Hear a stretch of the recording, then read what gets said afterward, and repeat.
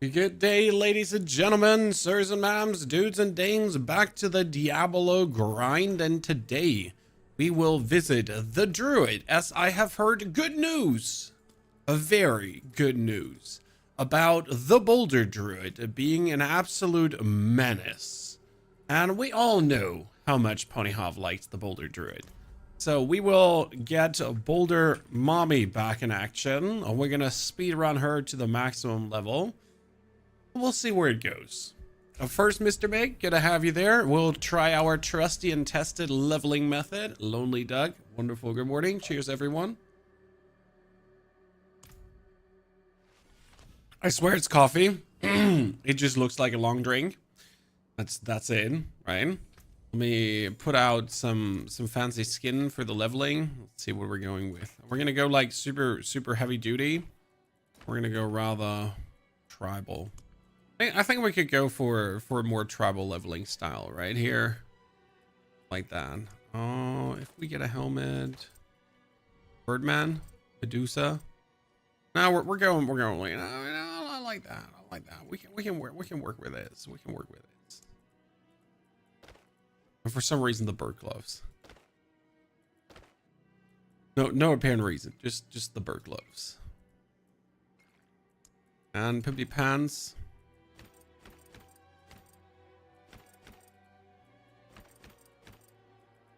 I like that. We can do this. Captain Hawk, good to see you there. Boosted Boy, good morning. Overflow, howdy doodly dandy Andy. Oh, we're all doing good. Wait, I got an owl? Since when do I have an owl? Oh no, she's so cute. Chat, since when do I have an owl? Like, for real? Where's that even coming from? If I get night stream, I'll take that. Renee, good to see you there, my friend. Okay, so we're leveling with lightning storms, and then we will go into the Boulder Druid. I have things laid out for me. I'm not entirely sure how it will be going, but I trust the process. Okay, so let's throw on the timer and see if we can actually level faster than we could the past times. We've been already leveling pretty quick. We're going to be equipping boss powers. So we're going to start with Belial's boss power again. We're going to get ourselves the bonus damage to distant enemies. We're going to get the bonus elemental damage, as that actually does scale. No, actually bonus damage over time. And the bonus corruption damage from Barshan. Starting morning with some Starvaders before work. Ooh. Starvaders, that was the STS thingy that you talked about, right? The Slay the Spire clone-ish esque kind of game. Okay, so as our basic skill, we're going to be taking the Storm Strike, that we can shoot chain lightnings through our enemies. And then after the Storm Strike, we will go for the actual Lightning Storm shenanigans.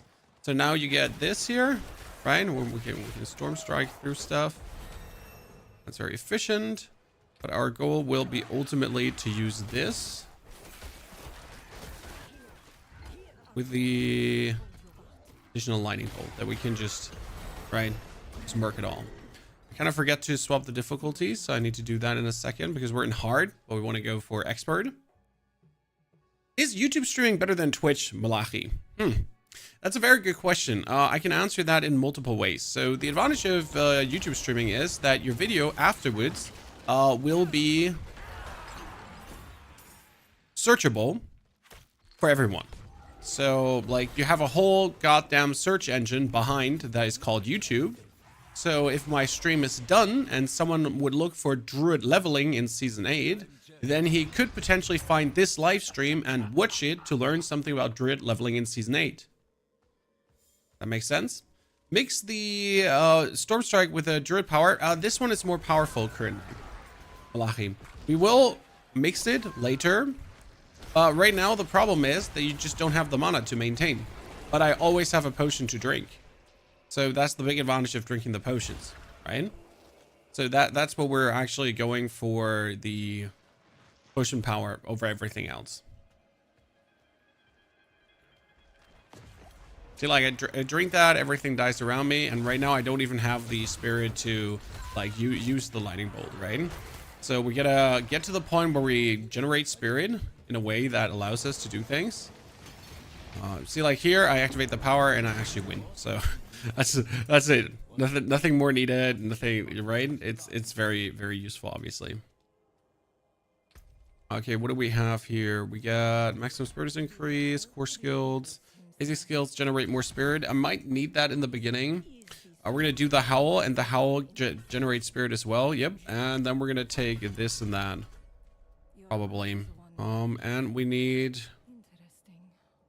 We need the hurricane yet.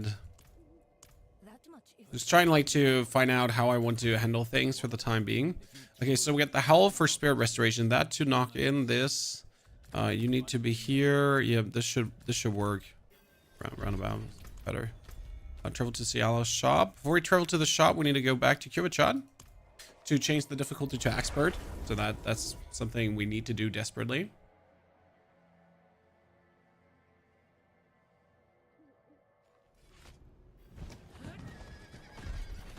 Gonna be like Storm Companion Druid, because companions obviously are just easy to use. We still have to do the quest until which part did we have to do the quest again? You have to do the first quest, the second quest, and the third quest? No, first and second, yeah. And then you get a reputation. Technically, it's unnecessary, but I've done this on every character so far, so it would feel bad to not do it on this one. Oh god, my loading times are forever. Chat, I'm stuck. What's happening?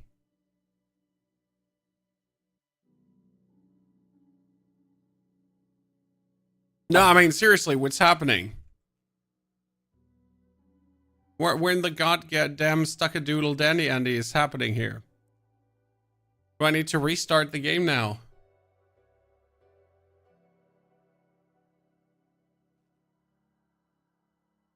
When Diablo's still Diabloing.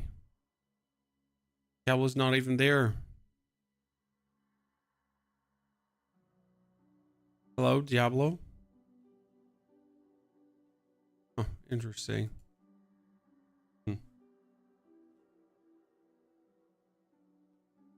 So... crashing probably, yep. Crashing through the snow, prancing through the... whatever. That was intriguing. That's the first.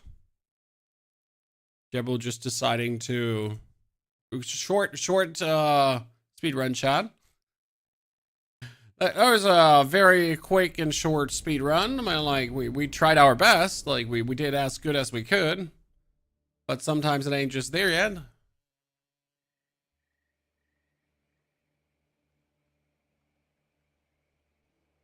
Same happened to me yesterday. Yeah, I was confused. Twice, Andre. God damn it, twice. Back to back, we don't like it. I'm having trouble getting past tier 3. Can kill tier 2 bosses. Usually if you can't get past tier 3, it's either you need more Paragon points or you need like your gear 4 times masterworked or stuff like that. So there is usually easy answers to these situations. Now it's hard to say from the outside because there's so many factors that play a role why you couldn't do things. Right?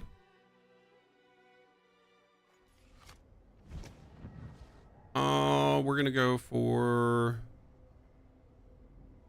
Yep. Hope everything went well in the birthday party. Yeah, everything went pretty good. Ella is very happy with all her gifts. And today's the children birthday party, so that was just birthday party with the family, right?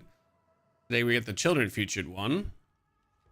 Are we gonna go for the boss power that scaled stot? No, Lord Ringdale. The Varshan boss power is currently overtuned and invalidates actual builds, so I will not use the Varshan boss power in the end game for this build, as it just wouldn't do what I needed to do.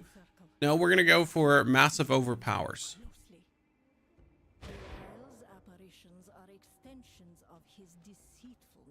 Massive overpowers.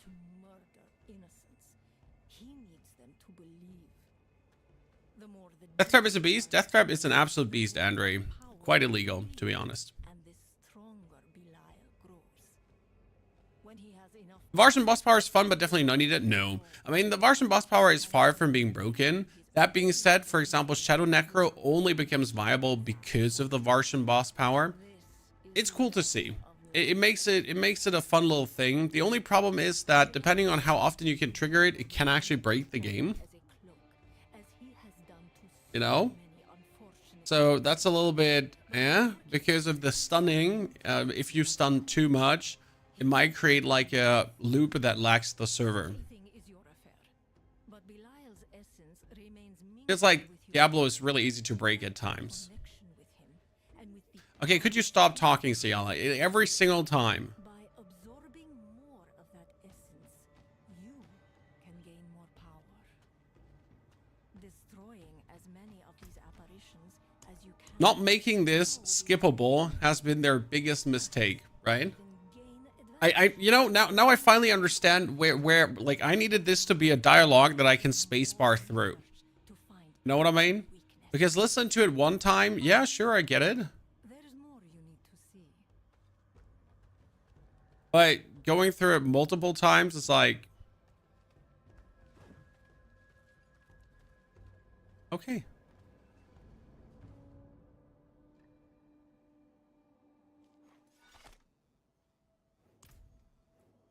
I'm recorded.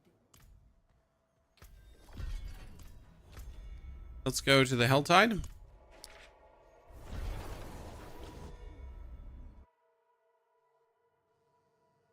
Steven, that's already fixed, or should be already fixed.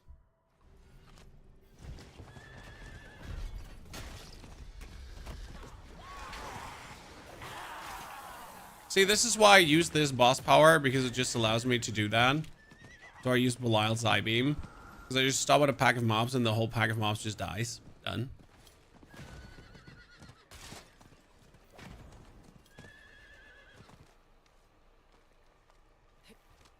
Couldn't even remotely do that.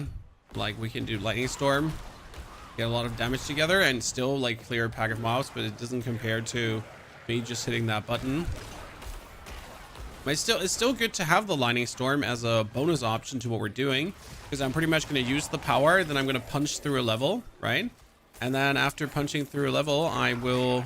It's my owl is activated. Just slow. I can then follow up with the use of my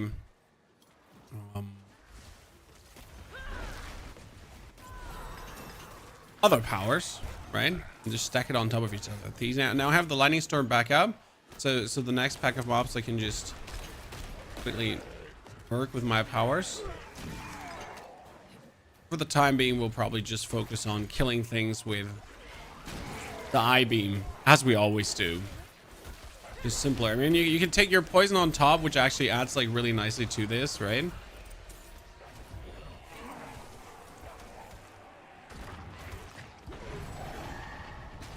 Fortress of Hell, grow angry. I like Lightning Storm. One of my favorite powers to use. We'll probably chain this together with a channeling power, because I think it makes total sense to chain this together with a channeling power. But only once you have the resources to efficiently do that, right? Right now we're fast tracking to our spirit boons, because our spirit boons are actually giving us the... Hold again. Our spirit boon will give us what we need for spirit restoration. Because then you get like 10 spirit per second, so that will come in super handy. Hello, my friends.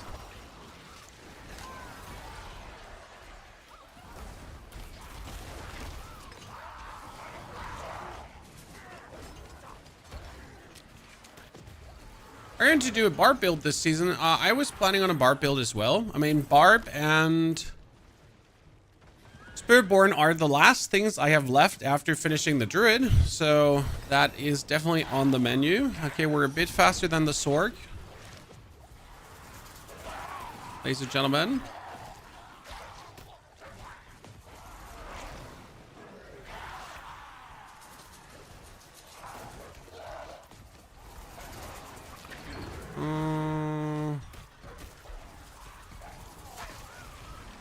For 3 seconds, we had like random lightning bolts pulling out.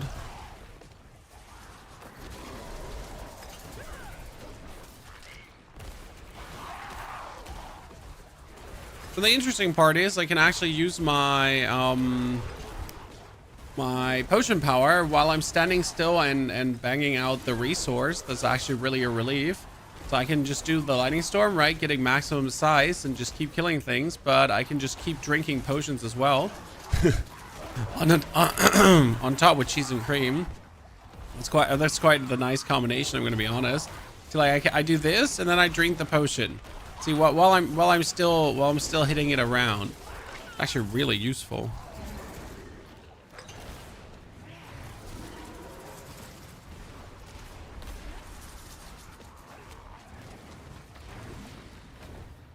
Okay, you shall die, Lady of the Helltide.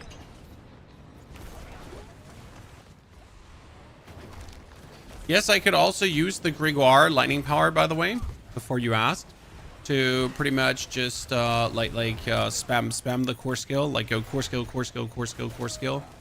That's an option too, I reckon.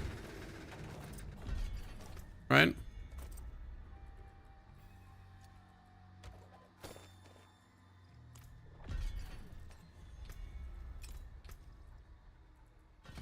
Okay, have lightning storms hit things. We need to open tortured gift chests of mysteries.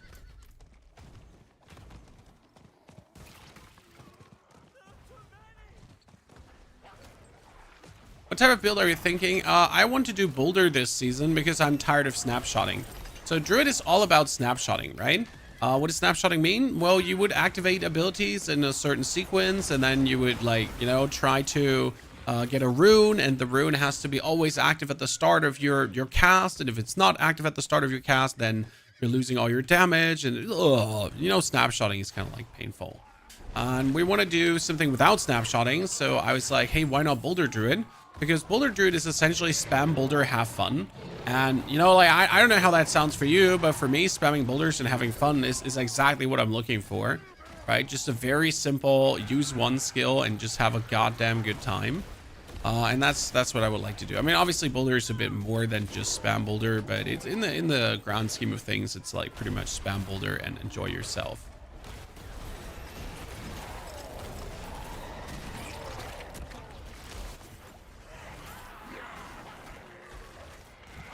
So that's what I'm pretty much looking forward to.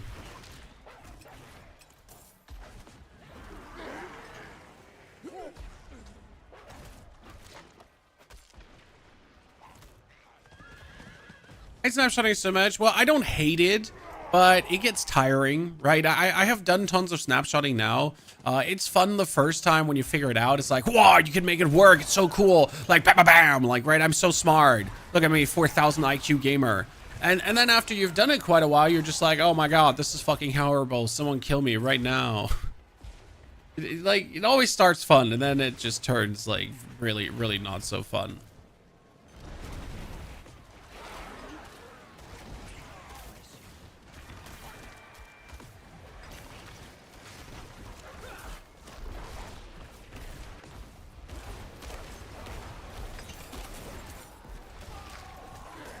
And that without a fault, honestly.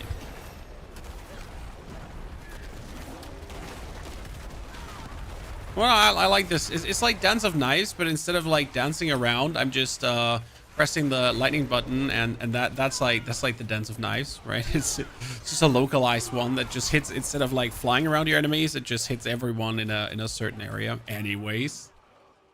You like the June game? I've had my share of fun with the June game now.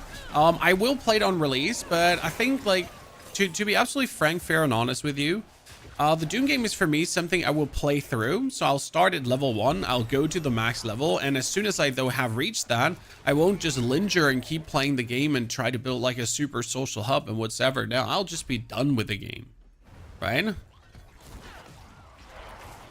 That's how I personally look at the Dune game. It's not bad, it's not horrible, right? It's just simply not good enough to really have me like want to play it consistently forever.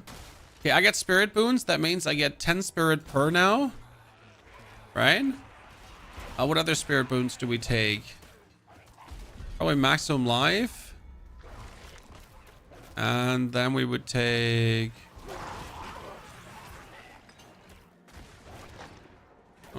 where is it? For leveling. You know what? No. Increased critical hit chance, unlucky hit chance. Probably.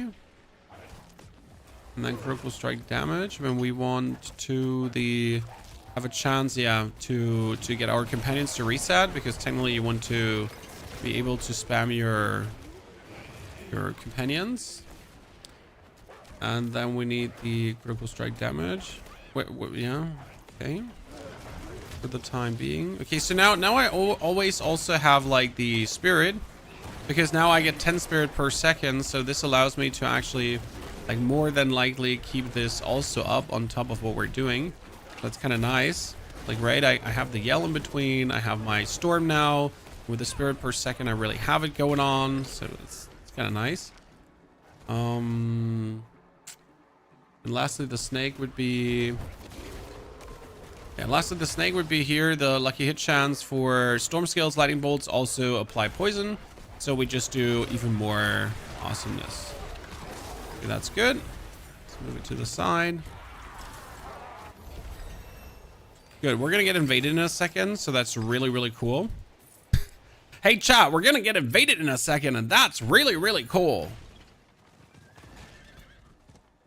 Because who doesn't want to get invaded? Earth skills, your storm skills do increase damage to enemies. Yeah.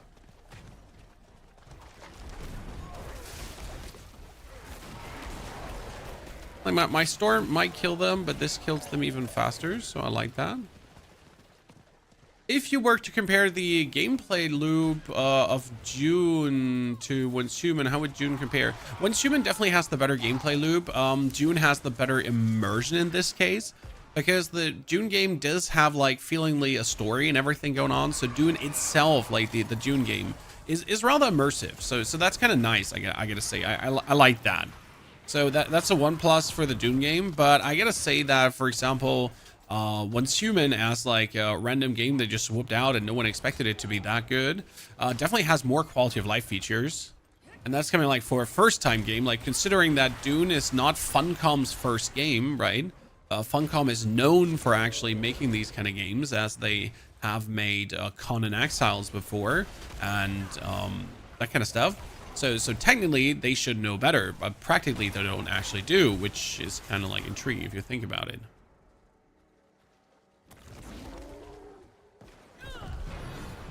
Not sure what to say there, you know? How that newer game has like worse quality of life feature than the yeah, than the company that like should know better.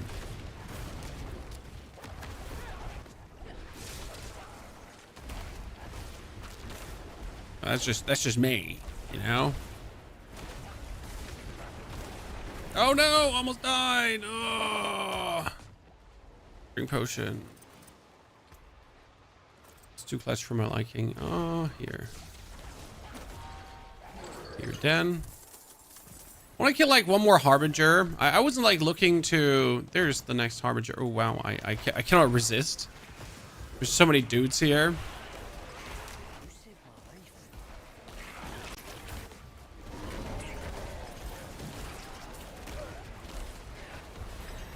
We have one more Harbinger, chat. And we also have our Hurricane make things vulnerable.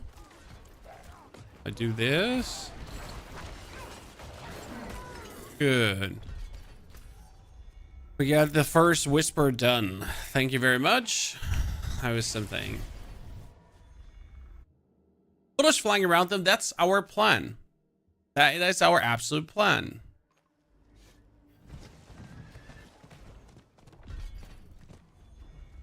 Is the stream going to end when you hit level 60? Absolutely not, sir. That would be horrible. No, no, no. We will make it to level 60, and then we will keep flashing out the build towards the Torment tiers. I am limited in my time, though. I can only play until 1 p.m., so that is 5 hours time frame for today. As my daughter's, like today is my daughter's, we had yesterday family birthday, okay? where the family comes over and you do like everything together with the family. And then today is her actual children birthday, right? Where she gets to like go out with her friends and we do something. And it's going to be bowling. So she's never been bowling so far, and it's going to be her first time out bowling. So we're actually looking forward to that, to see how the children will like that. And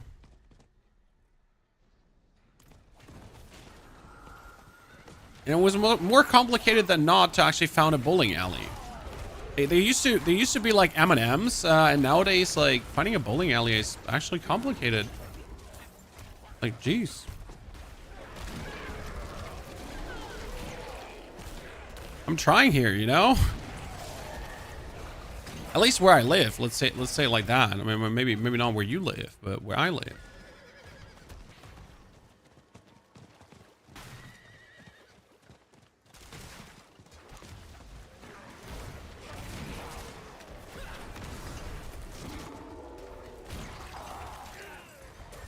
Surprisingly complicated.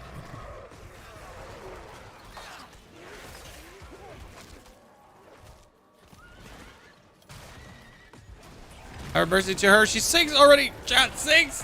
Where are the years gone? I mean, seriously. Could my tiny human stop growing up?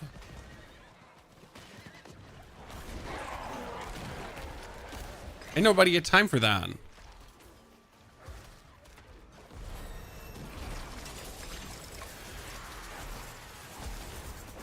Soon she's gonna file her taxes.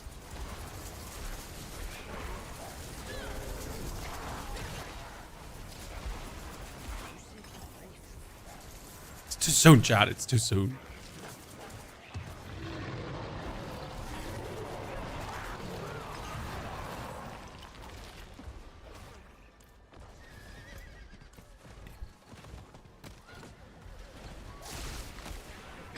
Five, 1 p.m. is in 5 hours for you. For me, it's in 12. Well, see, you got more time to level then. Let's go. Or sleep, or like, I don't know. Be a protective member of society. the usual, you know, whatever you choose to do, my friend.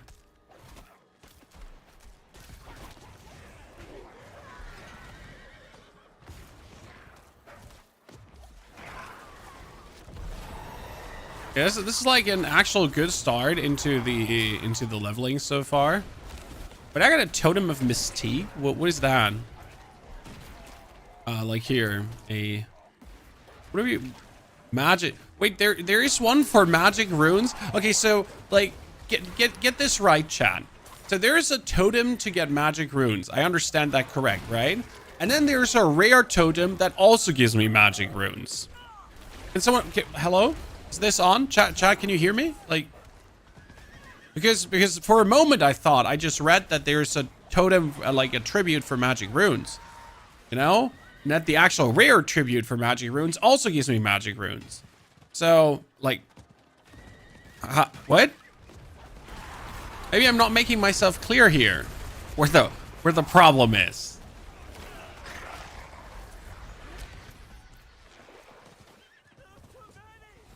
I hope I'm making somewhat sense.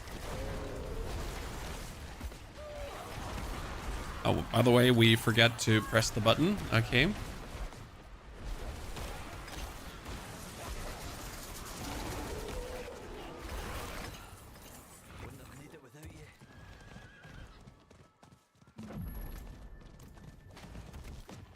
Three magic runes and a trench coat, exactly.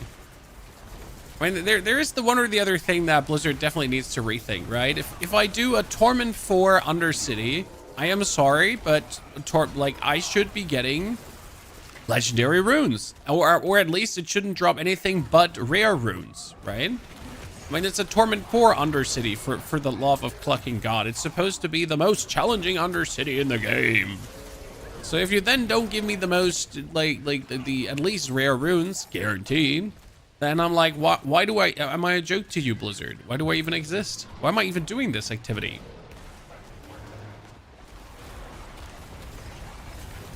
Because last time I checked, I just used a rare tribute.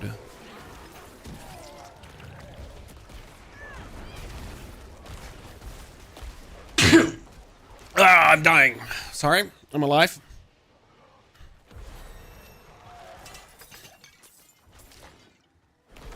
Okay. We need to do more of the... Here, what else does this have to offer? This is lucky hit, and lucky hit. Well, it's kind of like bad, like to actually get the lucky hit thingies, right? Now we're gonna do this, like storm skills do more damage. Okay, so we did this step 1. Step 2 is always do the PvP zones, okay? That's a fact on how I play. So I knock out the first Helltide, I get every single chest for the maximum HP, then we jump for the PvP bosses. Because if you're lucky and you do the PvP bosses, you get like a good refresh, and you might hit like double. So you get the PvP bosses like in early, and then like towards level 60 you get it another time, which is just amazing, right? Well, there, thank you for your materials, my friend. Druids for pet army? No. The pet army is just for the beginning here because it just makes leveling easier. We will, like, we have just the wolves because the wolves are with us. We could actually take the ravens too.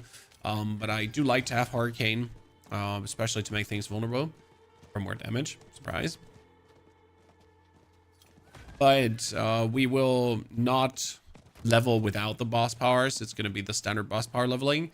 That being said, I will probably swap over to either Grix's Lightning Square or to the Wandering Death Chest Beam, because both of these are valid options for the Druid. Yep. Okay. Let's see. Let's see if we can handle the boss.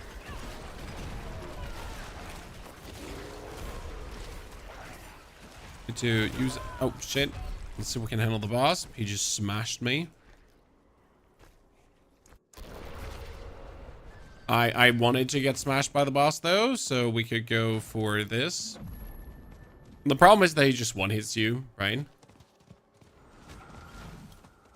Play Boulder Bar, I'm able to do Pit 85 with no effort. Did not try higher, but can't do it. Yeah, but that's not the point, right? Like, Pit 85 is more than enough. Anything past Pit 75 is just grandstanding.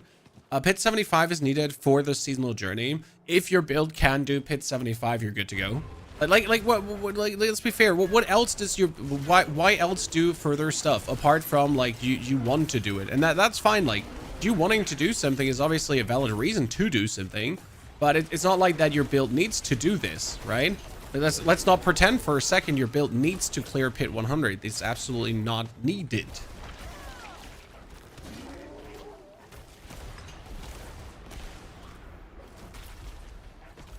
If you want to do that, like, be my guest. I won't stop you. But you know that the people pretending if your build can't do at least pit 90, like it's useless. No, your build needs to do Pit 75, right? Because then you can finish the seasonal journey. Then you can get the then you can get everything you need, and like, yeah, done.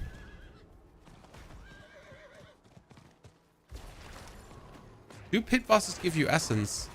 You mean the ash?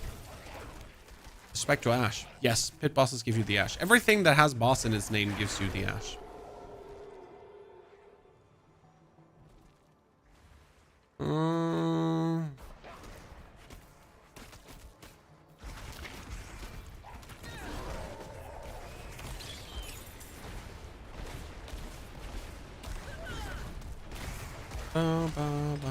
In the middle of the street, my house.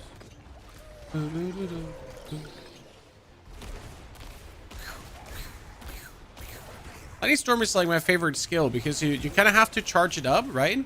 And once it's maximum size, as long as you keep casting it every 866 seconds, it keeps like being that maximum size. So like never goes smaller.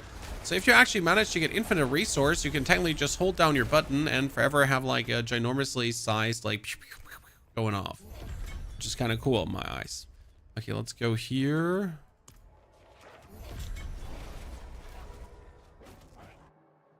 Druid leveling is much faster, fun and faster. I mean, that's down to you personally. I never liked Shred. Shred seemed to be very unnecessary and clunky.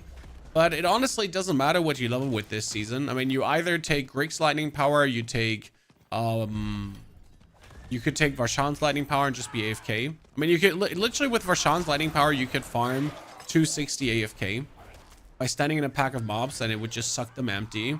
And you would also take the heal when you hit something. Like I could stand around AFK Like here, you have this this power that kills an enemy, right? And then you have then you take the power that also heals you when you activate your main boss power. So these two together will keep you infinitely alive.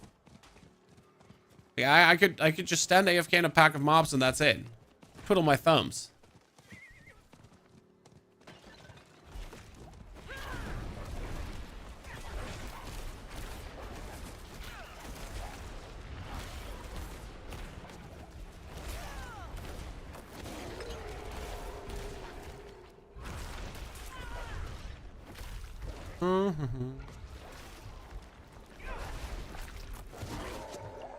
I healed full.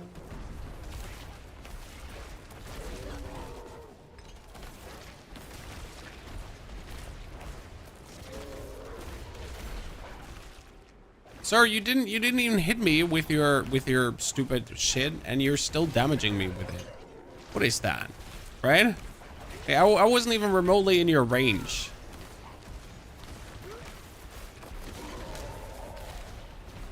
What do you think you're hitting me with?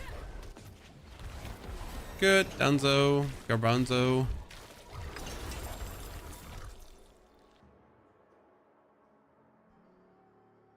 Druid is still a shit show. Druid is amazing, sir.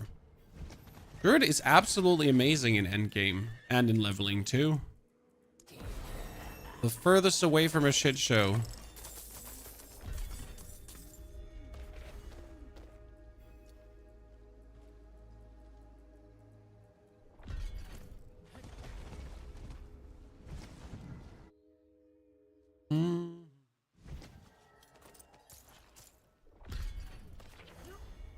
Okay, let's hand that in too to get even more.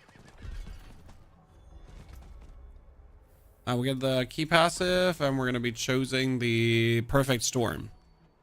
Storm skills that you cast grant 2 spirits. So now you're going to do this, and I'm getting 10 spirit per second. And because I'm casting, I'm getting also spirit back. So I can actually use the storm for quite a while.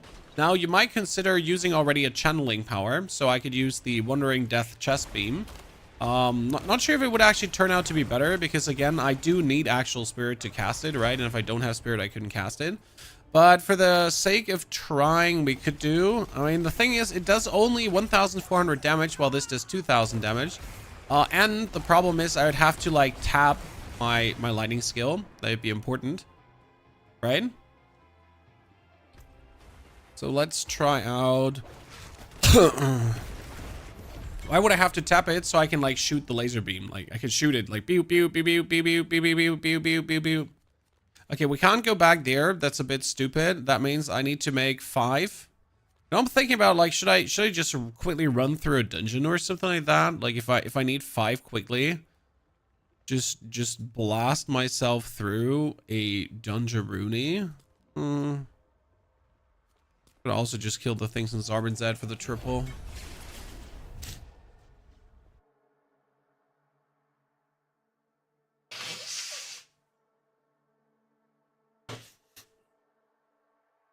There's a boon that gives you infinite spirit. Yeah, 10 spirit per second. It's really good.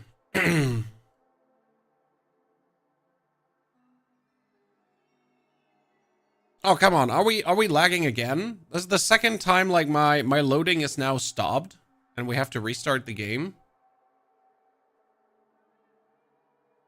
Okay. Don't want to play anyways.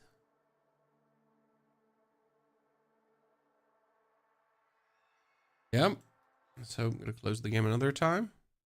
That's weird. Hasn't happened like in all of yeah, all of gameplay so far. Did they do a sneaky update that ruined something? Have I missed something, chat?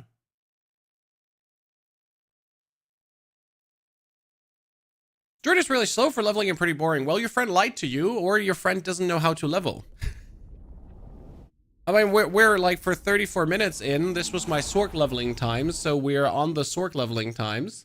The thing is, there's a level method this season that allows you to just get to level 60.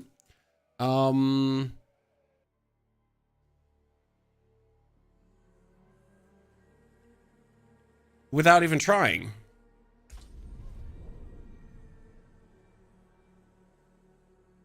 I do pay attention to the Twitch chat, Mr. Dadshots.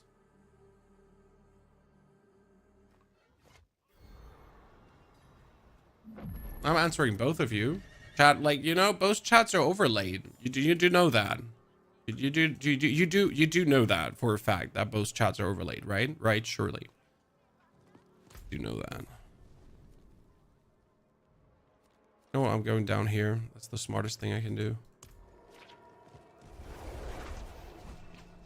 I still hate that after all the time we only get new powers every season. I don't hate the new powers. I just dislike that we don't get new endgame activities. So step one, no, I don't hate the new powers. I think the new powers are great. They're actually pretty fucking good. Like I'm having great good fun. What I do dislike, yes, is that we're not getting okay, here. See, this is the Wandering Death Eye chest beam now. I can just get by spamming my ability. So spot one, no hate, but I would really like to have new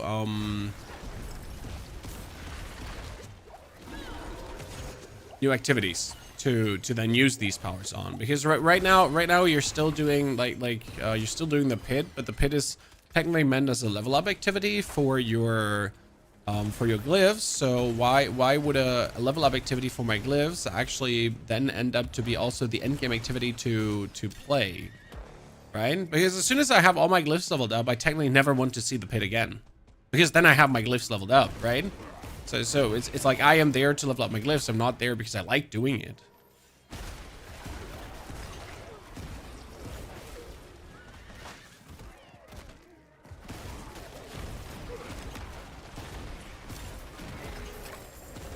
So it's kind of like it's a bit, yeah. I mean, it's intriguing that they don't find new mechanics than new powers, but then again, what kind of mechanics do you want to find? So like on the other hand, as much as we might not like powers or something, but what other thing do they want to do if it's not powers, right? Actually, we need this one here. That's more damage to distant enemies. If it's not powers, what is it then? Right? I mean, either it's going to be like some borrowed power, or it's going to be something to socket. It's going to be new aspects. It's going to be like malignant hearts that we had before. I mean, the malignant heart concept in itself wasn't bad, right? But like you need some kind of borrowed power to then improve your character. I guess. I genuinely maybe I just lack imagination. Like there's a world where I do heavily lack imagination and just can't think about anything else. They trained me well.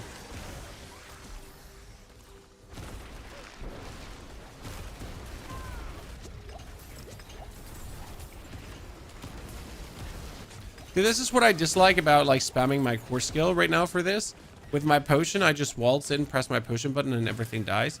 Here I need to actively actually use my core skill, but it's still working, so I kind of like that. I do believe the other potion is still better. Oh, that was only the second one. I need to find the third one as well. Third one's all the way up here. Okay, I'm going back. You get material for masterworking Infernal Hordes. It's one of the best sources for materials for masterworking, sir.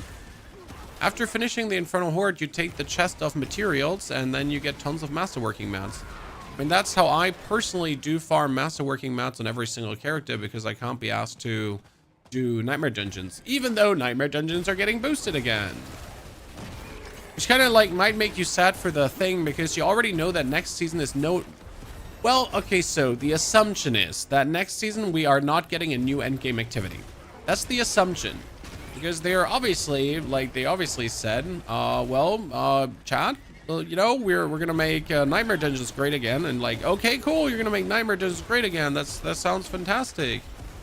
So my question is, if you plan to make Nightmare Dungeons great again, are we also adding a new endgame activity, or are you just making Nightmare Dungeons great again?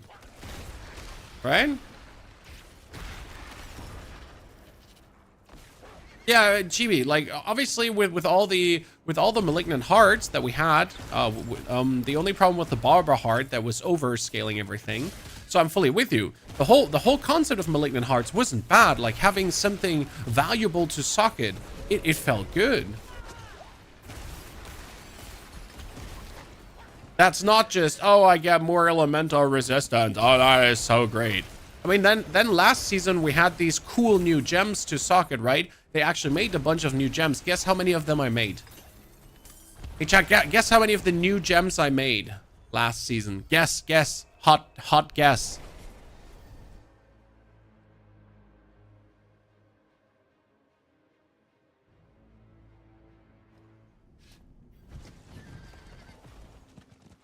Yeah, didn't make a single one. Didn't like I made a blue one. Okay, didn't make a legendary one though. But I made a blue one. So it's cool when you put something interesting in the game, but if you make that interesting something like not easy to achieve, then you just created something that people don't actually really care about, right? Oh great, I lost my potion because I had to go in and out of the game. Fantastic. Love to see it. Okay, Helltide is back on the menu. Meat is back on the menu, boys. And then they eat the hobbits.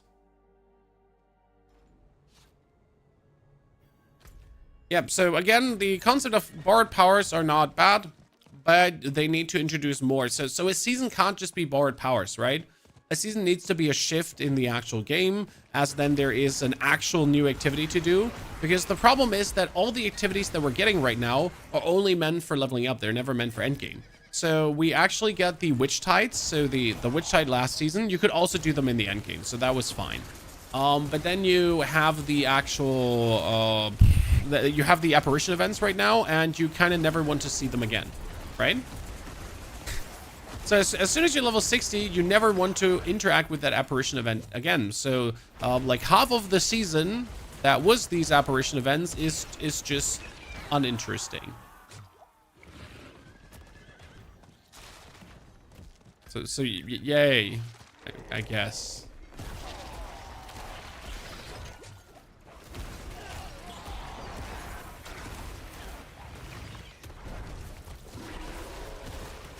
I'm not sure if I should return back to my potion power. I think my potion power was more powerful.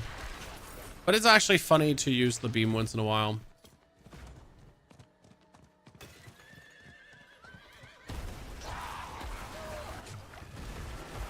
So that's probably my complaint there, that when you introduce a season and you give us an activity, it would be great if the seasonal activity would have something to do in the end game. Kind of.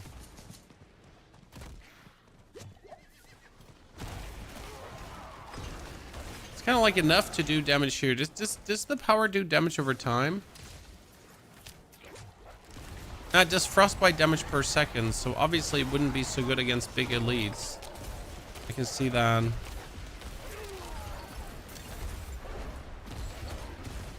Well, it was fun to play around with, but this one still turns out to be better. Easily. I'm gonna just waltz in, press that button. Maybe for these Hellspires, it would be better to... But even for them, like, the power is just superior.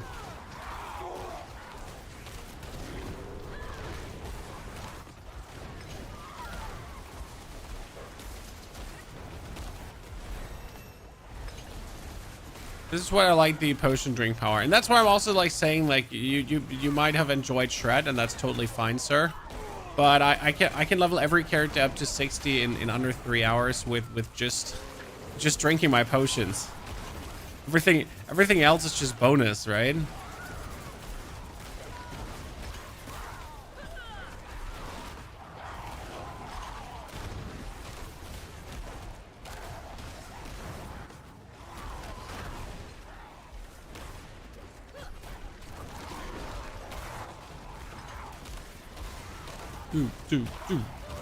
Do.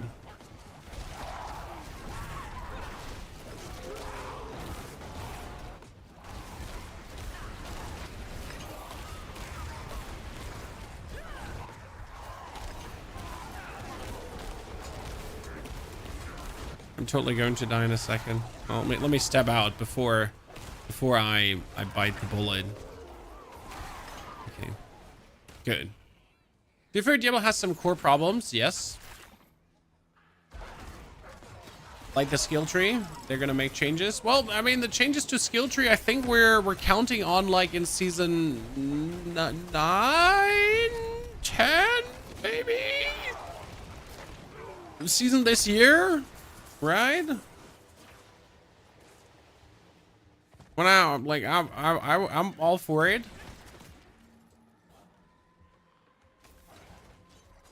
I wonder if they ever have the tree event again, where we get the 2 times out of the box. I like these events, like the tree events, but again, they're not at like actual like thing, right? They're just making the people happy that play very few, because anyone that plays a lot does not profit from these events, as they're already done by the point where these events are coming. I mean, let's assume they actually make a Mother's Blessing this season, okay?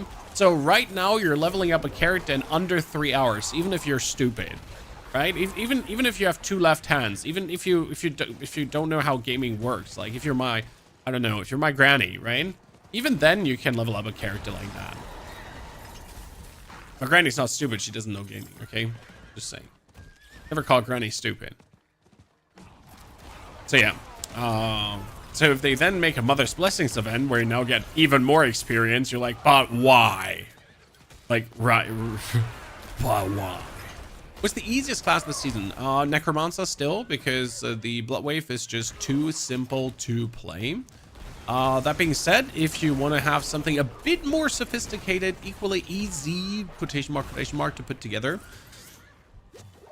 it would be Rogue, because Rogue this season is incredible and very, very good fun to play. Now that one is a bit more complicated. I'm loath to say complicated, because it's not complicated to put together. You just have to understand how it works, right? You just have to like actually use your brain once in a while. It's preposterous, I know. So yeah, that.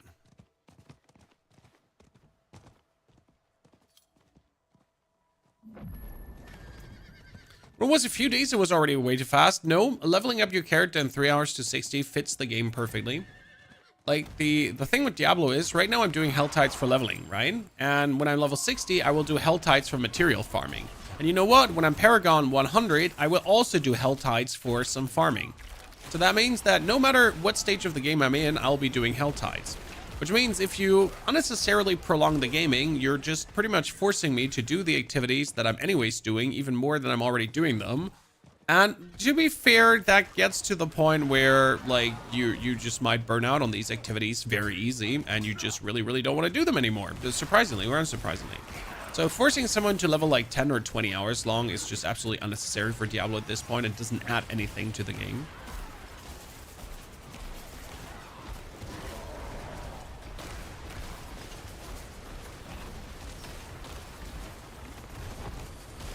Proper solution to not play the game, but I do believe the game is super fun to play. You know? And don't mistake our complaints for not enjoying Diablo, because I am enjoying a crap ton of Diablo. On my RPG scale, ARPG scale, I'm enjoying Path of Exile the most right now, but that's because it's similar to Souls-like. I'm saying Path of Exile 2, not 1, okay? That's what I'm enjoying the most. Even though there's nothing to do for me right now, because I've done everything, I know. Then there's Diablo 4.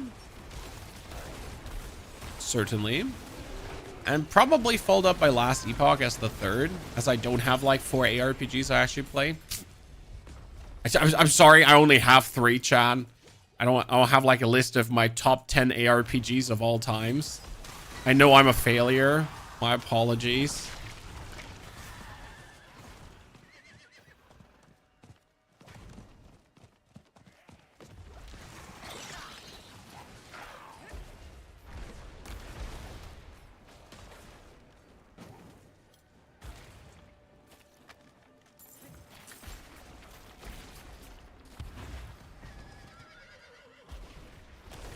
Oh, you are so gonna be dying.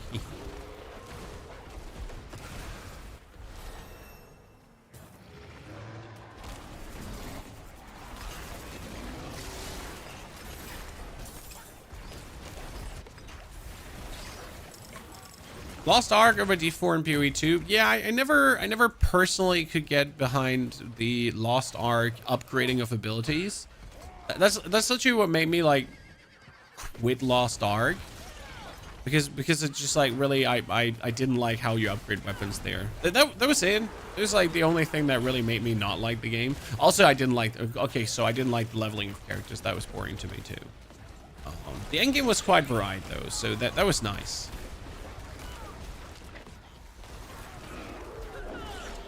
When it comes down to putting the MMO into an ARPG, Lost Ark is so far the only one that really gave me that vibe.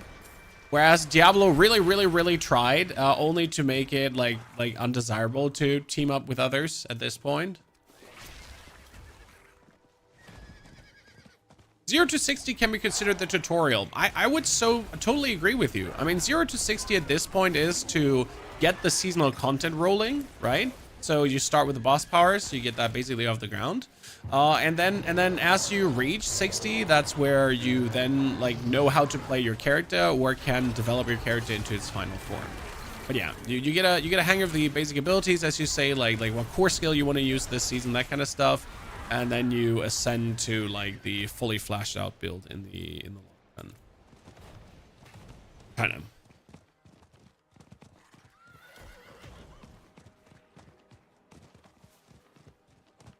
I would live Lost Ark if I could justify myself playing 60 hours a week. Yeah, that also what I felt about Lost Ark. Like you had to play it a lot to keep up, right? With the other ARPGs, I just jump in whenever I feel like it, and I'm fine. I can just keep up with myself. Oh, hello there. There is so many monsters coming right now in this one. I love it.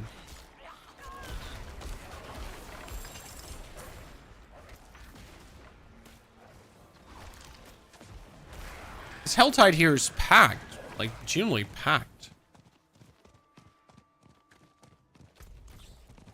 Once I do the ritual, we can teleport out.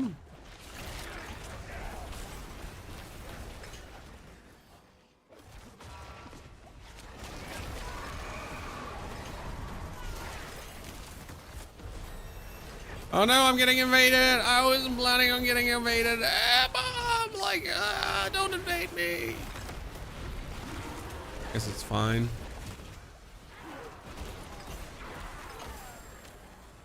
No, I can't teleport out, and I need to wait like until the evasion is over. Oh my god, he roasted me. He roasted me. I was about to teleport away from that, and I didn't. Switch to the Tree of Whispers, send that in quickly. Oh, I'm already, by the way, past 30. Yeah, like at 2.5 minutes. Sorry, I was talking. I was having fun interacting with the chat. Stuff happens. Excuse my tardiness, ladies and gentlemen. Excuse my tardiness. So, like, we're making good times. What's better, to keep the Great Feast or the Sever aspect on Shadow Necromancer? I'm using the Air of Perdition. You want the Sever aspect because you want to be able to move fast through the area, sir. Without the Sever aspect, no teleports, and then you're just going to be slower, and slower means less awesome. Old exploit duplication items in the game again. It's not an old exploit. They actually keep finding new ones. so don't mistake, sir. Like they keep finding new exploits. And then they keep finding new ones and new ones and new ones. So like the exploits, actually Blizzard is aware of them, and then they get made aware of the new ones and so on. But like there seem to be continuously new ones cropping up. I genuinely don't know how like the people find them out. I genuinely don't understand how like there might be maybe some that Blizzard never was aware of. So most of these exploits are obviously like known at this point because someone always leaks them. But I'm pretty sure that some of the gold sellers have some exploits that are in from the very beginning on, and they never get leaked. Because obviously this is the gold sellers, this is the website's bread and butter, right? If you manage to have like a method to duplicate stuff, that's just real money for you if you're in that kind of business, right?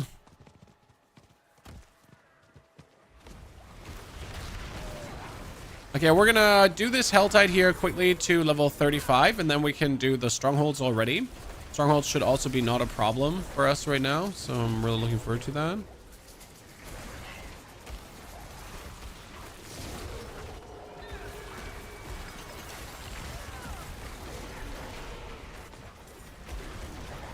We're seeing some kind of barium. That's down to myself. Whee! 33, ladies and gentlemen.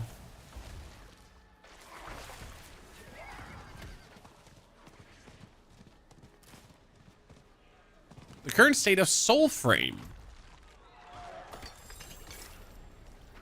I really want Soul Frame to be very good. Soul Frame is going to be the fantasy game of Warframe, but it doesn't seem like that they're hitting the mark currently. It's a bit sad because I was hoping, like, you know, we all know how good Warframe is, that they would manage to pull something good out of their butts, but it doesn't seem like it right now, or as of now.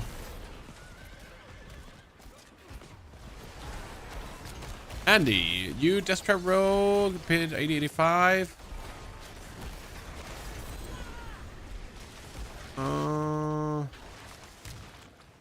Wait, is milliard? Wait. I work in English, so I'm not sure if you're doing billions or millions, sir.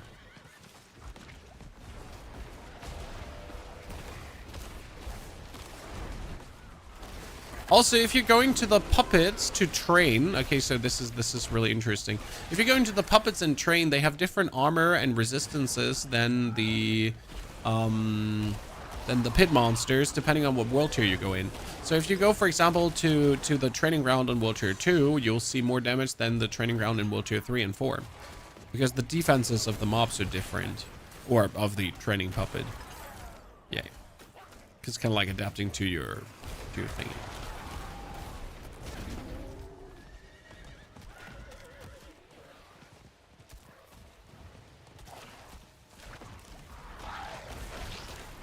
So you're saying you do more damage to bosses, but you do less damage when you're in the pit. I have absolutely no idea why that is happening, sir. I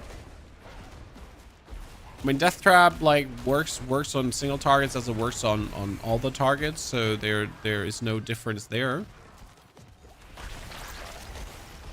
Maybe you're forgetting to spam concealment for more damage. Maybe. Actually, the only thing you could think about.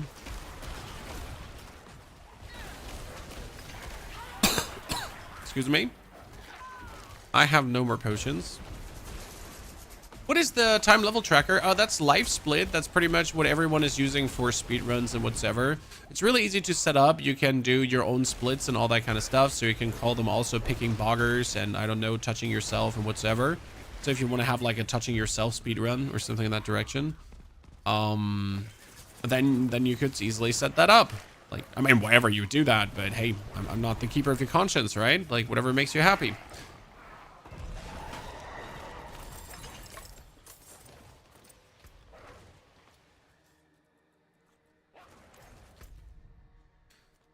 Ever floats your boat? I need one more. I can't just not do one more Harbinger right now. That would be annoying to me. My inner completionist does not want to leave the vicinity.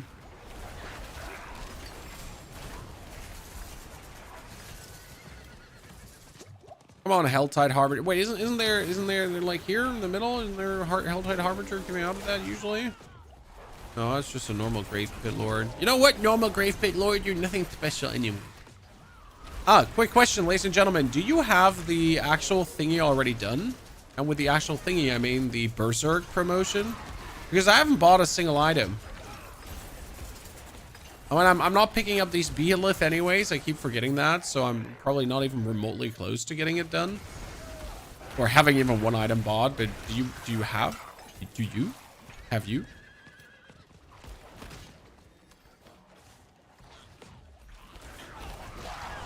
You have two? Okay.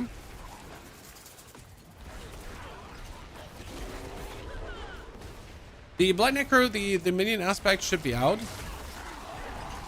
There's a world where I just accidentally forget to swap that out. But they should be removed.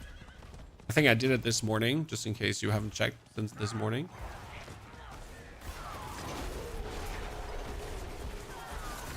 I should do the more damage to poison enemies. You know what? We should do this one here.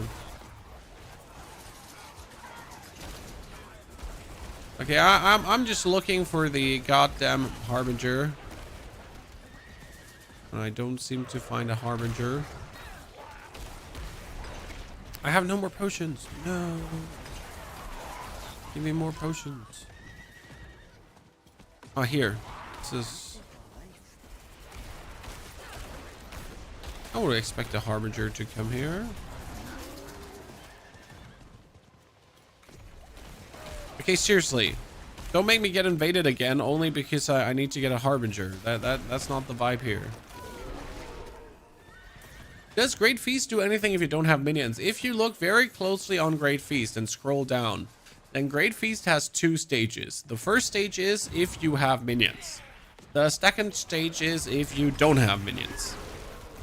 So either it boosts the damage of your minions or it does boost your damage. Okay. Stage 1, stage 2.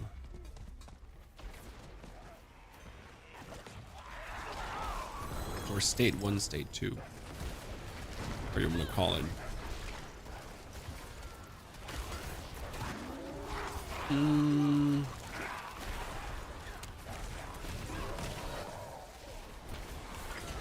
Really don't want to kill this thingy because it's like just blinking around. But on the other hand, if I don't kill it, it's just gonna be annoying.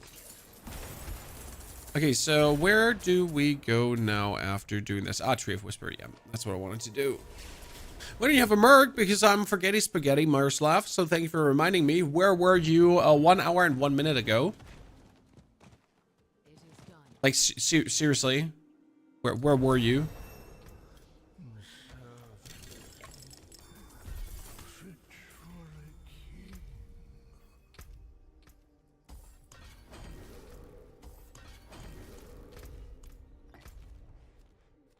Merc.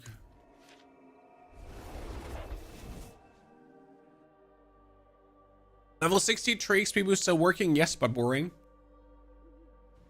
Yes, but boring.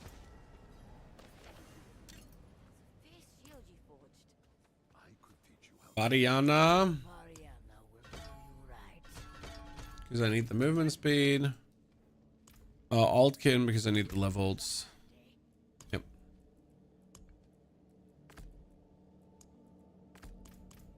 Okay. Do I have a tribute for legendary? Wait, there's a legendary item tribute? A normal legendary item tribute? That's so weird. Oh, I need to do strongholds. Do you want an instance too? Absolutely not. Sir, I do not want my sweat to run down the walls. I'm on, like, seriously. Popping instances is too try hard.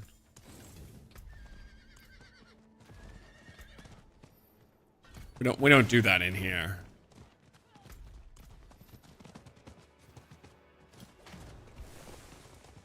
Okay, let's see if I can jump to 40 in sub 14 minutes. The answer is not if. I can, but still.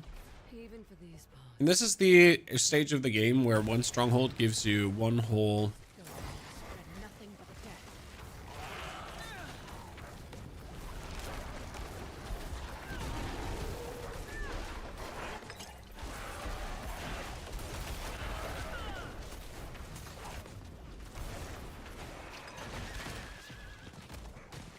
Or one stronghold gives you one whole level.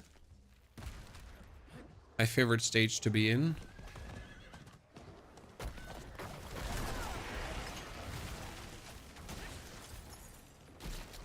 Really love a shred build this season. I'm just absolutely not a fan of shred.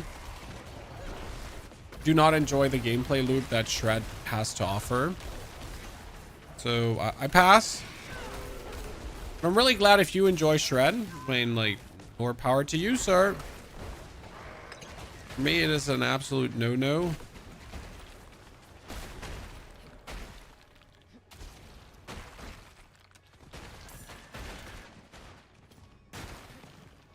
Okay. Did the morning upgrade include changes to the Paragon tree? The Paragon tree did not need any changes, as far as I'm aware, sir.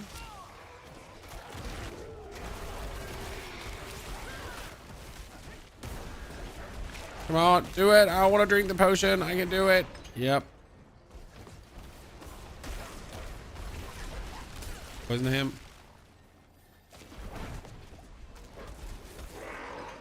Get your drinky potions. I got 2 potions. Before we go into that boss fight, let me refill the potions.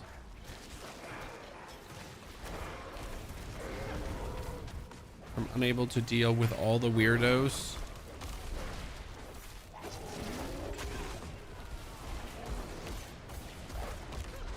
Oops.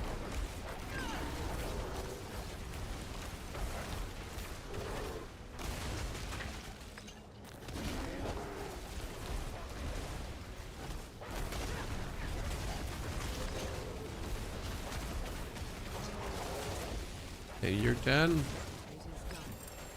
Just like double checking if I have everything.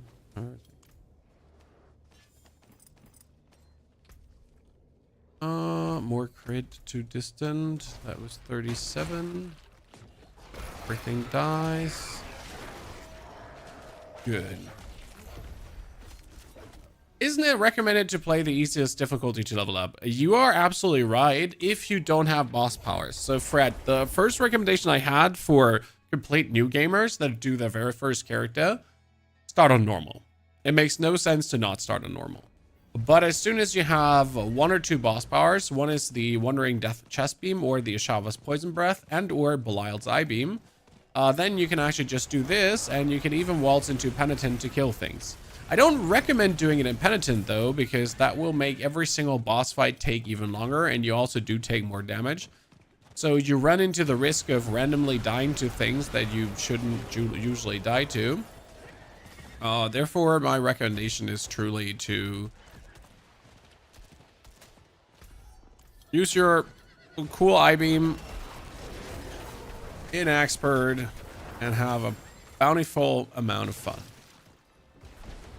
You can pretty much kill these guys here and the statue like without even trying, right? Oh, wow. I take it back. They forced me to try, Chan.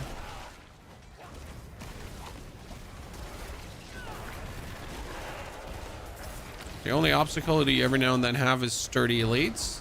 But you notice if this was now Penitent difficulty, I would get like a little bit more XP. But even these sturdy elites would take more time, so it's really not worth it to then go into Penitent for that. I've tried it. No Penitent, not worth it. Hard 0 challenge. Yeah, in hard it's very easy with Necrominions. I mean, Necrominions is traditionally known as the easy mode for leveling, my friend. You have a bunch of minions that basically can't die, that basically do a lot of damage, that are just an absolute menace. So, yeah.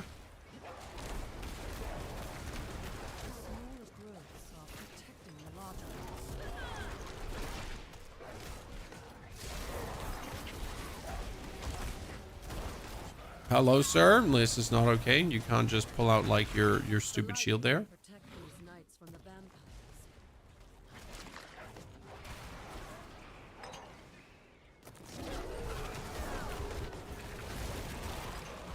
So we all love a good minion leveling. I'm totally with you there. Oh god, I'm out of potions. Thank you for the level up, so I'm not out of potions anymore. My greatest dread, being out of potions.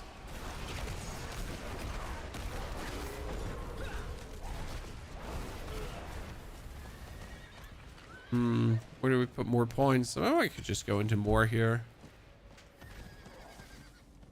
Discord invite link does not work for you. Type an exclamation mark Discord. That should give you a link that actually works. Like the link for subbing doesn't work. It's weird. Wait, JL Fireborn. I read Fishborn, by the way, not Fireborn. Wait, which thing did I not destroy? I destroyed the one on the left? No, I did not. Oh my lord. Absolute beginner, chat. Wasting time here.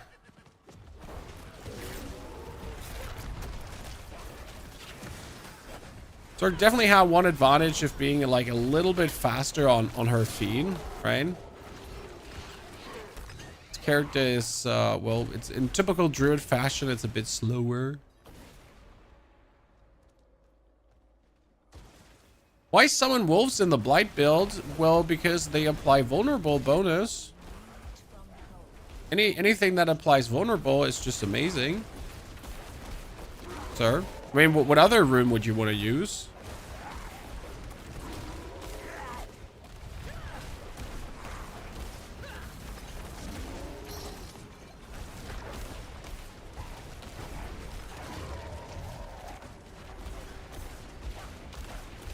Hey, where's he?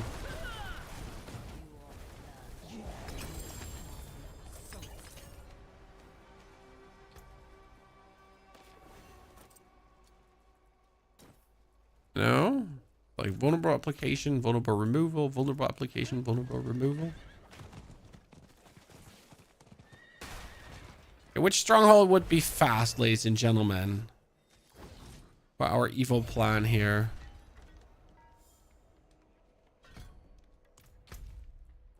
Oh, actually we can fast track to 40 now.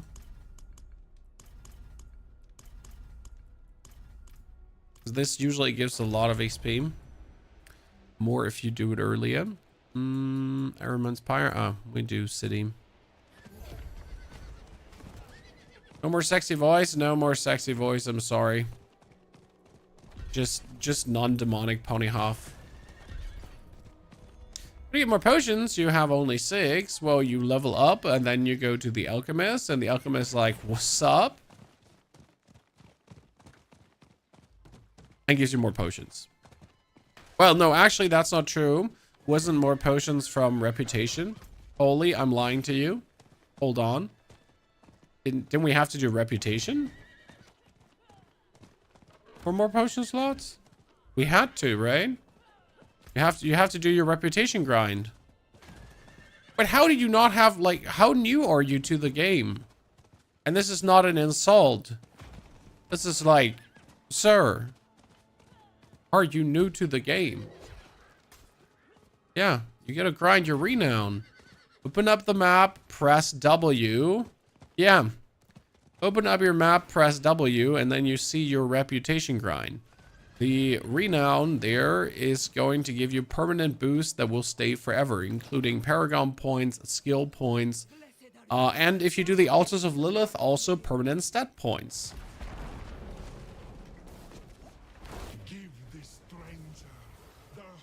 So, that being said, definitely worth it.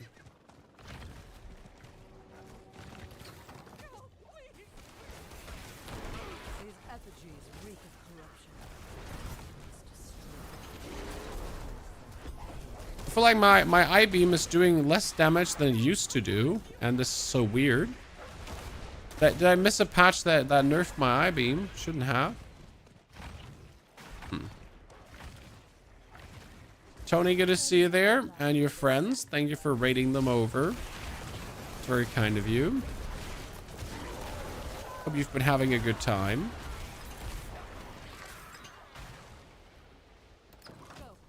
Why does it seem like you're spending more time traveling than dealing with monsters? Because you're in fact spending more time traveling than dealing with monsters. And welcome to a massive open world ARPG thingy jiggy stuff.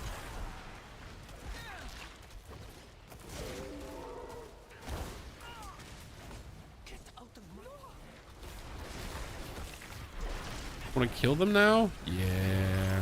Let's just. And on the one hand, like, I really want to kill them. On the other hand, I need to really kill them for their potions. Right? Like, I don't want to kill you. I need to kill you because you have potions for me. And I could probably just fill up my potions by resting too. I reckon.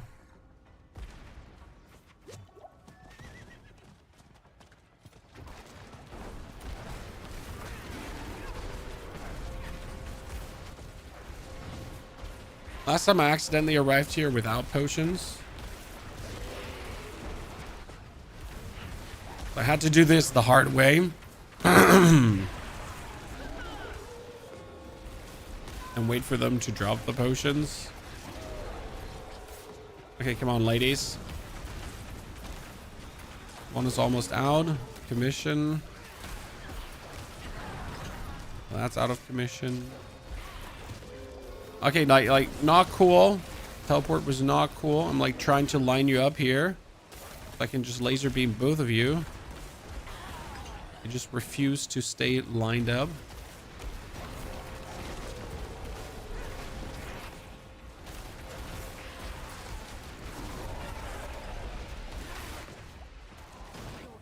Boop. Slightly faster than the Sork, but not really faster than the Sork. So Rogue is right now still with the Dens of Knights, one of the more faster leveling experiences. I have to admit. Let's have Varse power for...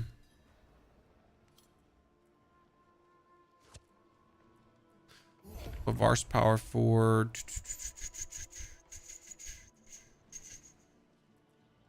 The... What's it called again? Cinerid's Flame, actually. Where's Cinerid's Flame? Which one is it? Armor Spur, Cinerid's Flame should boost the damage. Because Varse doesn't really do much in this scenario. 1, 2, 3, 4. We need to do the Onyx Watchtower. No, wait, I forgot to... No, I did activate it, right? Yeah, I did. Onyx Watchtower, Yabodu, and then... There we go. A good GA even piercer. I tried, my friend. I tried. I didn't get a single one myself. You're playing Varshan Spiritborn. Varshan's hero power is brilliant if you can make a good use of it. If you do have damage over time and those shenanigans, right? So that's that. Like if you do have it, then you should certainly play around with it.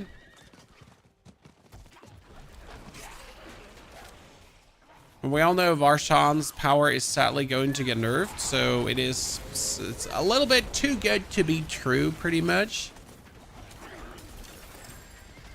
So, well, actually, it's not Varshan that's getting nerfed. It's like the trigger for Varshan's power that you can actually use. So that one is going to get nerfed. So sorry, I was saying it wrong. The power itself is not the problem. It's the way how you can trigger the power that creates the problem, because there's no internal cooldown, no ICD. Is it nerfed on the Wednesday patch? Nope, it wasn't in there. I can tell you that Blizzard is aware of the bug. That Blizzard knows the bug is, well, what means the bug is in that, like, so the main reason why this works is that the vulnerable power does not have an internal cooldown. So all the other boss powers actually received internal cooldowns. For example, Gregoire's power, that because some builds can just spam skills so fast that without an internal cooldown, it would just always break the game. That was like kind of the case with the Grig's power, that people could like literally just spam their abilities so fast that it would just, you know, trivialize everything else. And yeah. Now their solution will be just slapping simply a internal cooldown on the vulnerable power, and that's about it. Done.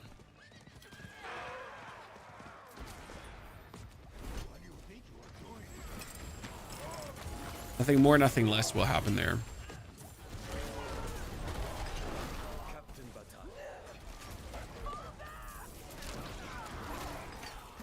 Okay. 407. 413. To the boss fight. It's gonna bring me to 41.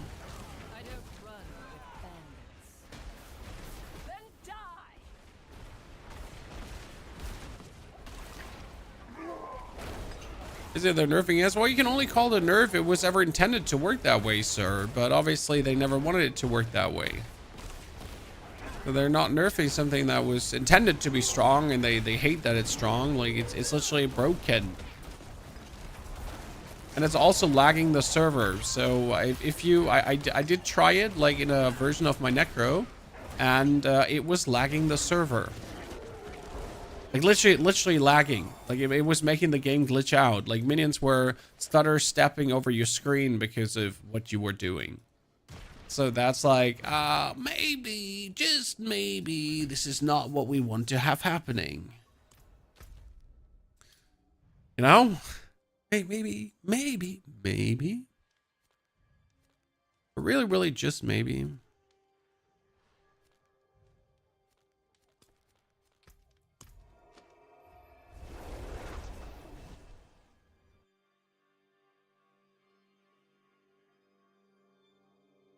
Are there altars on the expansion part of the map? Yes, they're called the Curest, but you don't need to collect them.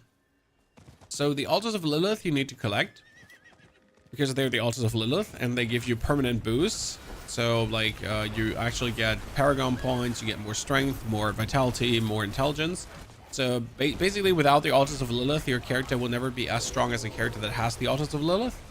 Even with the same equipment, with the same Paragon points, with the same level, all that, like, rate, everything the same masterworks, will always be weaker than someone who does have the altars of Lilith.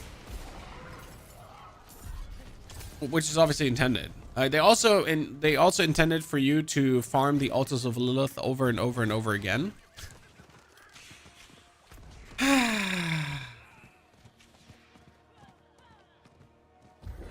Yeah. I'm still not getting over that one.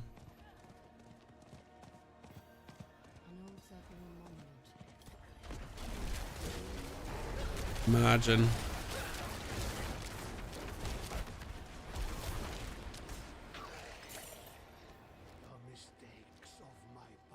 And I do it again? Nope. Did nobody like that? I mean, I can't even imagine the devs liking that.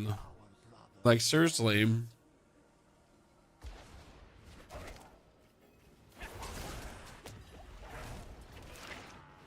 And if you're not, even a half decent developer would ever say, like, this is it, this is what we should do, you know?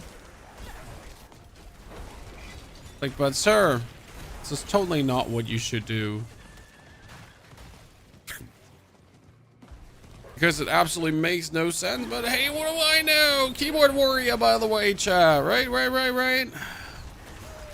These are seasoned developers. Like, you gotta consider, like, these are seasoned developers, right? They have like 20 years in the industry. Yeah, surely they know what they're doing. Like, you're just some, like, random nobo hobo like keyboard warrior that has only been playing computer games for the past 20 years of his life. Has like zero experience in the field. Like, you don't understand, right? You literally you just don't see the vision. Like, ask Jonathan, he knows about the vision and how important the vision is for the game.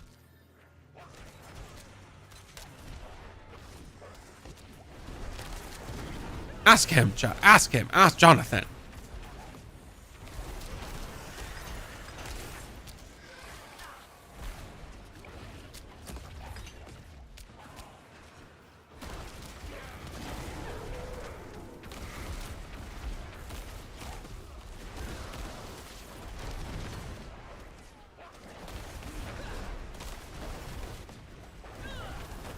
About vortexes of the wolves. I mean, you like whatever makes you feel more comfortable playing the build. You know, if you want to play that Shadow Necro and you want to try out if vortex is good, then just do that. I like the wolves to have even more sources of vulnerable, to have even more stacks of if you're hitting the enemy. So like that's the beauty about these kind of builds. You can alter them to your needs, to your wants, to your likes, and you should.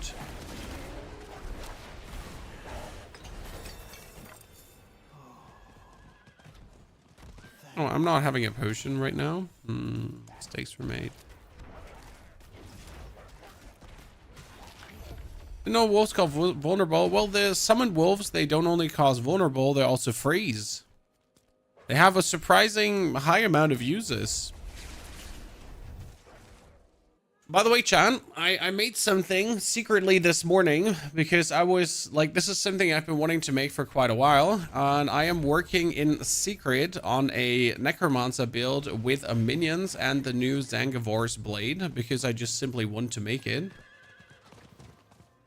Not because it's hella OP, but it can do Torment 4 and kill Torment 4 bosses in Pit 75. So like the usual things that a build needs to do. But I just really want to play Army of the Dead and minions and just have some fun, right? Screw the Soul Rift. The sword gets buffed also. Yes, that's why I'm waiting to make the build. So I'm like in patience and silent and secret making it. And then I'm waiting for them to release the latest buff and then we're cool. The buff is minimal though, so let's not pretend the buff is going to be changing the face of the war. Okay, are you kidding me? This is happening way too frequent that the game just does not let you continue.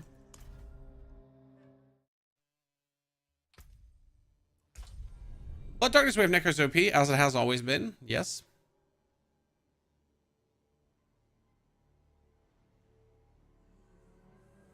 Blood Wave Necro is the shit. We love it. Let's see if I can go. Okay.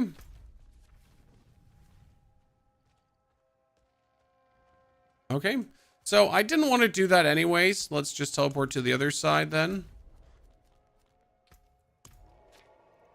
You know?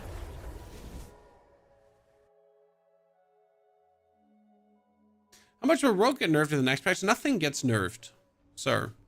The patch just do nothing for the game. Like it wasn't even worth the video. I know some people have made videos about it. It wasn't worth the video. The patch has some bug fixes in it. Barbarian is getting a slight buff. I think like some things that are not working are now working, but all in all, they're nothing too exciting happening this patch.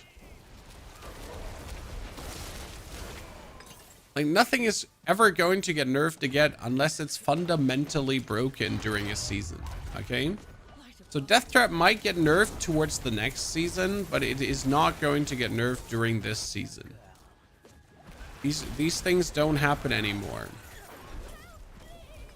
I'm actually very much nicely sticking to that promise, and I appreciate it.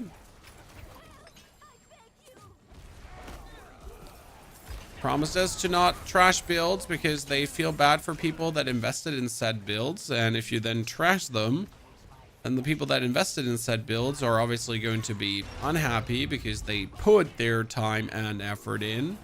And you just decided that their time and effort is not worth it. I mean, unless you obviously put your time and effort into a fundamentally broken build, and then you just like, oh my god, why did they nerf my fundamentally broken build? Who would have guessed? That's different.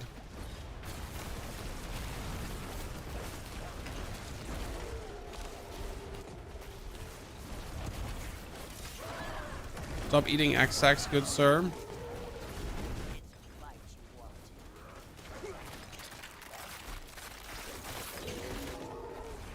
Like, oh no, my build has been relying on a bug to work, and now they fixed that bug. I did not see that coming. You know, the usual. Who could have seen that happening? Not me.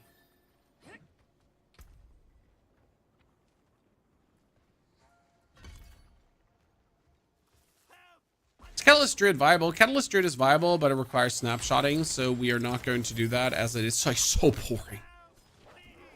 Like snapshotting around just is like probably it's the worst thing that it exists in Diablo. Like I've been very anti snapshotting since the very beginning of the game. There are some people who made snapshotting their personality. I mean, you literally in the Lord Zur times, okay?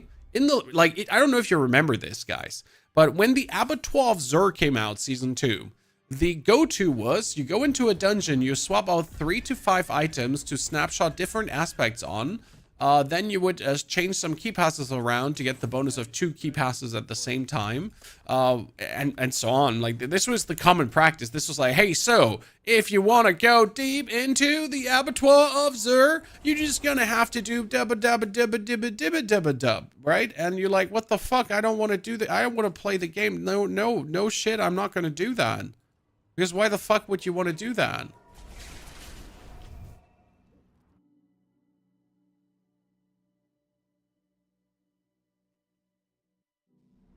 Death Trap could get the lagging the server stuff. Death Trap is not lagging the server. Death Trap is also not broken, fundamentally. It's a strong build that does billions of damage that requires still your gear to get together. Right? Like, Death Trap is not like Bloodwave. In Bloodwave, you get Casimi's Legacy, Tidal Aspect, and you're done, more or less. It still requires many moving pieces to make work. You just don't pick the skills and they're OP, right? And the same goes with Death Trap. You need the Beastfall boots, you need the chest, you need the helmet with the maximum resource, you need maximum resource, you need the resource aspect. So you need tons of things together to actually make Death Trap work. Once it works, it is a well-oiled system that just absolutely slays out. But I think that's fair because you really invested quite some resources to get it to that point. Are you kidding me? What is this? Why can I just not go to certain strongholds?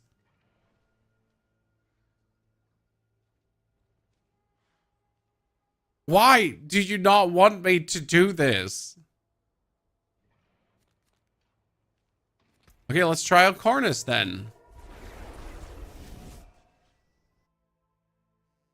I got 3 seconds cooldown on Death Trap. Can't seem to get it all the way down. Did you watch the video? Like, we have a video on Death Trap Rogue that is quite on the longer side, but it really sits you down and explains every single way how to get Death Trap down with good gear and with bad gear. Okay.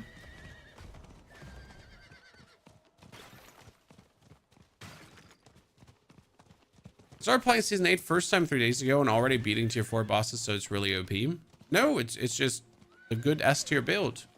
I mean, you could beat tier 4 bosses on day 1 with a brand new account with Bloodwave. Like, it literally takes you 3 hours to 60, even with a new Necro. Then you pull out the Bloodwave pans as soon as you have them, and that's it. You're just walking into tier 4 bosses.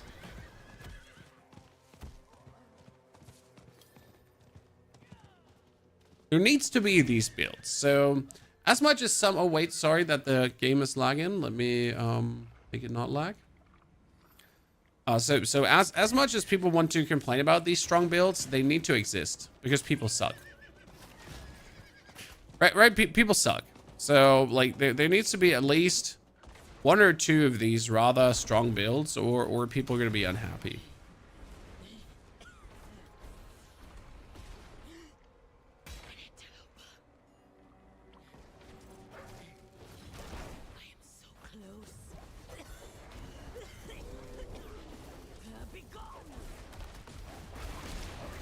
Good, I killed you.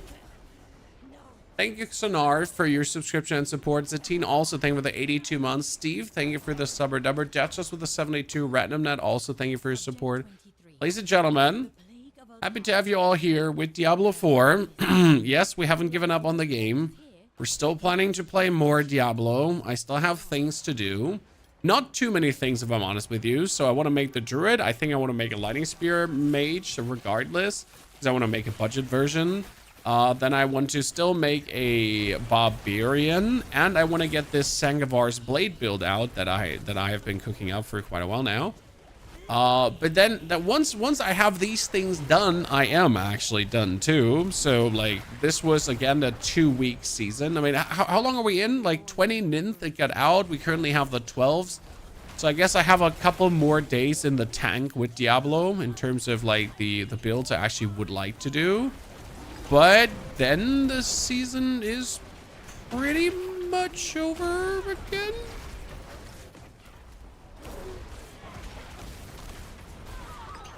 And as much as I want to drag it out, but if everything is done, everything is done.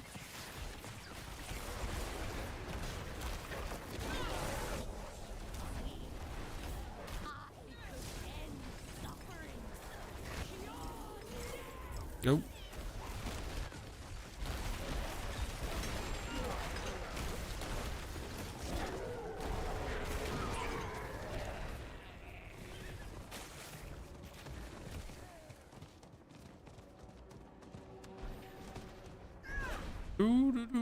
Come on. Come on, Mom.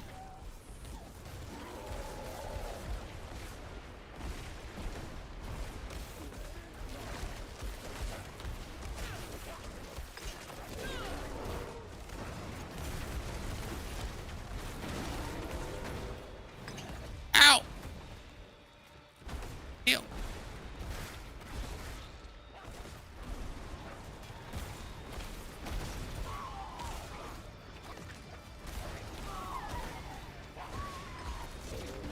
Come on. Come on, wherever you are. Wait, where did you go? Let's put the vulnerable on. Did you just get blasted harder?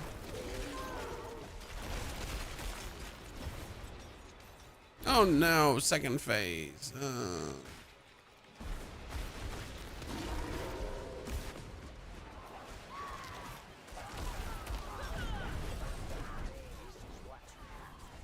Come on.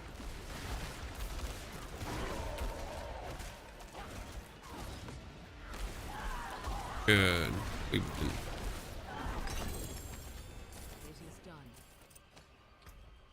We win, ladies and gentlemen.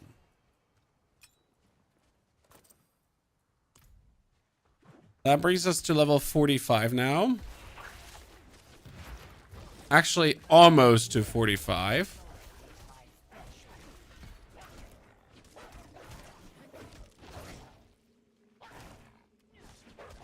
Are we gonna do the Nahantu stronghold as well? Oh, come on now. Like, let me just get the fuck out of this.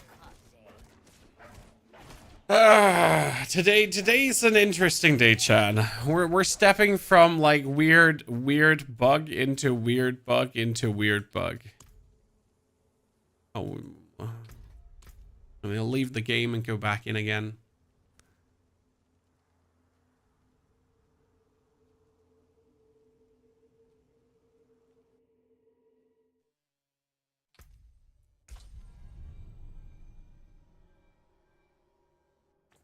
Boulder build good. That's going to be the end game plan for this build. The Boulder build.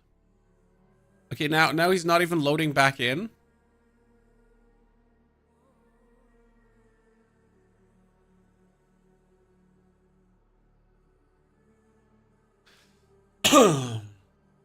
Okay, yeah. Oh, wait, final, wait, what just happened? Okay, let's try again. That happens far too much. The thing is, it just actually never happens. Like, I usually have a pristine, flawless experience. So I'm finally getting the weird experience that people have been having. Your character's not finished being saved. Yay. So...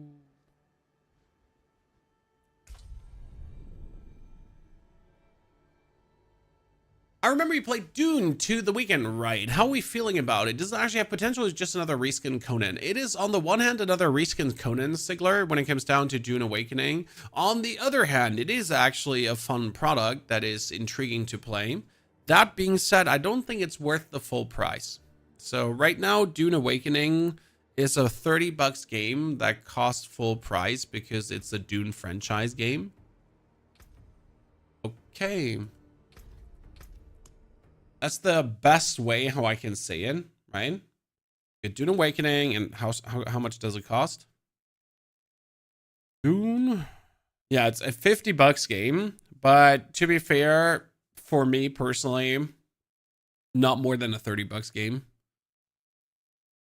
It should cost $29.99 instead. I'm being harsh on the game, right? The game has a good atmosphere, the game has good immersion, and I want to be definitely beating the story one time. And then I'm probably going to put the game on the shelf and be done with it.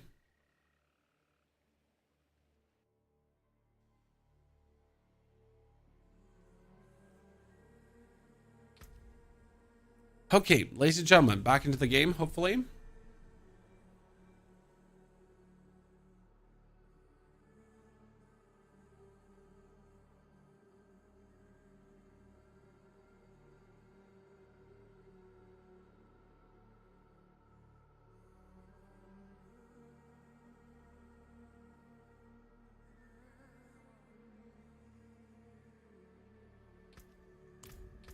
Oh, okay, so my character can't log in. Can another character log in?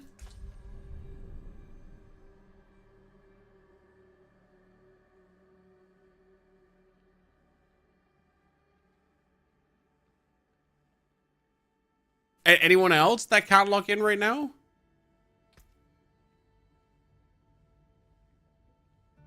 Well, I guess they got me. Let's look into the shop while we're waiting. Hail, wanderer. Laid before you is the bounty of history. Let's look into the shop while we're waiting.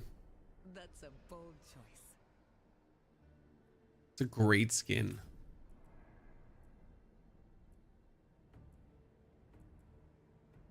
It usually has some intriguing skins. Very good.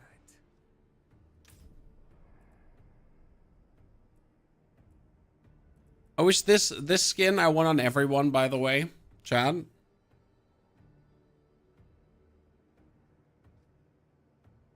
Wouldn't that be great if it was on every single character? Might it be Necro, Druid, or whatever? Okay, let's try to lock in with our Necro over our Druid for a second, and then we're gonna continue the speedrun. Turn crossplay off, but how am I able to then play with my crossplay friends? Okay, he could log in, Sean. See, this is my hidden Zangivar's blade build.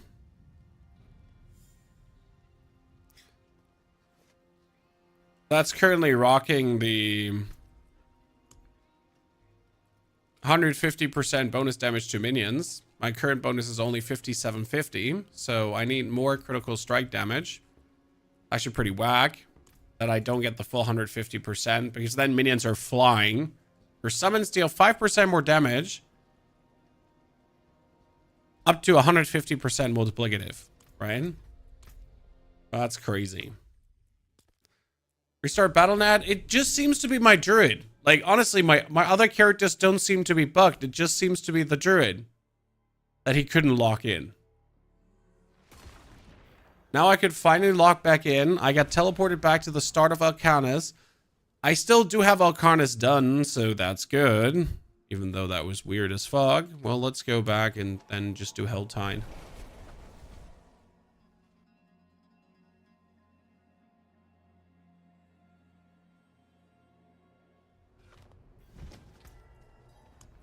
Okay, let's take a potion. Is Weltboss worth it XP-wise for leveling? No. Weltboss is only worth it if you need the powers. But Weltbosses during leveling just take too long. They already take too long, like in the end game, but if you're unlucky, you're stuck at 10 minutes at a Weltboss. Maybe even longer. Does that sound good for you? Honest question.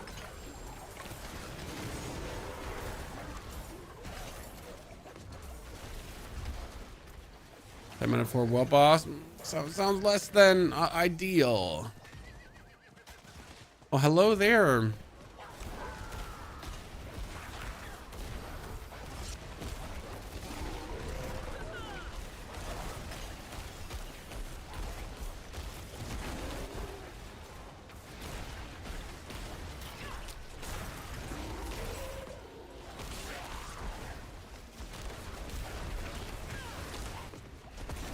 Leveling is fast anyways, yas.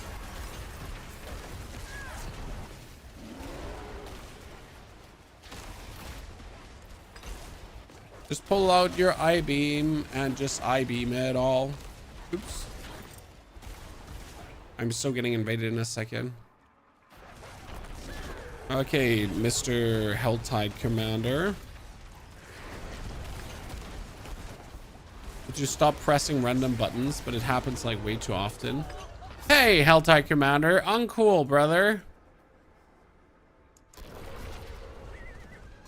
We're not supposed to kill me there.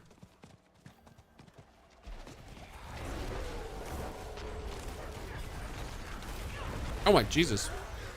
What are you throwing at me that does so much damage? I don't even see your attack, right? I don't even see your attack that hurts me like that.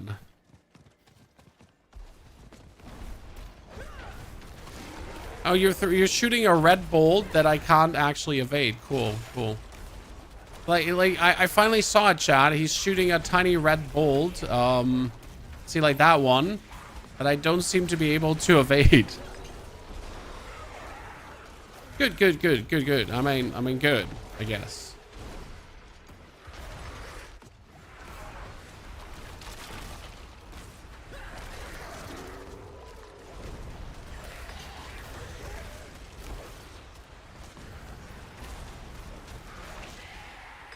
That took a bit longer than I wanted to, but at least he's dead.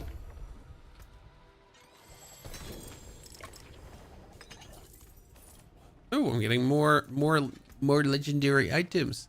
Hopefully I get all the aspects I want by the end of this, because that's like my greatest concern is always lending at 60 and not having the aspects I would really like to have. Not like that hasn't happened, right? Frequently. Well, with my necromancer, I had to stop playing minions, leveling wise, because I was not getting the aspects I was looking for. Yep. It sounds weird, is what it is. One of these experiences that you don't need to have. Now I have all the things though, so I can go back to play it. Is it worth for some characters Tyrell's Might Armor? I mean, Tyrell's Might Armor takes care of all your resistances straight away. So Tyrell's Might is always worth it if you have the slot left open. That gives you damage reduction. It gives you everything. Tyrell's is great.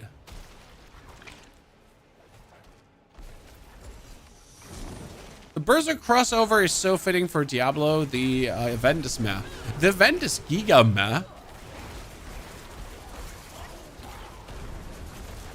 But it's just like the free portion on top of the sales they're doing, right?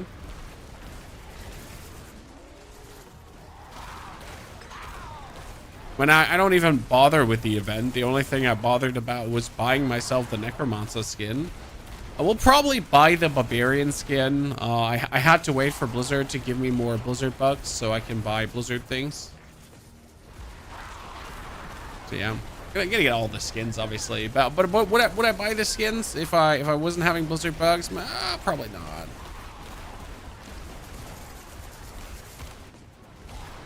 Because you can imagine skins very, very expensive, unreasonable, very expensive.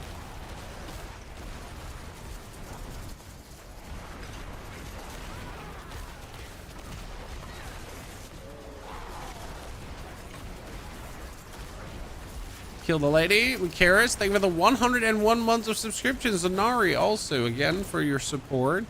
Chad, thank you for being with me, with us. Pumping it out. Ugh. Okay, we got it. Ah! He touched me. She touched me. Improper. Honestly, that was the slowest fire ever, and I still let it touch me. I'm not sure, Chad, what to say about that.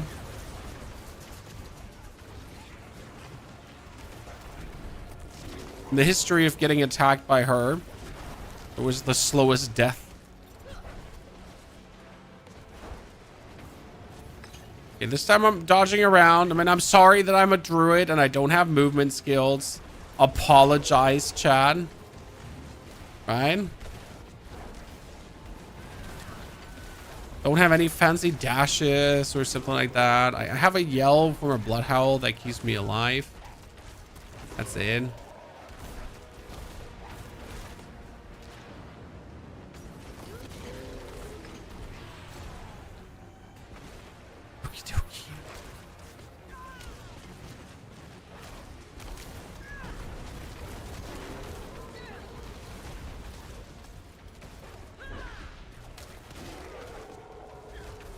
Oh my lord. She hit me with the triple bolts. Oh, pain. Blood hole. Stay alive, buddy.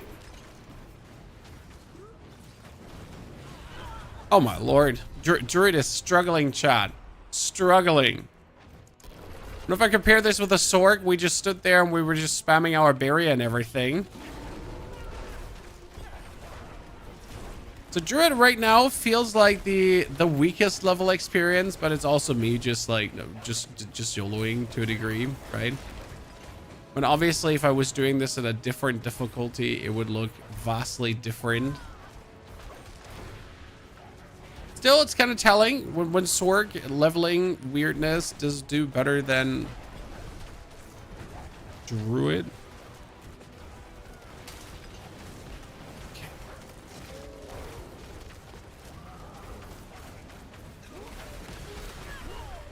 Hey, I really don't know how you kill me that quick. You know? Okay, here. Chat, it's happening. Wait, that's a doorbell. Shit, I need to go for that doorbell. Be right back.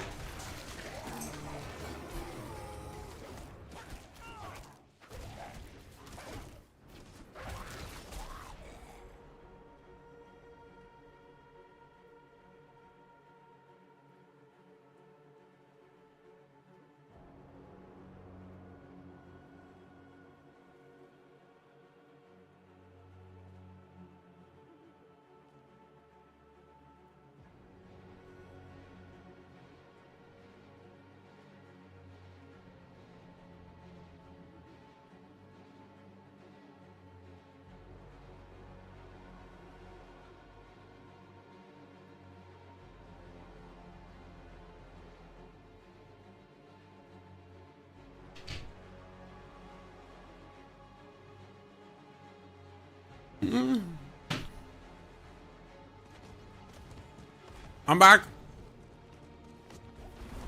Okay, we got this. Yeah, we got this. We got this. No more distractions. Actual good gameplay.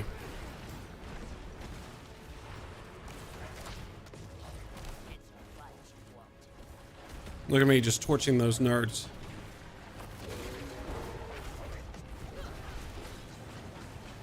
Yeah, I'm a gamer. Gaming. She's forcing me to play the game, chat. I'm not happy about this. I was just cruising this whole time. And now the lady is just like literally forcing me to participate in the game. Hello? Where's that fear?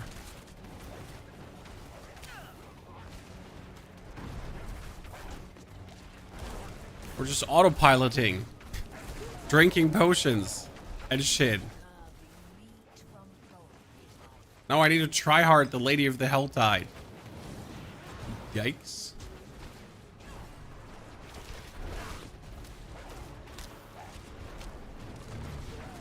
Okay.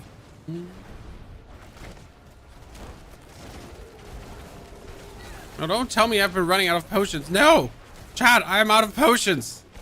Houston, we have a problem. Wait, no, I have a solution for this. Chat, I have a solution for this. Wait. Boom.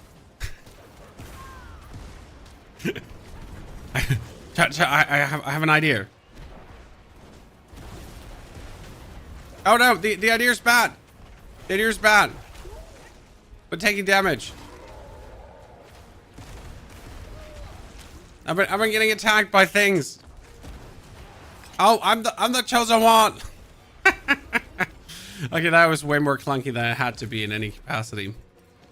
Doesn't matter, I win. Okay, I win. I get the whispers. We need to invoke the ritual. Aye. I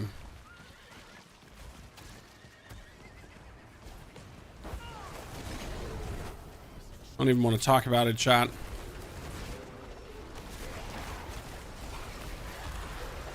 It does feel like though the I-beam gets stealth nerfed, or Druid it just feels like so bad in comparison to all the. I think it's because I'm lacking like conditional damage stuff, probably unconditional damage stuff. Like if I remember, my Sork just has like so much bonus damage that wasn't bound to anything I do. The same actually goes for Rogue. So Rogue and Sork each, they had in their skill tree so much damage that was making the I-beam stronger by literally existing, right? So the character exists, therefore the I-beam is stronger. Ta-da. Whereas with the druid right now, like a lot of my stuff in my tree is like, you know, for lightning bolts, for that and that. So isn't it like even unconditional damage boost that would make my I-beam perform better? That doesn't actually make sense. So it's intriguing to be on the other side of the whole equation, finally feeling that. And thank you, Gorilla, for your subscription and support. Gorilla, appreciate it. Hope you're doing very well. Oshavas is really, really strong, yes. Usually the I-beam performs better than the Oshavas, but it might be that the Oshavas is just an actual option to go for. Collection of two-handed weapons. Jawohl. Thank you very much. We're gonna be like 60 no matter what in a bid. Okay, killed, chance to summon companions. Hurricane damage is increased for each second while active. Cool. I guess we'll take that. And just have our hurricane. Here, can I do I not have like some random hurricane tempering already? Was it hurricane duration? There you go. No, give me the hurricane duration. Hurricane duration. Hey, that was hurricane size. Thank you. So just let me just very quickly. Hurricane duration. Hurricane duration. Your mom. Sorry. At a moment.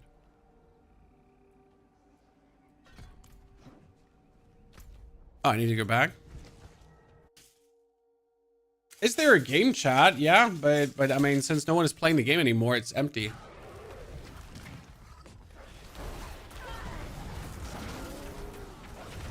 Right?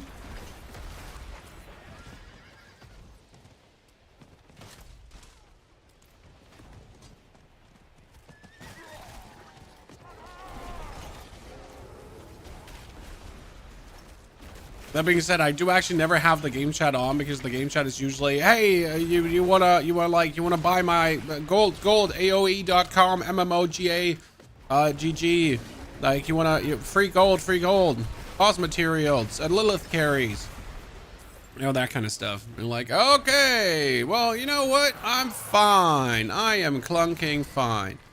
I don't need Lilith carries. I don't need boss materials. I got it covered.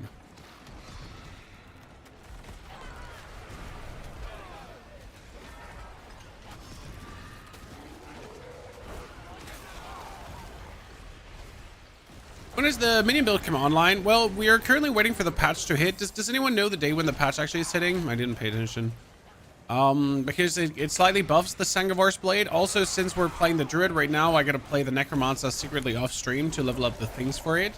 I put in like 1 hour this morning, 1.5 hours this morning to actually get the build in a proper shape. I should be able to... I mean, if everything is lucky, I could give you the build maybe tomorrow. But I need to like find out a better Paragon pathing because you need a lot of critical strike damage to make the build work. As like you like see, I have like, how do I say this now? My equipment for the build is at best C tier. So like when I make these builds, I often use very unoptimized equipment to kind of show that it's actually working with very unoptimized equipment. But since the build requires a certain amount of critical strike damage to actually work, I need to find like certain levels of specialized equipment. Also, this morning I ran out of veiled crystals. Yeah, so I couldn't re-roll my gear. I couldn't masterwork my gear. I couldn't re-roll stats. I couldn't do anything. Like I was out of veiled crystals. So I literally, like right now I'm back to 1,000 veiled crystals. Oh wow, Jesus Christ! How many of you did just explode there into me?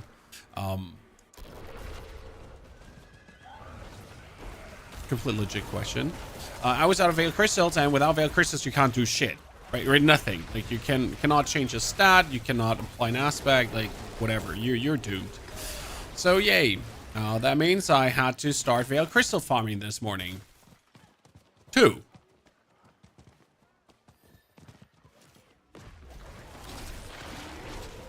It's the run resource that the China farmers can't give you, right? Nothing like hitting the same chances, tempering over and over and over again. Hey. Tempering needs some kind of pity mechanic. Tempering needs some kind of, I don't know, invest more resources for whatever, like a preference choice. I don't know what it needs.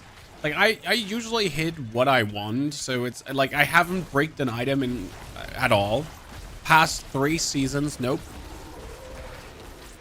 Like it might be, so why have I never bricked an item? Because I'm just happy with my standard shitty outcomes. So like if I'm looking for hurricane duration and I get 30 instead of 40%, I'm like, so what? Right? At least I got hurricane duration.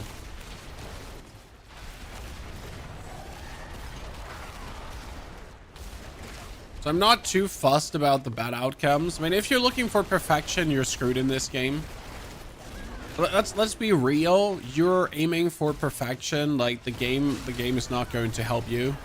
You're going to struggle looking for that perfection. That's for sure.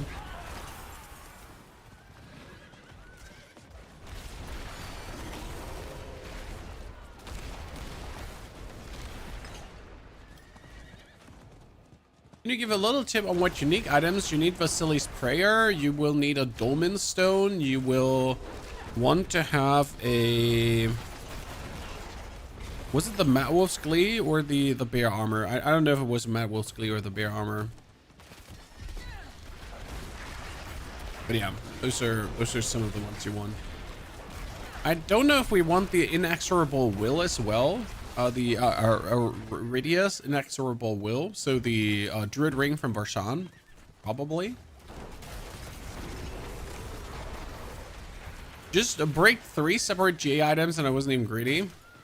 See, like for everyone that is lucky and happy with his outcome, there is the one that bricked their items and they're not happy with their outcomes, right? Simple as that. Like I can say, right, I don't mind it. I somewhat get what I'm looking for. But yeah, for everyone that somewhat gets what he's looking for, there's tons of people that don't somewhat get what they're looking for. So I do believe the system ain't perfect. There is definitely some things I'd like to see changed about the system. What I'd like to see changed or how these changes have to look, I can't tell you, right? I just know like it ain't perfect as it is. Could be better. I mean, that we're still playing 5 million gold for a basic reset is bullshit. So when you reset an item that's 4 times masterwork, right? You pay 5 million gold. When you reset an item that's 8 times masterwork, you pay 5 million gold. And when you reset an item that's 12 times masterwork, you guess right, you spend 5 million gold. So I'm asking myself as someone who's trying to at least hit the basic, the first step, right? I just want to hit one single time, Chad. That sounds really desperate. That sounds really desperate. But yeah, I do like one single time, not more often.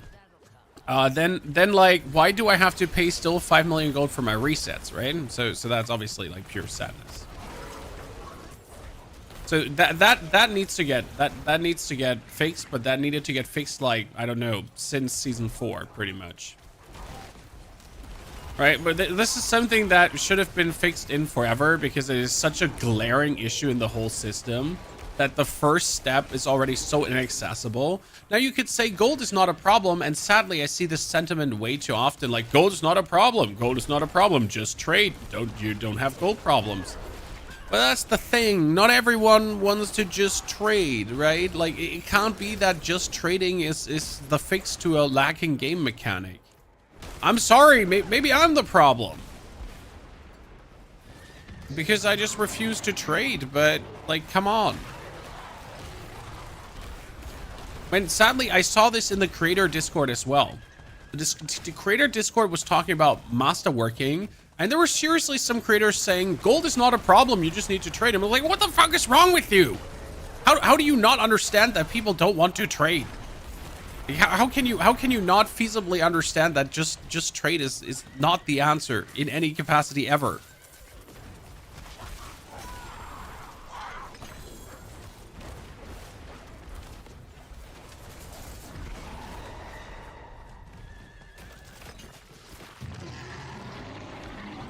It's like when you're talking in Path of Exile 2 about drops, and they're like, I don't think the drops are bad, just trade. And it's like, ah!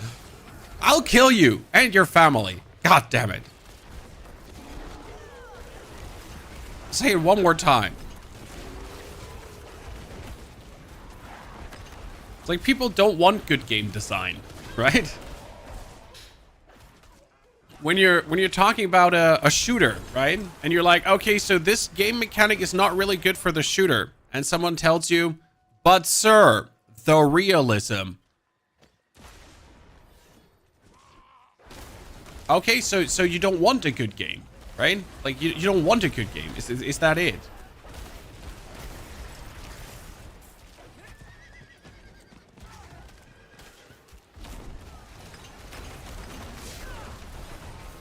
If drops are bad, where do stuff people are getting from? Well, your drops might be bad, but not everyone's drops are bad, right? I mean, what's another man's trash is another man's get up. So like the drops might be bad, like if you just look at what you're getting, but if you're looking as a whole at what the community is getting, then there's always a chance that person X gets exactly what makes your PP go hard, and you have something that makes his PP go hard, so you can make actually each other's PP go hard. Yeah.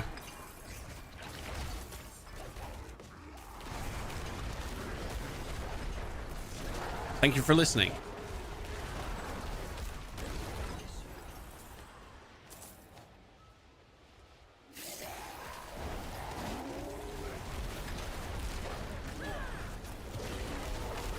I said what I said. I don't need to explain myself. It was like, I didn't know this was a court hearing.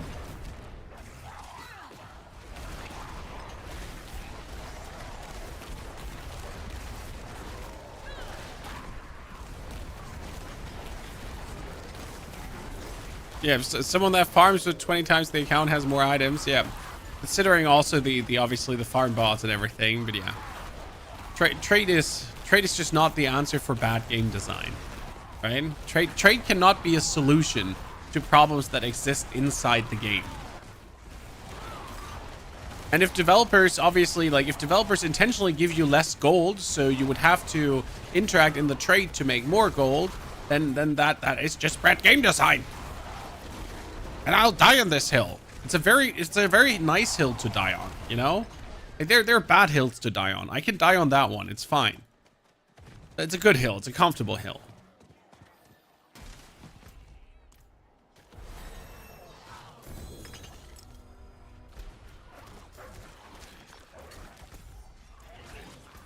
Where's my next chest? Make my way downtown.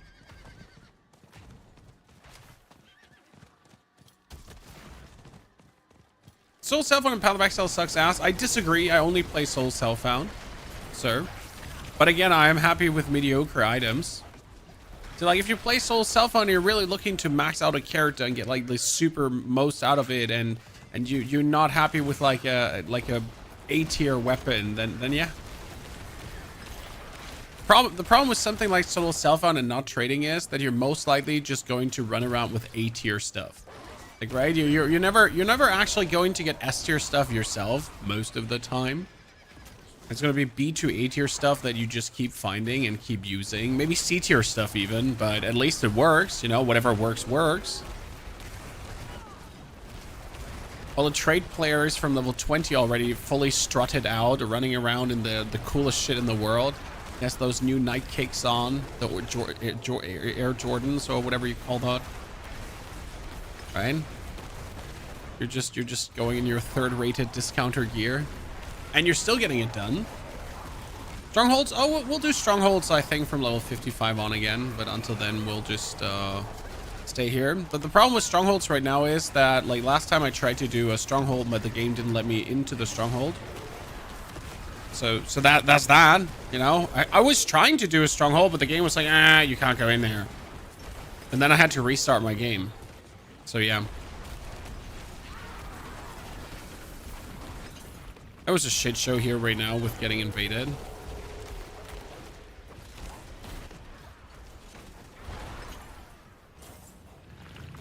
Okay, let's get the next chest.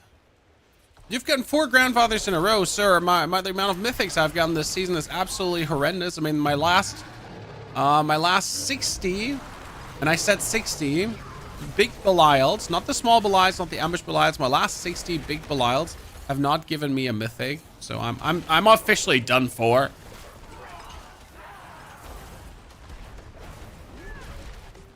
Cooked. The game is cooked, Chan.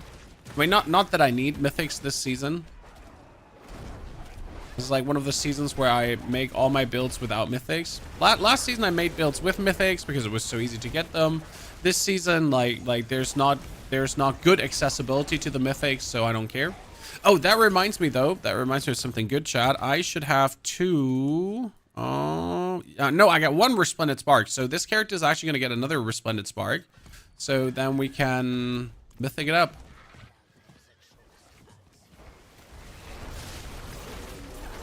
I'm looking forward to that. And we get our 3rd mythic right now. So far, we get the Air of Perdition from a random chest. Then we get the Nameless Cowl from the Shroud of the False Death from a random chest. And now we'll see what our 3rd one will be as soon as this character hits 60.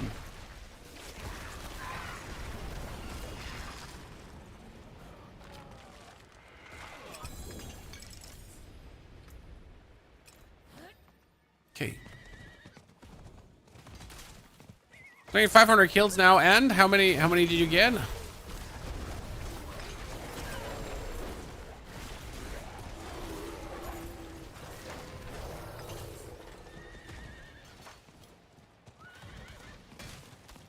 Mythics was actually good for 500. Kind of about like what you would expect.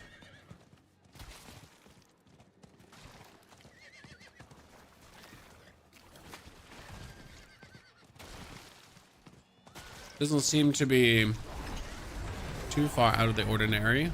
And you obviously farmed all your Belial mats and totally did not get them from ethically sourced traders in the chat. That absolutely legitimately farmed all their Belial tusks themselves and then gave them to you. Right, chat? Because that's like the thing. In order to get mythics this season, right, you need to engage with the chat. You need to get your gold. And then you need to give this gold to people in the chat who are offering you 99 stacks of Belial husks and like at least 5 or 6 or 8 of them.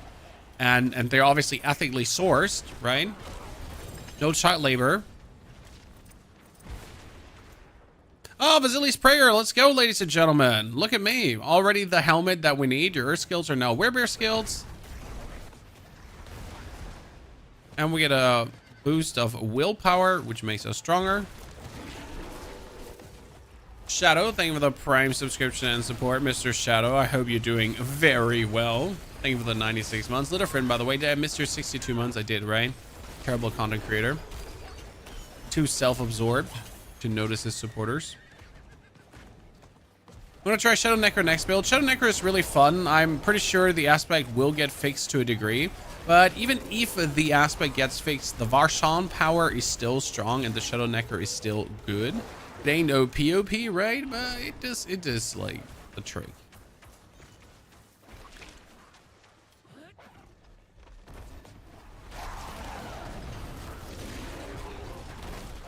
On Sky Card Source, no, what we're obviously referring to is that all the people that are offering you those husks, they're duped, okay? So just to not have you live in an illusion, the husks you're getting are duped husks from dupes. No one has 1,000+ husks because they farmed them, right? They are from dupes, obviously. Well, but there's no problem because you can't know, right? Right, Chad? Surely you could not know this, so you're just innocently buying the things.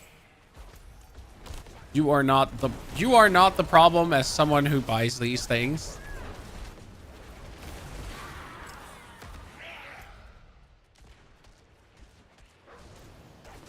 Goodness, I'm trying to figure out where to go next. Stop bullying me.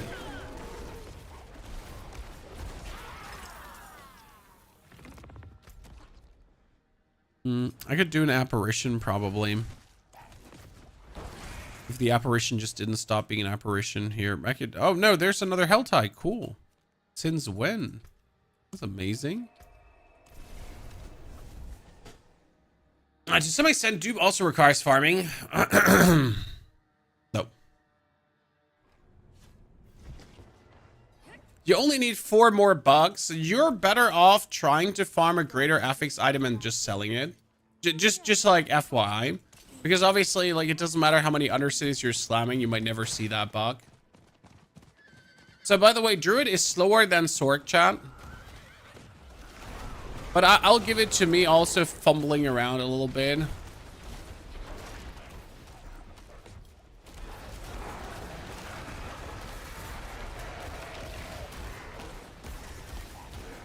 Maybe I should also equip some aspects for storms, but hey. Why would anyone in their right mind do that, right? Aspects are for losers. No, I mean, like, seriously, I avoid actually using aspects for leveling because I find it more funny if you can go through the whole process without actually equipping a single aspect. It gets tiring if you have to, like, replace them and then replace them and then replace them and then replace them, right? Like, hey, you know what? If we can do it without aspects, we'll just do it without.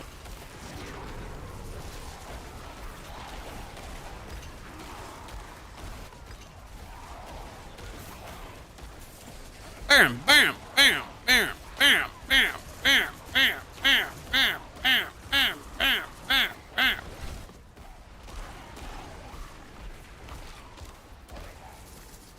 Big fan of Lightning Storm.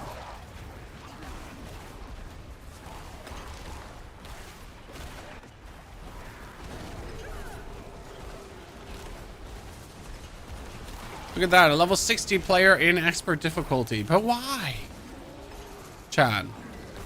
I see this very often that you have like the people that just made their levels and they're wait, he's 60-12. Wait, that's a new player. Right? If he's 60-12, like that's 12 Paragon points. He doesn't even have the basic 25 Paragon points that you get for leveling up from Renown. Chad, that must be a new player.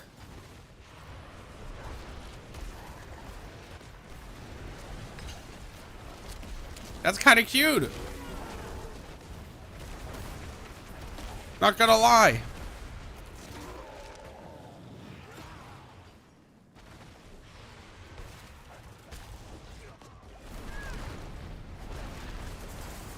Oh no, the new player almost died there.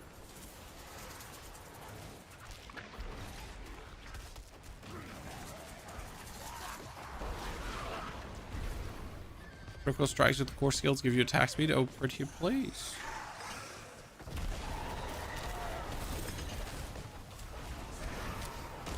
Okay, so since the game gave me the Vasilis prayer, I'm just like, we're just sitting here and we're getting more items.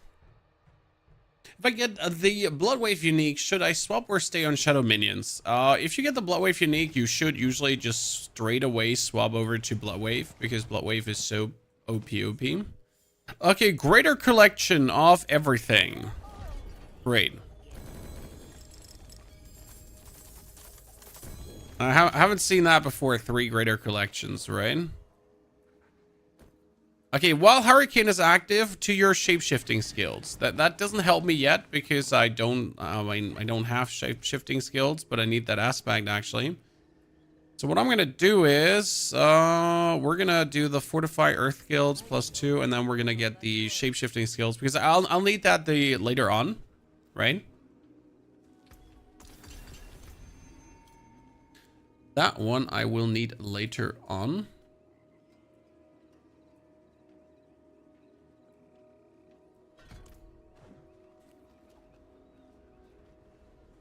Back to the fray. Minion still best necro for leveling. Yes, absolutely.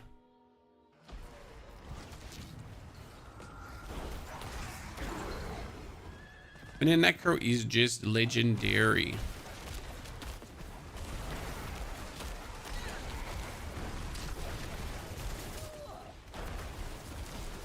It has the ease of use paired together with all the other things that make it so good. And nothing can compare to it. It's like the Bloodwave Necro, like no matter how good a Bloody Bone Spear is, right? No matter how good other builds are getting, as long as you can simply hold down a Bloodwave button and just delete a whole screen, well, what do you care how good the other builds are, right? Technically.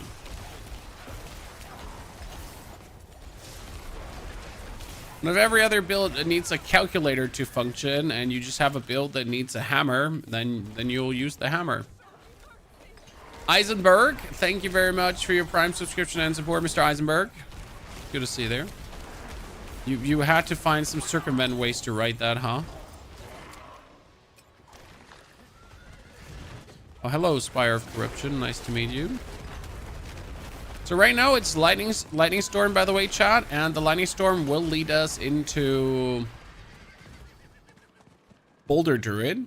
For Boulder Druid, we need to though get to tier 1. Then we need to gamble for an amulet because you need to get a dolmen stone. Without a dolmen stone, it doesn't work. That's actually not true. It's a dolmen stone and an aspect because the dolmen stone does something to your boulders. And then that the boulder just hovers around you in a circle. So it goes like, meow, meow, meow, meow, meow. That's what you obviously need. And then on top of the dolmen stone, you need an aspect that makes boulder a core skill. Yeah. Without these two little pieces, you're going to have a hard time playing the build. Surprise.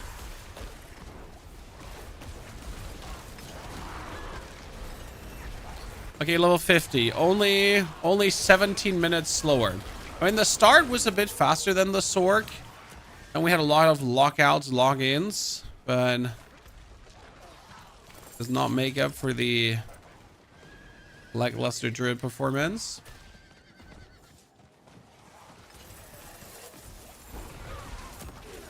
You just used a Dolmen Stone for hardwood?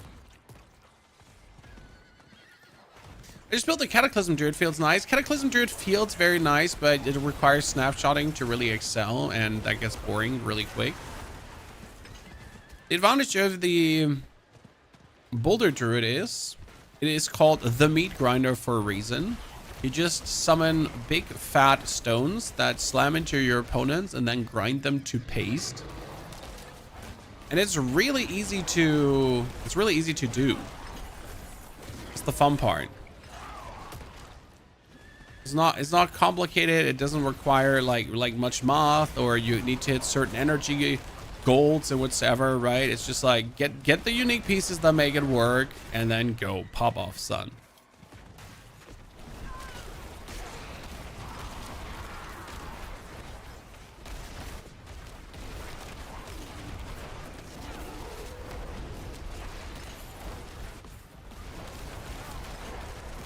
I guess this is the closest I'll get to human form Druid, chat. I was hoping that human form Druid could be good in the end game, but it's probably the closest we'll ever get to something like human form Druid being good. I mean, not saying that human form Druid doesn't work. It does work up to a certain tier. Okay, we got the 3 bonus.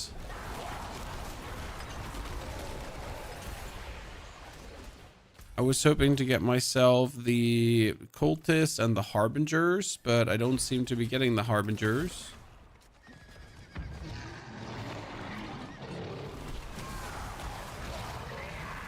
Hello, I need 3 Cinders from you. Please don't be that guy.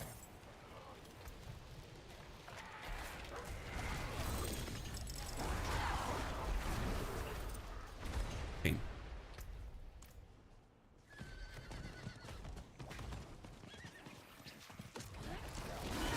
Helltide is for 10 more minutes. I might as well just do it, right? And if I get invaded, I'll surely see some Cultists. If I get invaded, I'll see some Helltide Harbingers. So I guess the name of the game is get invaded.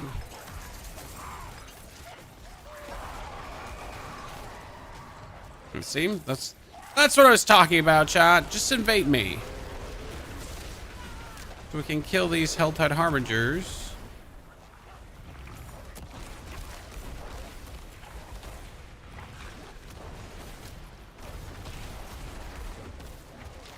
I think I need one more though. Oh, good, yeah. How long will this season run?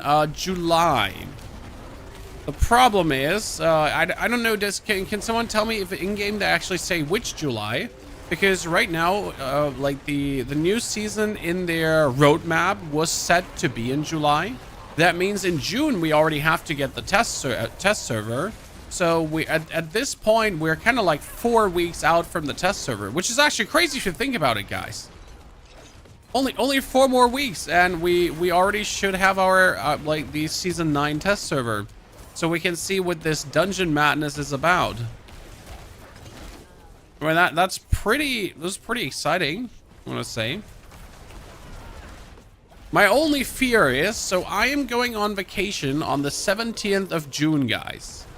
And if the new season comes out mid-July, then the test server needs to be mid of June. I just know what's going to happen, huh? I don't need a calculator to figure that one out. We all know when the test server is exactly going to hit, huh? We all know.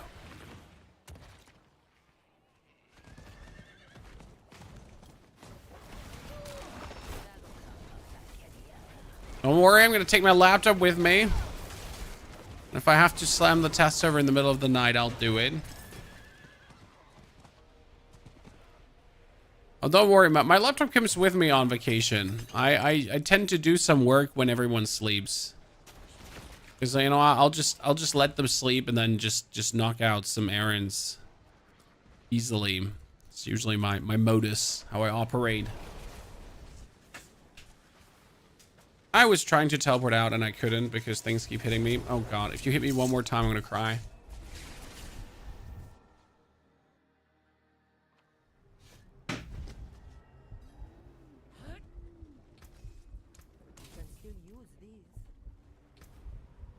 Okay, do I have some aspects, Chad? Rune. I don't have the Rune Worker's Conduit. Wolf. Nope. No, actually, nope. I don't have that. Stampede, maybe? Oh, okay, so I have nothing. I have not a single aspect that I might need for this build. Your efforts are for naught. It should be fine. I was wondering what level my Belial boss power needs to level up an expert on expert like your guy. 20. Oh, well, actually not true. You can do it with level 1, but 20 is just easier. So it doesn't need to be 20, but it also doesn't hurt if it's 20. Okay.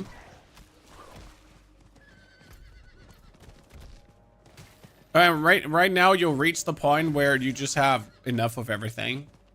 Right, Dugers? At some point, the point is just reached where you just don't ask yourself anymore about powers. You just have all and everything, and it's just going on, and like, who cares? Right, I mean, you can see it right now with 51 here. I do damage, but like because I'm Druid, I'm not doing the damage that I could do. So this is like now right now this is a Druid problem. Because Sork, for example, has a lot of things in their... Sork has a lot of things going on, like you deal 30% more damage if you have a frost skill in the skill bar. You deal 24% more damage. You deal 30% more damage. Blah, blah, blah, blah, blah. So Sork has like another 100, 150% bonus damage just like lying around easily. Without any issues.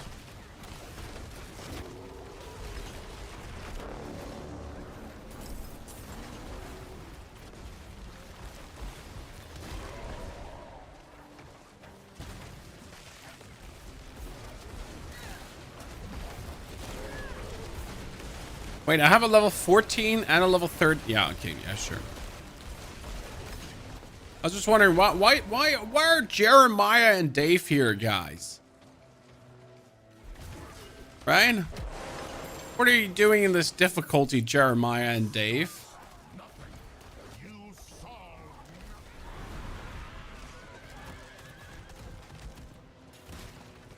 Okay, right now it's going to be actually slower than 3 hours to level up, but more than an hour we shouldn't need anymore to get our levels done.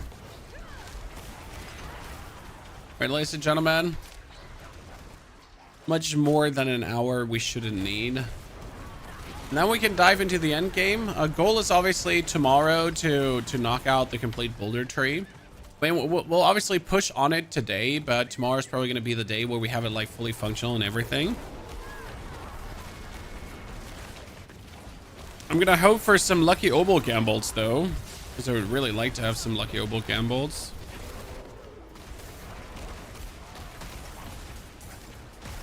Could I just like take Neil, Torment 4, and kill also Belial? Yeah, I could. But where's the fun? Okay, I'm sorry, dear level 60 player, but what the pluck are you doing?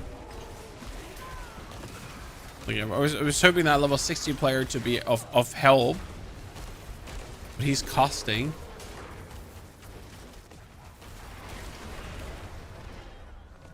What are you doing?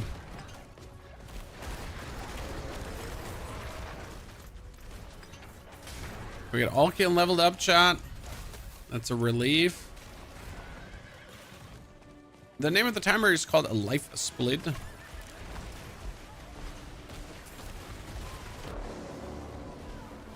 Oh, ow, ow, ow, ow, ow. Sorry. I was not in the menus.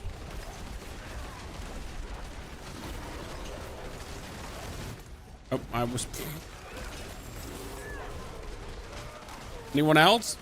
Just me, chat?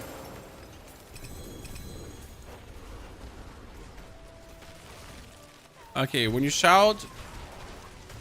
Lightning Storm here, so we get this here. It says Lightning Storm and Lightning Critical have a chance to spawn more. I can spawn more, chat. Ta-da. Insolence is at an end. Drink my potion. Kill Belial with his own hero power. By the way, too, like someone said, like that seems a bit uninspired to always do powers. Well, I can already tell you that when we're leveling next season, right? I'm gonna miss my powers. I'm gonna be harshly missing those powers. I won't tell you that much for free.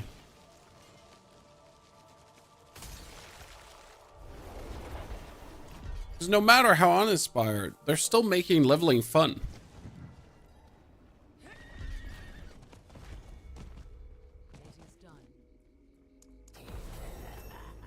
Level 52. Ooh, gloves. Wait, what for gloves could a druid get? Frostburn. Yeah, that's not happening.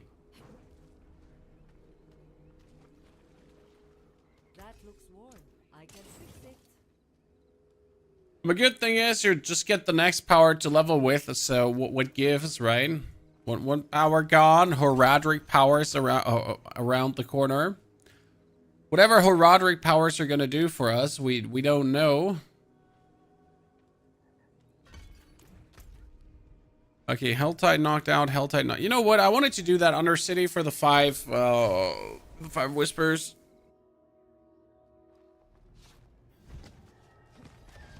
You got 5 mythics in 1 hour. Was there a buff? Well, way to brag, sir. That's 5 gifted into the mythic bragging pool. Come on now.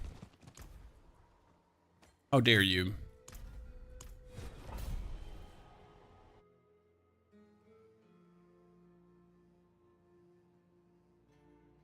Shameless, sir. Shameless. What did we ever do to you to get flexed on like that?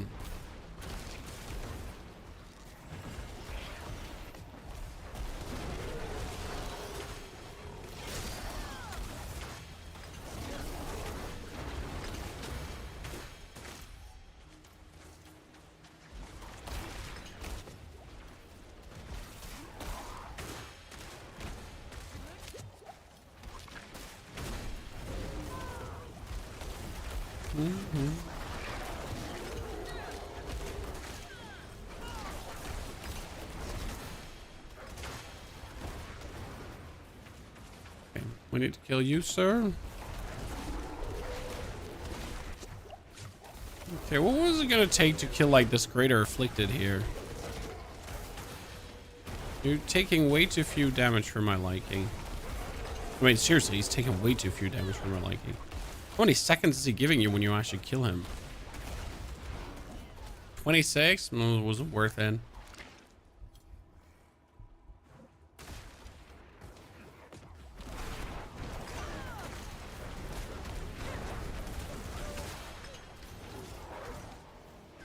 Need to stop for a second because I need to get my potions back. I'm gonna end up without potions at all. I got there. One more potion. Definitely not getting enough potion.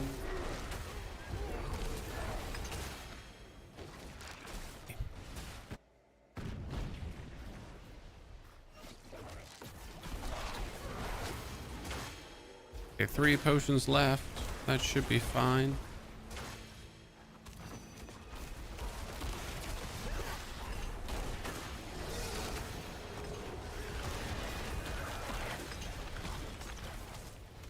Oh, take the potion.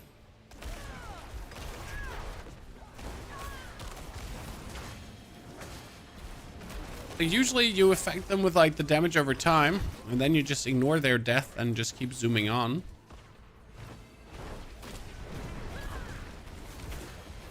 So you never get to collect the potions that the guys are actually dropping, because you're already on Narnia while they're still dying on Africa.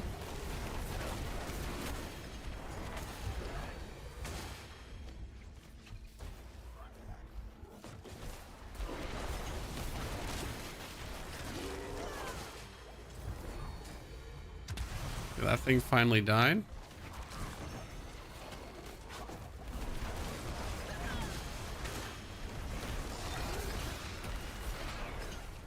Okay. If you don't have this power yet, well, you just need to kill Belial for that. It's rather easy.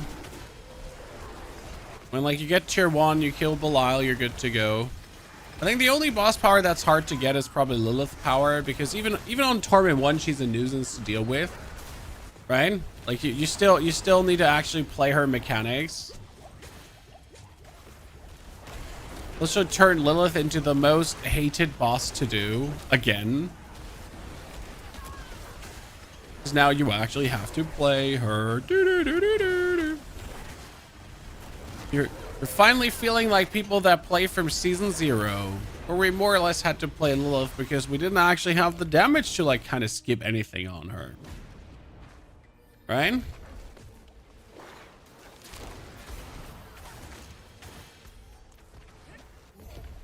Imagine to have to fight a boss like from the beginning to the end. Crazy. Probably people that joined the game later never done a boss fight in full. Right? Hey, what is slowing me that I am moving this awful? We just trying to like work a normal like walking speed. I'm just like, nah, you should not. Hey, what's slowing me right now, John? Like, I feel like I should not be this slow.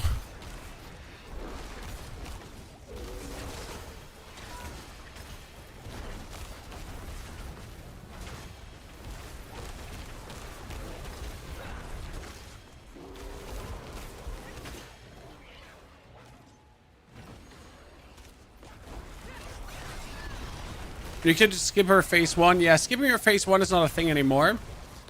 Right? You used to be able to skip her phase 1, so you needed to only be able to beat like one of her slam attacks. But if you...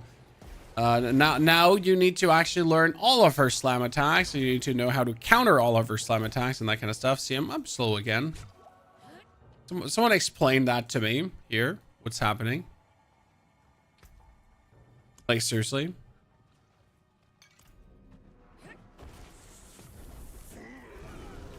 Oh, this fight is going to be awful.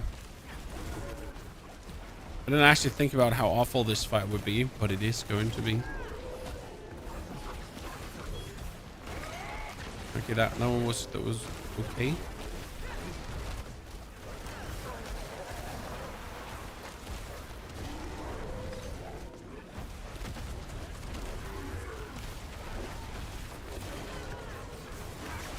I win. I was expecting it to be more annoying. Everything on Lilith is well telegraphed though. Yep. It still makes it a skill check. Heavy skill check that a lot of people struggle with.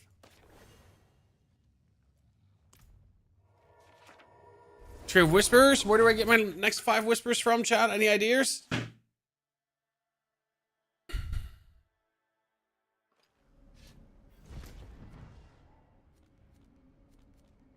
Good. You're becoming a Necro with this speed. Necro is actually way faster than this because you have a movement speed bonus that I can apply easily early on. And with Druid, you're actually, I mean, Druid is the other class that is as slow as Necro walking speed wise, right? That also has no native traveling skill. I mean, you could probably skill Trample just to have at least something for traveling, right?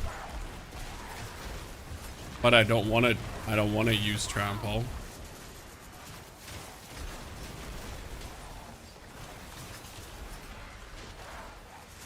Okay, lads, you're doing great, chat. You're doing great. I'll just stand here and let you do it. Nah, that's not true. I'm just gonna go in the middle and do it too. Immortal, thank you for your subscription gift to Logan, and congratulations on your Berserk Horse Charm. All the Sork speed hackers. Well, so we made a Necromancer though that can also teleport throughout the whole map. That was kind of funny. Where there's a will, there's a way, chat.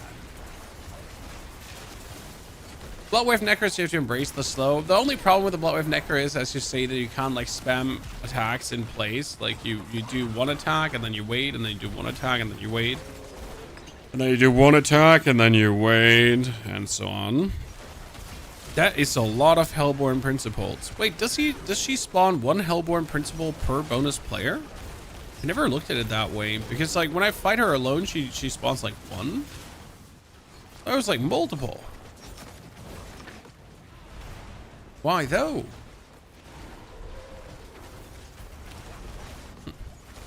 Kim, good to see you there. Hope you're doing very well.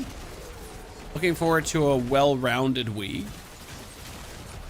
I got myself some children's birthday coming, into the next children's birthday, into the next. Like, it's gonna be a busy times ahead. Everyone just gets invited to birthdays. Nikki, thank you very much for the Prime subscription. Nikki, appreciation. Good to see you there. How are you doing? Collection of rings, sure. I mean, maybe I get one of the... Oh, yeah, I wanted to say that. Maybe I get one of the unique rings that I might or might not need. What is this? That is Mother's Embrace. You know what? I'll play it. I'll play it. I mean, Mother's Embrace literally says that Mother's Embrace needs...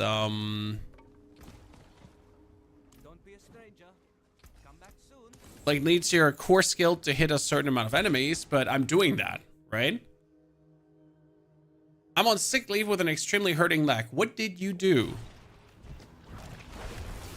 Also get well soon. So now with that Mother's Embrace, I can infinitely use my core skill.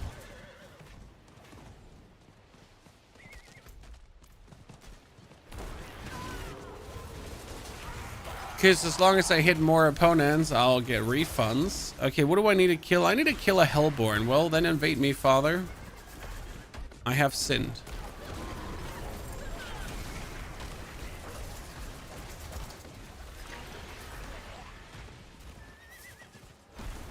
You play PoE? PoE 2, not PoE 1. But yes, I do play. I have tons of amazing PoE builds on the YouTube channel, in case you missed that.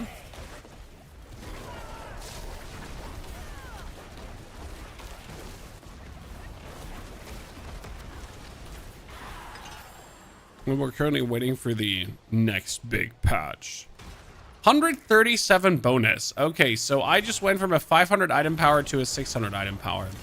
That makes qualitative difference in the damage output. But quite the qualitative difference.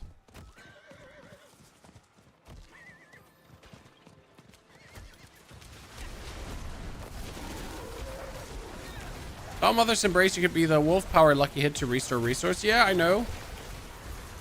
But it's not like that resource has ever been the issue because technically our main damage is just our boss power, right? Everything else is bad.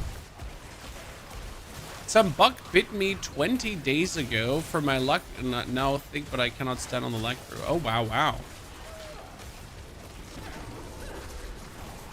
Buck bites leading to hurting leg. You're dying, right? You're dying, Kim. Holy Christ. It's over, chat. It's Joe Ever. He's turning into... I don't know what you turn into when you get bitten by a buck, though. Buckman. Ant-Man.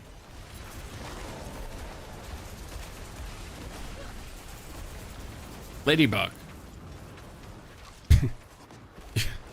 Ladybug? I wish she's a ladybug. You got bit by an insect for her powers, but doesn't matter. What build are you going for in a druid? We're gonna do overpower druid. So Boulder overpower druid, where we don't need to snapshot, as I really don't like snapshotting. Also, I think the Boulder overpower druid gained like a few new tricks with poison stuff, so I need to have to look into that.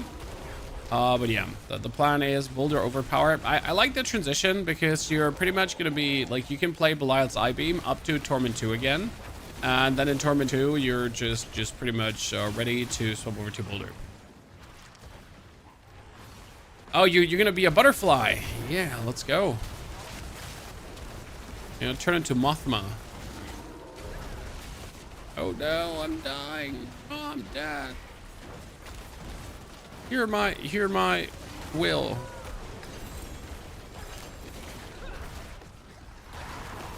Do we have pants?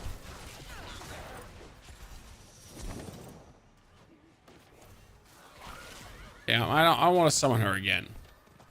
Is there a way to skip Act 7? What's Act 7? What, huh? Sir?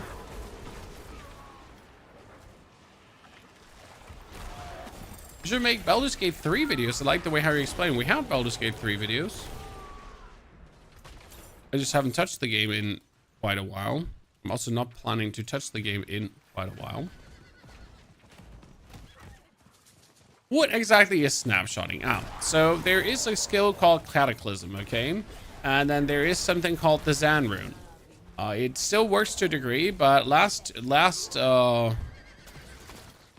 season, what you did to this build is you had to activate the Zan rune by, for example, running around or standing still. Then you also had to activate the Quox rune by using a skill and then using up the stored up offering. And if the Zan and the Quox rune are fully charged and then in Quox are activated, then you could press Cataclysm.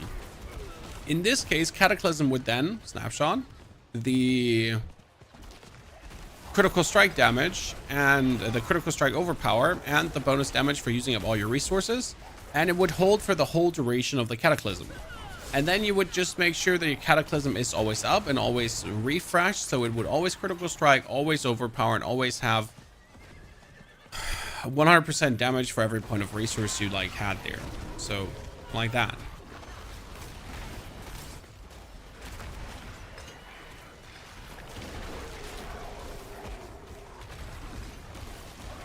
Yeah, that it kind of means that like if you're casting Cataclysm and you not have the runes activated, then it would be technically useless to cast Cataclysm. It's technically useless because it would still be strong, but it would just not be as strong as. Hopefully that makes sense to you. Okay, we still need to get invaded by the Hellborn.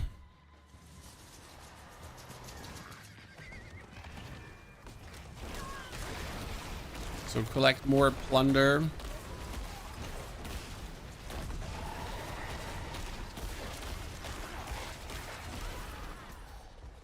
The other area is just bad. I don't like playing that one.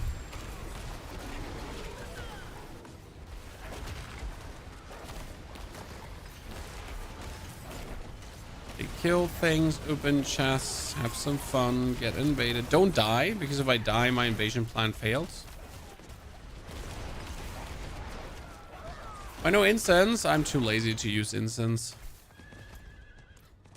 I know this is not the answer you might want to hear, but I am just too lazy to use them.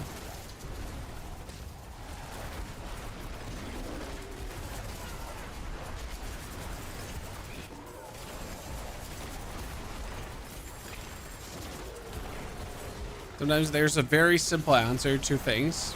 That is one of these simple answers. Great Mall, even better item power than what I have. Another 29, I'll take it. Yeah, I mean, town is lava. Nah, it's just like, I'm already like struggling with putting on the potion regularly. Would you think about like putting on another tool regularly?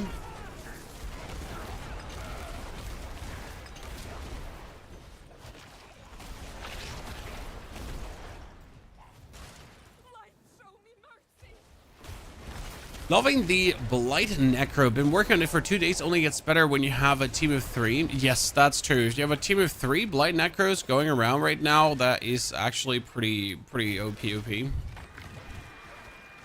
Sad part is I just wish for damage over time to be good without having to do all the bonus mambo jambo of the boss powers and everything.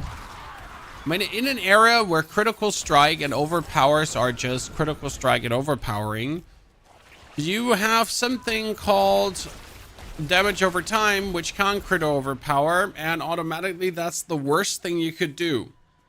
I mean, it's not even like a little bit the worst thing you could do, right? Like, it cannot overpower, it cannot critical strike. So overpowering critical strike is where the most damage comes from. So what you gonna do when they come for you?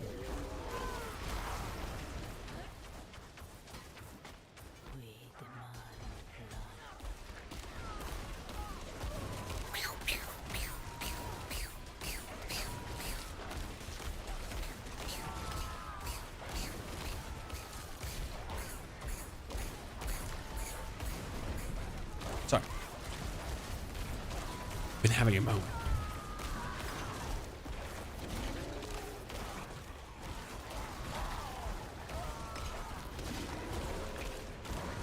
Okay.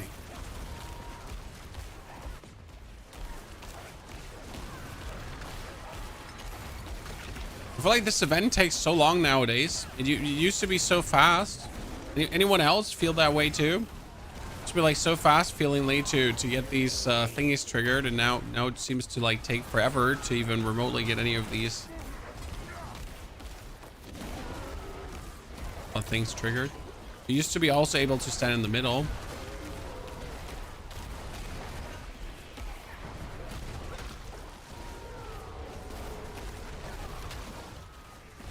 Yeah, it took like kind of forever.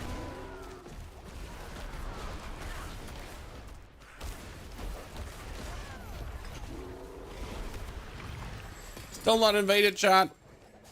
I'm just a simple man trying to get invaded. Can't be that hard. Right?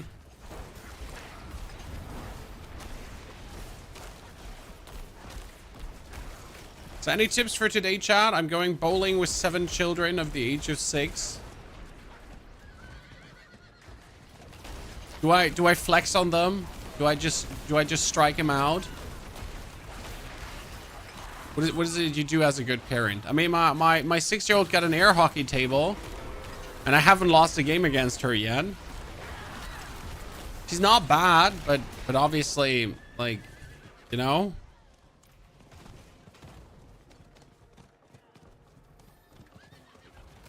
I still need to let her score, you know. It's coming with time, I assume.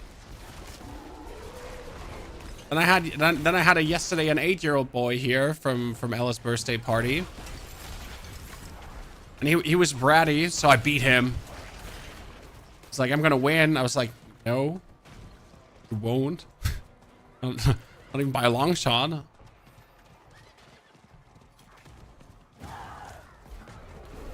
What can I say?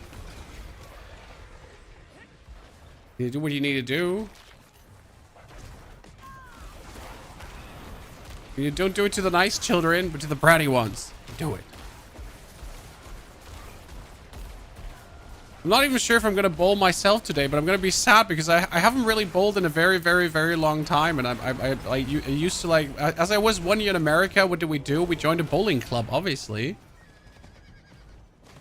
Problem is that, like, there's a curse, chat. You know what the curse is? Being left-handed. Why? Because all bowling balls are for right-handed people. There's a difference.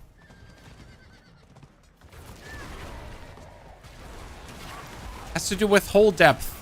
Because like, you know, the fingers are different long, and like, but your finger is poking the hole. The hole is not deep enough for left-handed people. So yeah, that's bad. You have left and right-hand bowling balls. Well, welcome to the Nordic region, sir, where left-handed people are not devil spawns.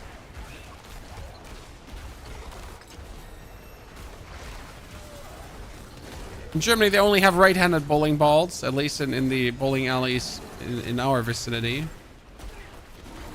Wait, are you left-handed then? No, I'm not left-handed. I'm just talking about the problem for no reason, like not related at all, you know? What the fuck?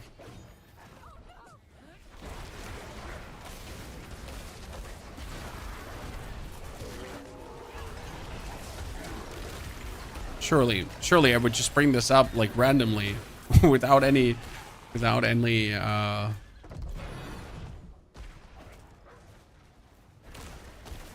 relevance. Oh no, he's a summoner barb, Chad. He's a summoner barb. He's been getting his dudes out. It's funny because summoner barb right now being the strongest summoner in the game. What is Summoner Barb? Well, so you see, you have the Call of the Ancients, and you can make the Call of the Ancients have more Ancients. And actually, the highest damaging Earthquakes are the Call of the Ancient Earthquakes. So if he goes for Call of the Ancients to Call of the Ancients, then it's like, oh my lord, I'm dying. Damn, that's kind of like the fun part about that. Okay, didn't I have a chest up here? I did.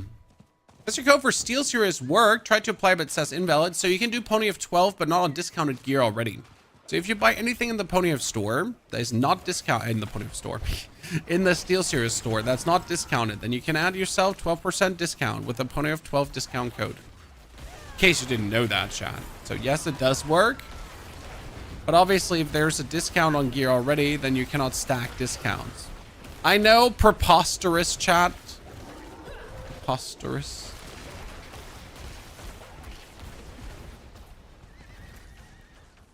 Why would they not let you stack discounts? That's the first thing everyone does who orders online something. It's like, how many discount codes can I stack?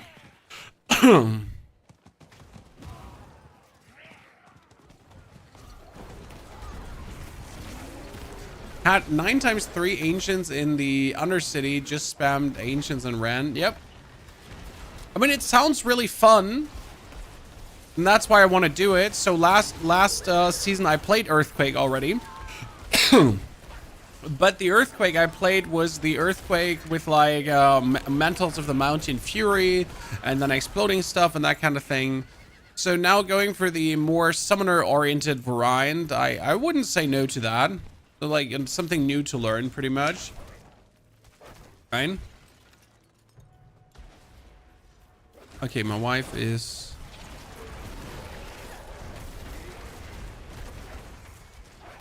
I'm gonna die. I'm gonna die for answering my wife.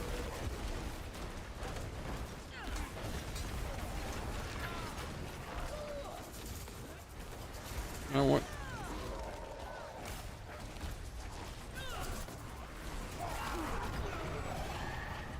Oh, sorry, I need to respond to this. Good.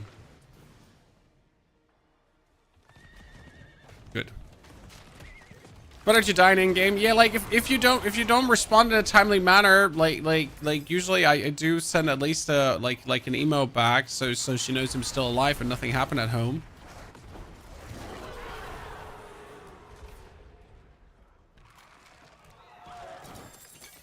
Who knows? You can at least send life signals. That's the minimum you should do. I'm running full ulti damage, Call of the Asians build this season and beat 85 with it. That sounds good, Shirhi.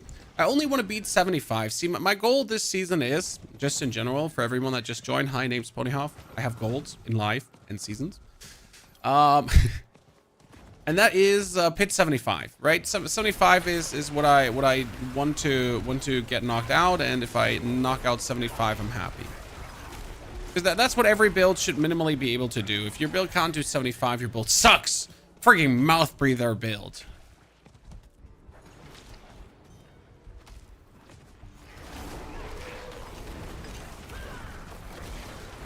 So yeah, that's that. That being said, not every build will be able to do 75. 75 is like actually hard.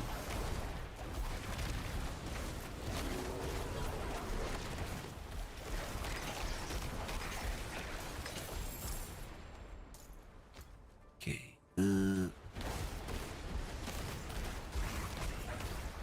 75 is pretty high. Yeah, but you need to do it for the season, right? Like, you know, in order to beat the seasonal journey, if you can't do 75, it's going to be annoying in the end. Yeah, 75 with 5 minutes to spare as well, Nicholas. Exactly.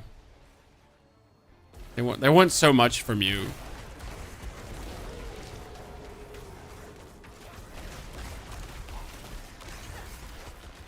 Yeah, I have Vasili's Prayer, chat. It's a weak Vasili's Prayer, but I have it. Did that last night with 11 minutes to spare. Sir, you didn't need to flex on us like that.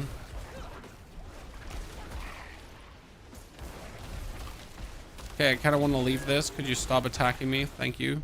Appreciate it. Let's teleport to the other side. Death Trap is cheating. That's not cheating. It's just a smart application of your time. Can't call it cheating when you're just literally making your life easier, sir.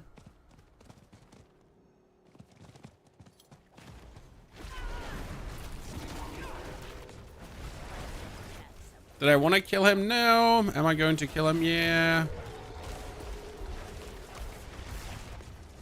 Oh God. Should I have filled up my potion beforehand? Probably.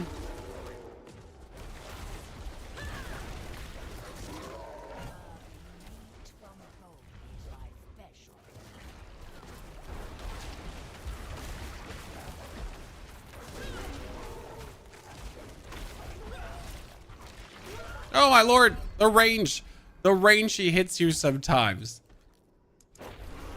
He has arms, extendo arms. Go Gadgetto.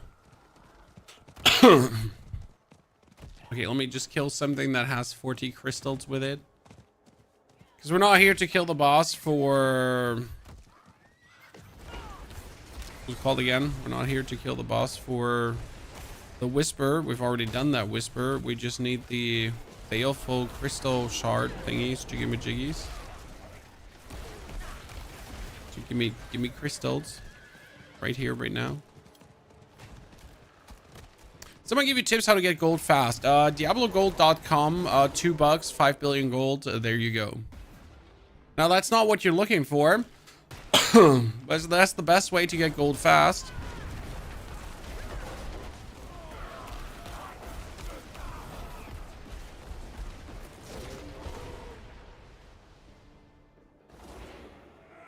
I know this is not what you want. This is what you get. Now, alternative, you find yourself a very good item and you just trade it in the trade chat and make tons of gold. When you just literally have to make yourself a rogue. And as you make yourself a rogue, you get yourself the Beastfall boots. And then you're done. That's it. With the Beastfall boots, you will just have a billion gold safe. Right?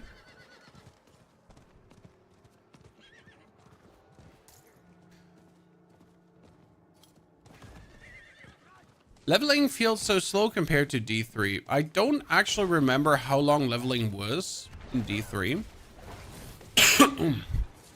It's only 3 hours. I think 3 hours is perfect.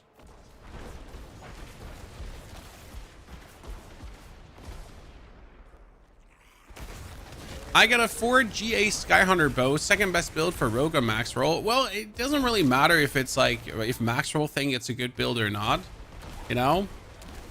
If the build ain't fun to play, then people don't want it.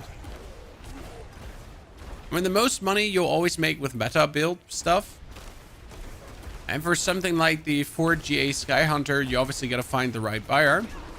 But obviously, if a build is niche or considered niche, then like there's less buyers.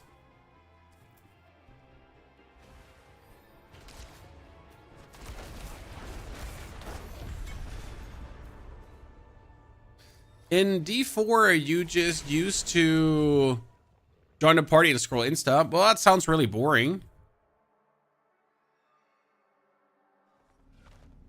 Why do people not want to play games?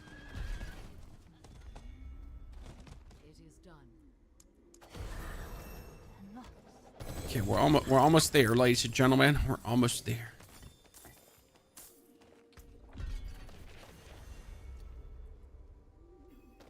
Grizzly Rage. 4 skills overpower. Let's take that. That looks worn. I carry that. I don't know if I have the one aspect I need for what we're going to be doing.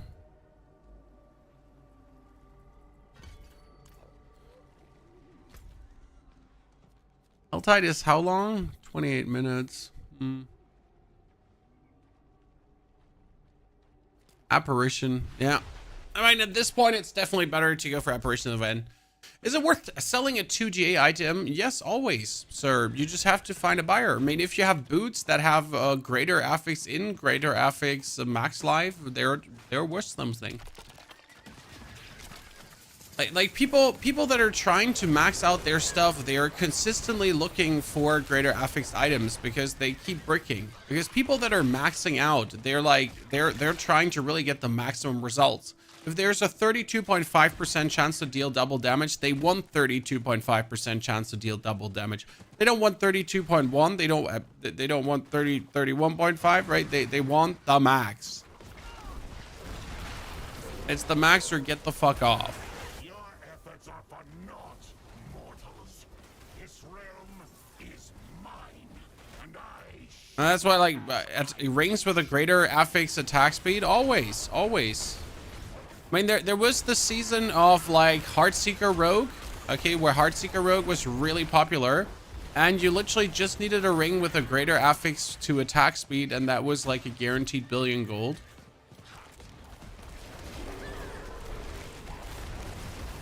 Done. Sometimes it can be that simple.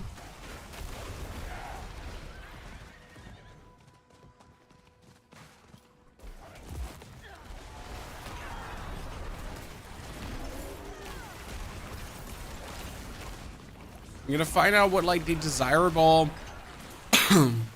affixes are that people are looking for, and then just get that.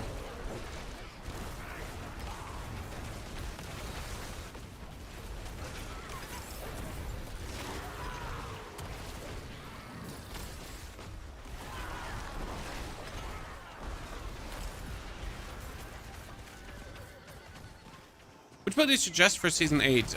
My number one suggestion is Necro Bloodwave. So from east to use, not from strength. So it's Bloodwave, then Death Trap, then probably Earthquake Barbarian. Yeah, that would be my top three suggestions. As they're all like really simple to pull through.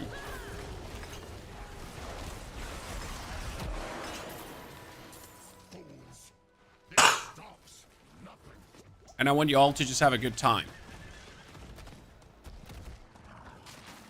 It doesn't help suggesting you a build. Like, I could say Blood Surge. You know, Blood Surge is amazing, but you know what it takes to make Blood Surge good? I mean, in order to make Blood Surge good, you should have a Ring of Starless Skies and an Air of Perdition. So listen, guys, why don't you have a Ring of Starless Skies and an Air of Perdition? Yeah, sucks to suck, I guess. Same. Well, the build is amazing. You have these things. You don't have these things, we got a top.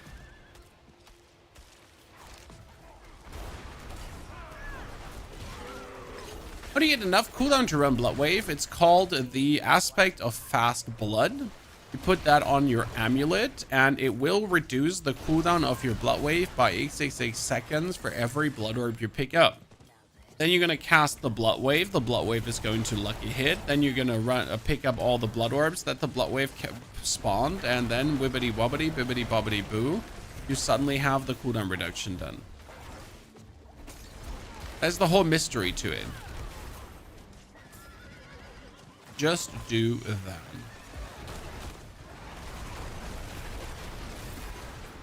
Which needs you to have the fast blood aspect and the tidal aspect for the triple Blood Wave. If you don't have the triple Blood Wave, well, boohoo, that's bad. Right?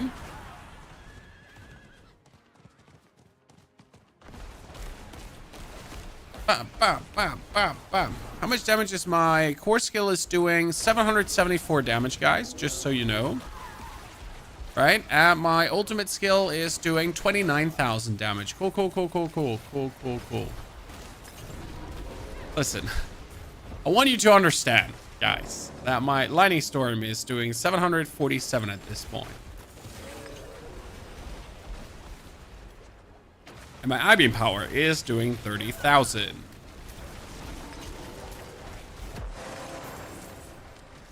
What's killing the lads? That's what's winning the game.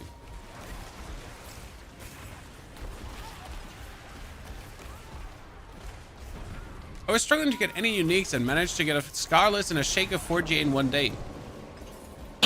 Shake of 4GA is really good this season. There is so many builds that are definitely helped by Shaco.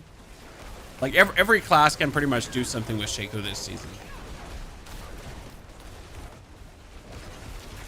Not always the best item, but like it's just so useful. It gives armor, it gives maximum life, it gives more ranks. So no matter what you're playing, it will somehow turn out to be useful. Tornado will seek up to 2 targets. We're not tornadoing, I'm sorry, we're hurricaning.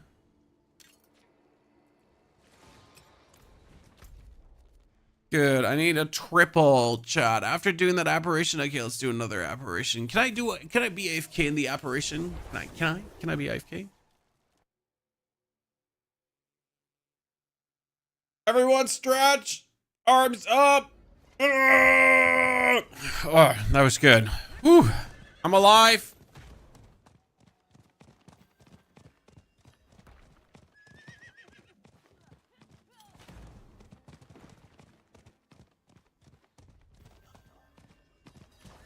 But like shake up a Shroud fit in 95% of the builds. Shroud definitely. I mean, unless you need a certain chest piece to make your build work, you just really want to have the Shroud. Oh wow, I just got to an event and they're already fighting the greater apparition. Please, pretty please, don't mind if I do. John, that hasn't happened in a while, that you're getting to an event and it's like, oh hi, nice to pretty please meet you.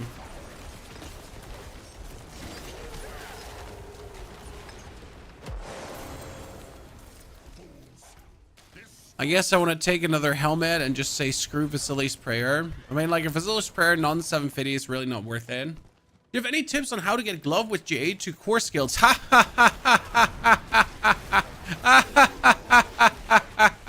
ha. Sorry, I must have laughed there because I don't have any myself, David.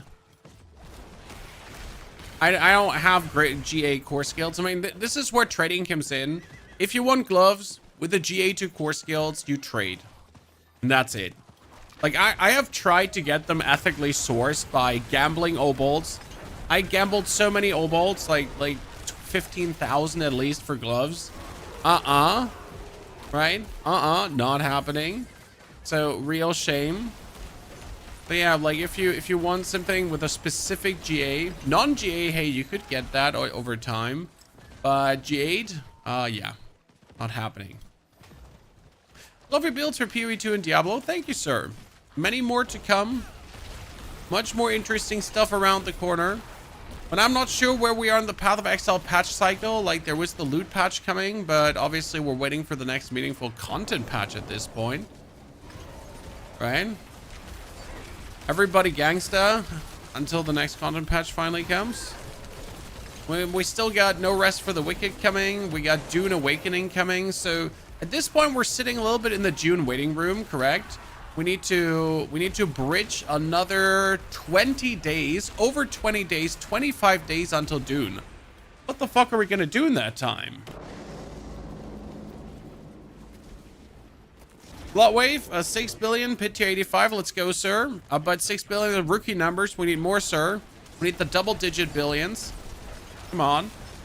Thank you for the $10 donation, sir. But you really want the double-digit billions. For this, you need to level up your runes further, and you need to get more life. Like really, like if you're not sitting at 20,000 plus life, we need to talk, because I want you to have 20,000 plus life, right? That makes such a big difference to have that more life.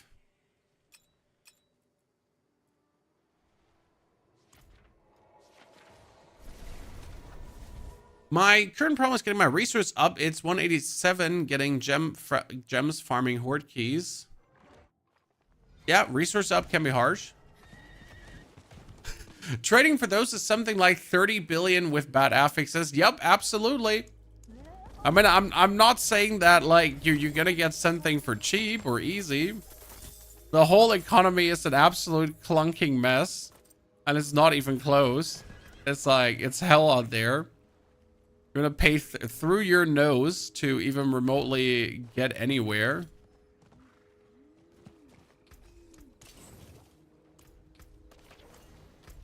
Okay, next apparition event is also a whisper. I mean, not that I wish to do these apparition events, but what else am I gonna do?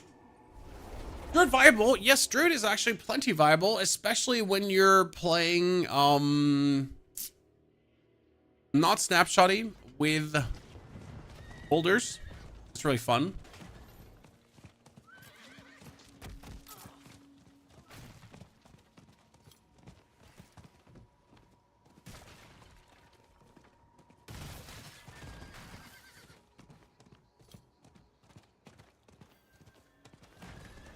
That'll come up like any other.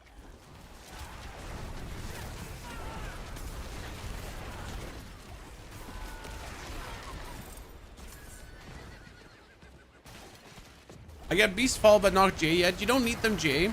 Very important.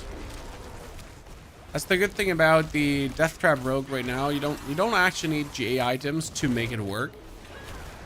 With GA items, it just works easier.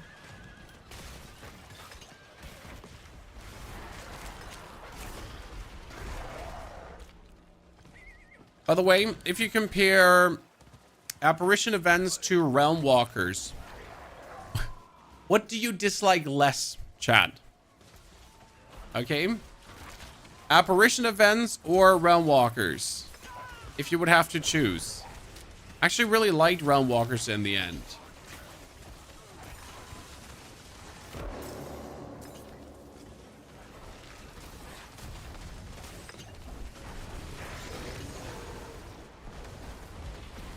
How does anyone get billions of gold without trading? You don't. You don't, sir. Everyone that has billions of gold has been trading.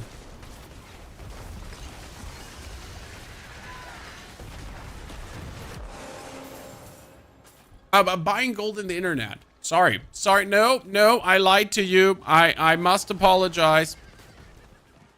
How do you get billions of gold without trading? You go on d4gold.com or whatever it's called, and then you pay $5 for billions of gold.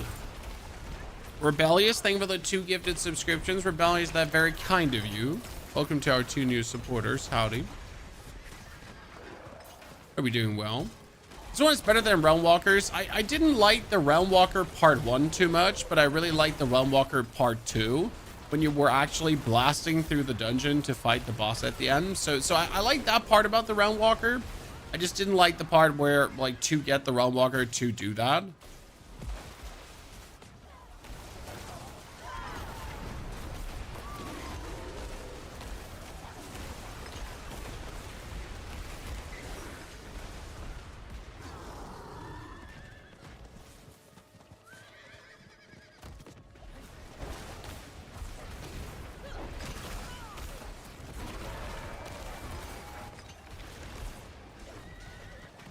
Hope you're well. What build are we looking to with the Druid? Boulder.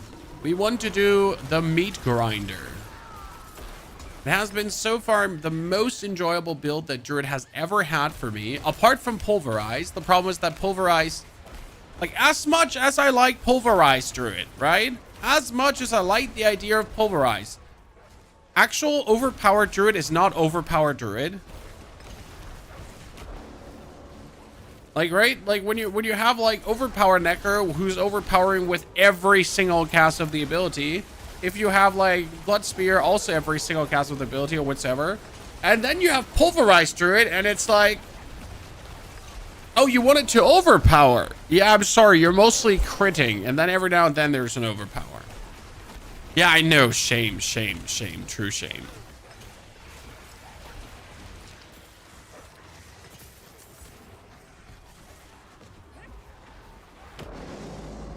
Right? True shame. Your insolence is at an end. I mean, maybe you could do a like a Pulverized Druid with a Crown of Lucian when it's activated again. But I doubt it.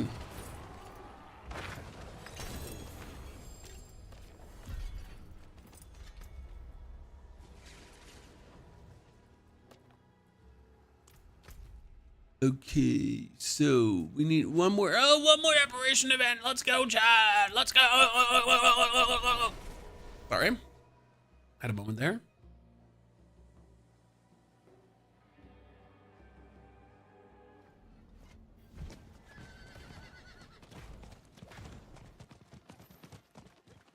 You know what I'm most excited about? Going to a bowling center today, Chad, with the children. I vividly remember I was 10 years old and I went to America, okay? 10 years old to America. And I went to my first bowling alley as I was 10 years old. And they had these, like, you remember all these old bowling clips? The pins when they're being split and so on. And I, like, as a child, I thought that was the greatest piece of technology, right? And you throw your ball and then there come these video clips that mock you or not. Of the pins. And I'm really hyped to see my daughters react to that. You know, when they miss their balls or when they hit something and they get flexed on by these little videos. Because I always loved that the most, right? Make me the happiest going bowling.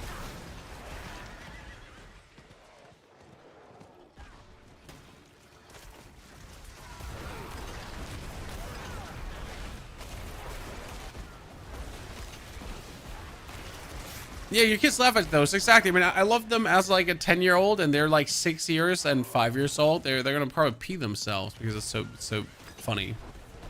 Hey, QSL, good to see you there, partner. How you doing?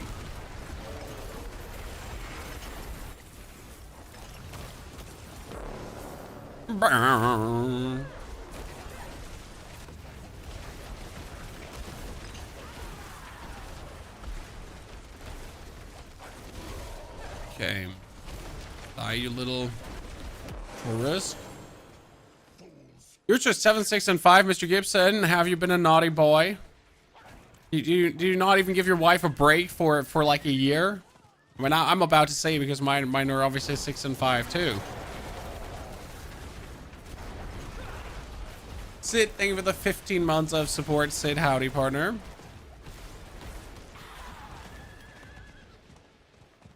Thank you very much for being back with that subscription. Runes this season are horrid. The problem with runes this season are Season 6 runes, great. Season 7 runes, meh. Season 8 runes, where are they? Where are they? I know they exist, right? I know they're somewhere. But where are they?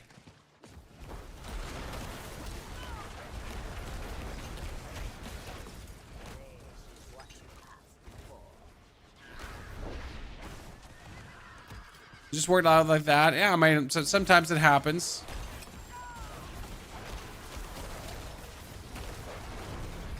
With the children being so close together. I mean, we wouldn't have it any other way. We actually like it. I'm like 2 years apart with my brothers.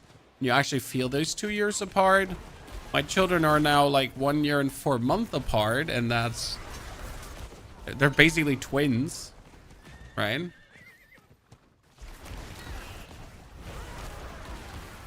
I got most of my legendary runes by flipping rare and magical ones. But that can't be it, sir. Like, Torment 4 content should just simply drop legendary runes. Done. No argument brokered from me. I do the content, I get the runes. Okay, someone is not doing his job and farming the right minions. Thank you.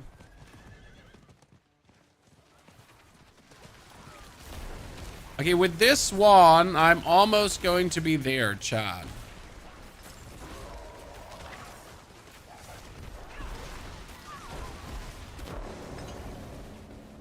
If you have time and will, it's better to trade for runes than crafting. Absolutely. Because even the magic runes are needed to make yourself mythics.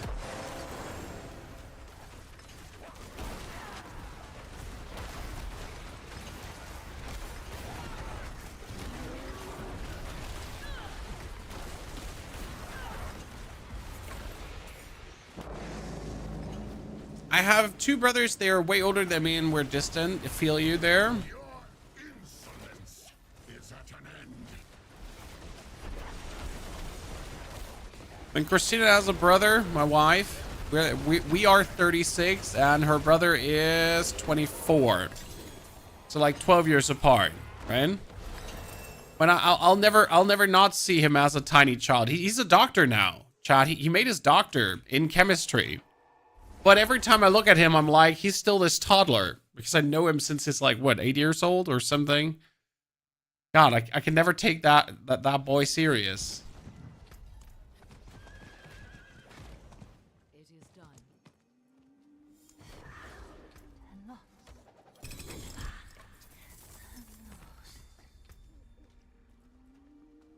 But he's a well-published doctor of chemistry, right? Smarter than me by far and wide. Yet a toddler. A toddler.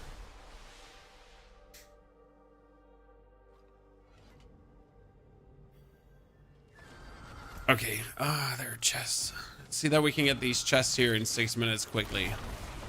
Don't feel like doing another apparition event. I'm gonna have to like tear my eyes out. Might be able to get these chests here knocked out really quick. You get like a little invasion going. 6 minutes should be enough. Do you realize most people are casuals, do not use trading posts? I am absolutely with you. Yeah, most people do not trade. It is just.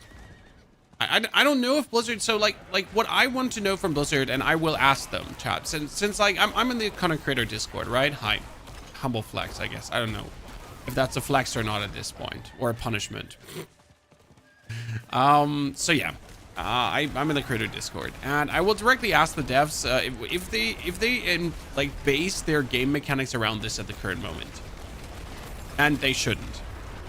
Because as you imply, it heavily feels like that a lot of the drop rates are based around trading. Like the gold drop is based around trading, the rune drops are based around trading. So I'd like to know from Blizzard, from the devs, if that's what they're basing their drop rates. Because that would be stupid, right? I mean, I don't care if someone who is trading is better off because of trading with the good drop rates. right? So let's assume the drop rates are too high for trading players. Well, boo-hoo. But like, that shouldn't affect me as someone who's just trying to play the game.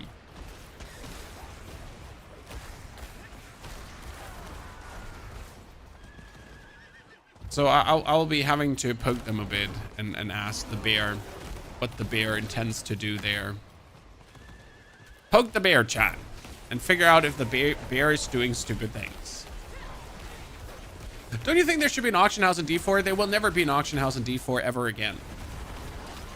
So in case you missed it, Diablo 3 had an auction house, and then they had a real money auction house. Whoever made them do that, I really want to know. And then after the real money auction house, and a lot of pushback and feedback and drama and blah and back and forth. So no, I don't think there'll ever be an auction house in D4. I mean, let's be fair. At least the like, I don't know. At least we have a good functional trading side that works. Yeah, it's a shame that we have to go on a third-party trading website to trade, though. At least you're only trading with money, not like Path of Exile trading, where you have to trade with resources that you need to find, and then you need to figure out if you want Exalteds or Divines. But at least in Diablo, it's only money. Do you have the goods? Yeah, here's the money. Give me the items.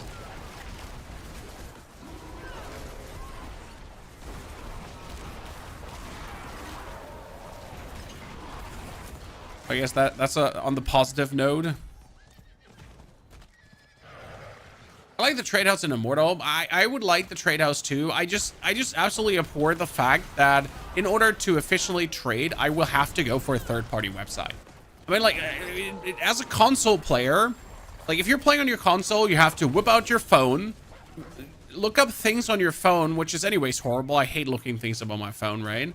And then you go back, pick up your controller again. Then like after you picked up your phone and you wrote like people on your phone, then you pick up your controller again. Then you trade, and then for the next item you pick up your phone again. Like right? What can you do it in game?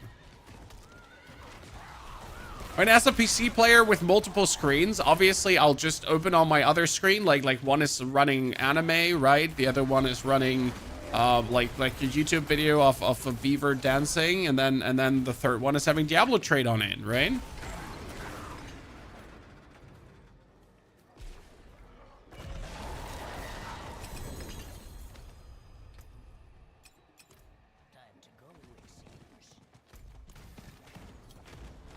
You know what? Let me just summon her and just try to kill her in 2 minutes.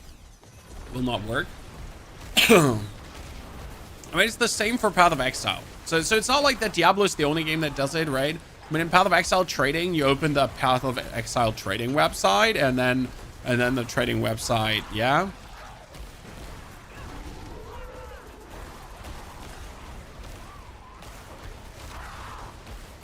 You should change your name to Penny Hop because of the anime. Hey, sir, my anime is ethically sourced, non-18+ anime. I'm currently watching a very good one.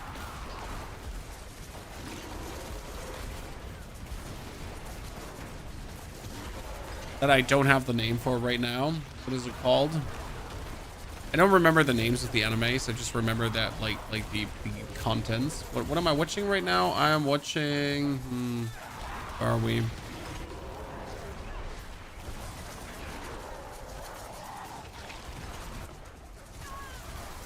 Like the good old PC thingy where I'm just opening on my screen Crunchyroll to quickly log in to figure out what I was watching again. Tell Chad.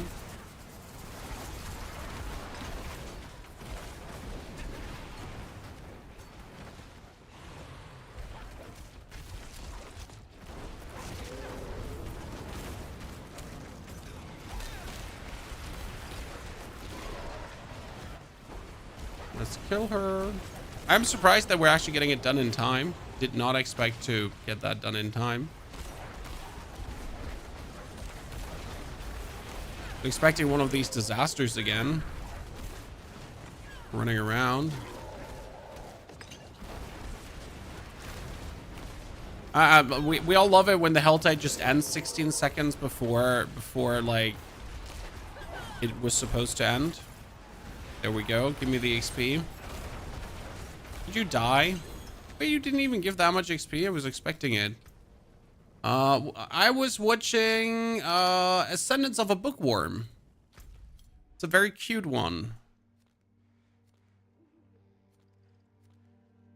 Did not expect it to turn out this well. I've been recently surprised by a bunch of animes that I did not expect to be good.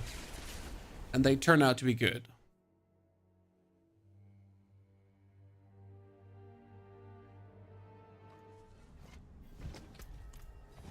Pardon me, stranger. Do you know if the drop rates in co-op are affected by which account actually owns the DLC and which is a guest?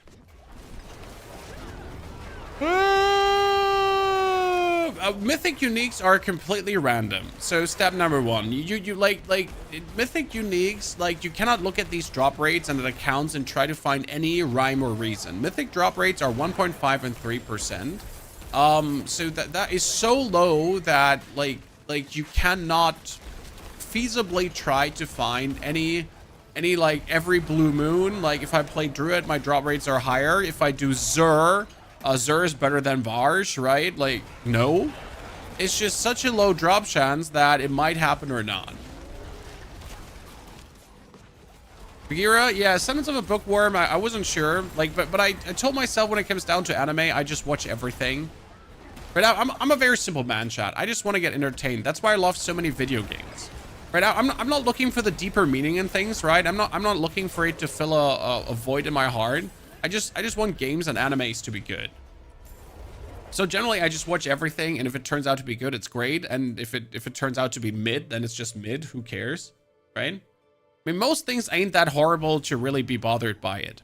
Okay, that's 3 hours and 30 minutes. Not too shabby, but also not really too good.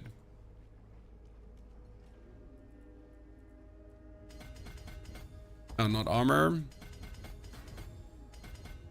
I need to go mostly over willpower and then slap in Headhunter.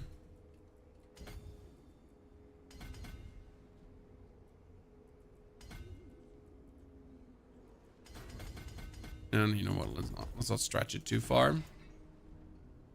We're gonna do the Paragon board for the other build already. So that was 3 hours and 30 minutes. Not too good. Further than Devastation.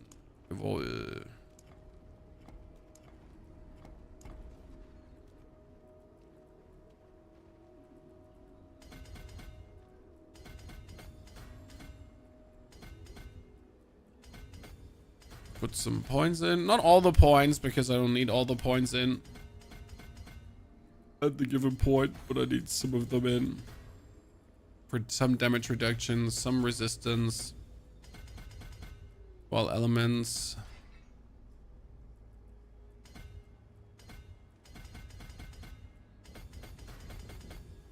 Okay, that should be enough resistance. Let's take Survival Instinct 2.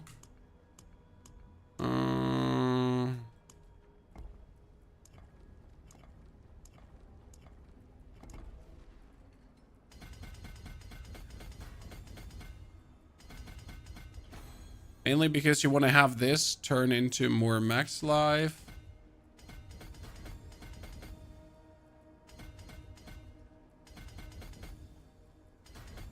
Get the max life. And then we're also going to knock out Heightened Malice. Because we will have poisoned enemies nearby. And I think after knocking that one out, we will push towards Torment 1. And this is obviously like the little cheat code that we can do all the Paragon points.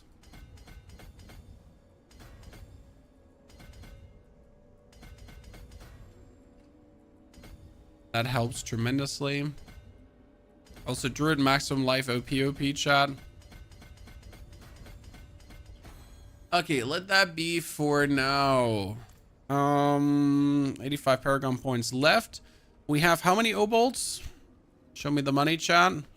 400 obolts. Okay, I need desperately the Dolmen Stone. Yeah. Who drops Dolmen Stone?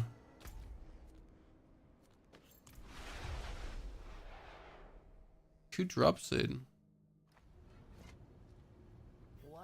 I mean, before you get Dolmen Stone, you cannot play Boulder. That's it. There's like, you cannot play Boulder without a Dolmen Stone. There's something special. That's that. So don't even try. I mean, I do need the core skill too. So I need Boulder is a core skill, for example. Great. I have nothing. I do not have the Boulder is a core skill. Okay, to keep Paragons on your characters, that's standard. Okay, let's do Torment 1 right away with our I-Beam. That should be possible. I don't think there's a problem. Might have to play a little bit more of the Druid build, so I'll have to look for Druid aspects now. We have 700 armor. So like this is it. Torment 1 is just still me just using my power to just subjugate everything, right? Torment 1 is so simple. But my lightning powers are also just like actually doing good damage. See,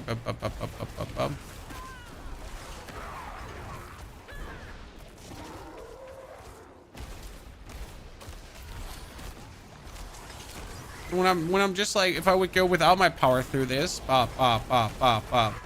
without aspects or anything, so we're still due to the Paragon points we put in, like because we get like that bonus poison damage and everything and all that kind of stuff. So it's helping.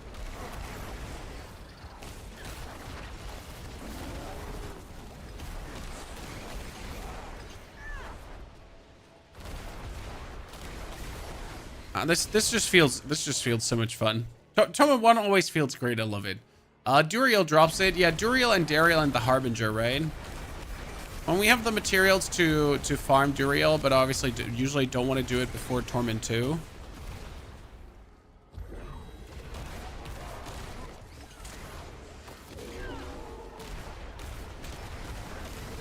When you could do a, what was it called again?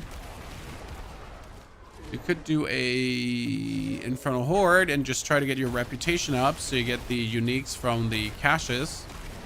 That could help. Right?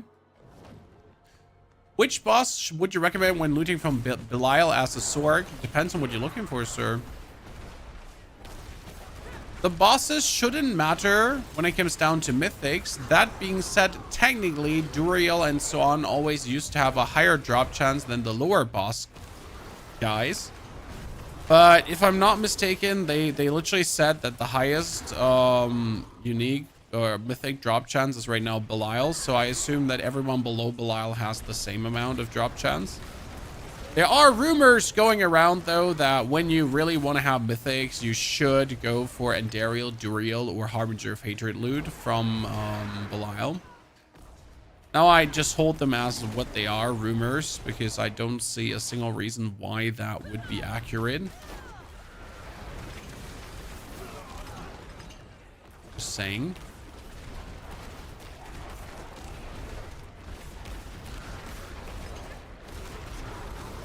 Oh, this feels so good.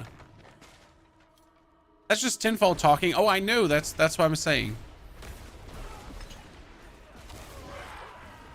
Dude, we don't even need our potions anymore, Cha. We got the lightning. We got the lightning bolts to clear. So at least I get to play a little bit of human form for the time being, huh? Then finally go into Boulder. Okay, Mr. Bossman sent me a dream. Da da da dum da da da da da. See, like, this is me with my lightning storm, and if I then drink the potion, that's him. Ah, poor guy. And Gonzo. I need a two-handed weapon. That's not the weapon that we have right now. And I need more aspects. Oop, almost fumbled that. Almost fumbled that, ladies and gentlemen.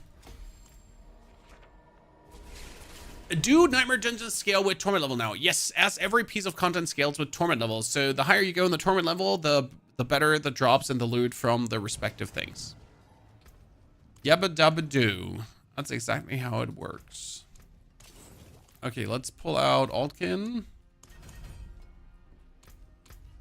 Let me go to the mercs because there might be the right aspect we're looking for. No, I am looking for the, what was it? Yeah, metamorphic stone is what I want. Boulder is now a core skill. No metamorphic stone, pony screwed. You can't trust demons, not even a half-human one. Better to be a monster on the outside. So what do we have? We have Vehement's Brawler, Runeworker's Conduit. Yeah, I don't have Runeworker's Conduit, so I need that one as well. Masterwork Cache. Changeling's Dead. I don't know if I have Changeling's Dead, so we need to buy that too. This is why I like this so much. You can pretty much get what you need, right? I mean, this is also, I don't need the maze, but it's a 750 item power maze, so it'd be stupid to not go for it. Masterworking Mats. Lightning Dancer. We have that one, but not so high rolled.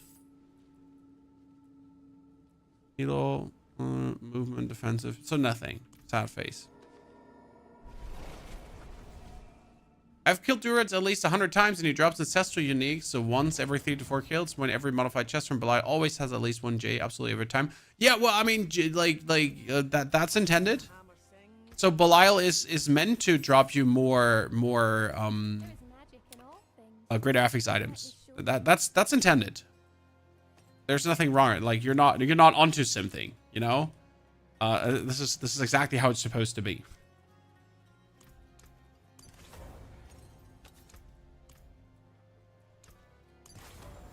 Do you think it could just waltz into Torment 2 like this, Chad? The wonders of Sanctuary at your fingertips. How may I help you? Do you think I could just waltz into Torment 2? Which are the willpower thingies again? Which color was willpower? Sapphires.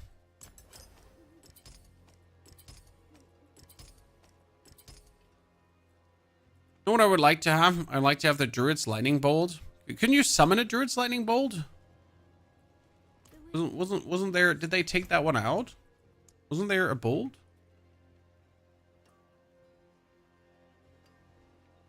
Oh, that Druid's Lightning Bolt here. There's that one. Okay, well, how do I want to summon it? By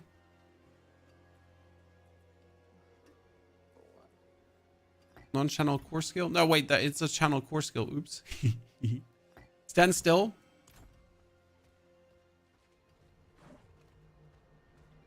Okay, let's go into Torment 2 right away. No, actually, no. Let's do it the right way. I like to do it the right way instead of just jumping like 15. Because it's just more fun to me to do it that way.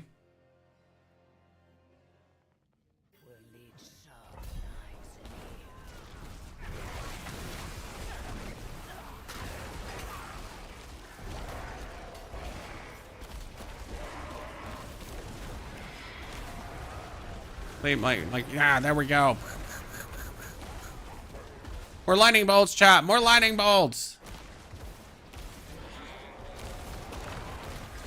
This is what I wanted. This is how I wanted to play. At least for the time being. Just stand on distance and just everything dies.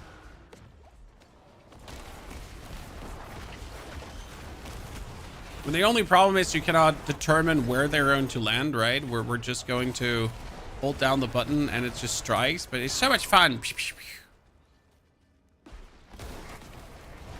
I guess at this point I could finally go over to the chest beam, right? Has the time come, ladies and gentlemen, to finally go over to the chest beam?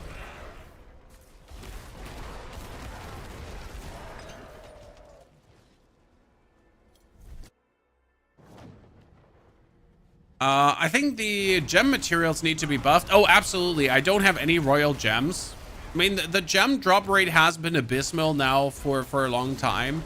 I have all my characters, like 3 characters, 2 Torment 4, and I don't have a single royal gem on any of them. And I've been doing my Infernal Hordes that drop a lot of gems. So explain, Chad. Explain to me how that is possible. Like, I literally don't know what Blizzard thinks about some of these drops. The same goes kind of like when you're trying to upgrade your glyphs and you just notice that you don't have enough Topaz fragments. So you got to go to the alchemist and make yourself Topaz fragments. But that shouldn't even be a thing, because the gem that you need to upgrade your glyphs should never be so shortchanged that you actually don't have enough. Because no one wants to arrive at the end of the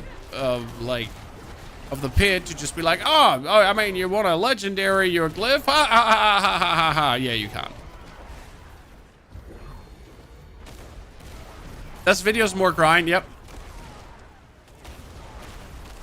It's just always like, if the content creator is already not having it, like, it's just amplified towards the casual, right?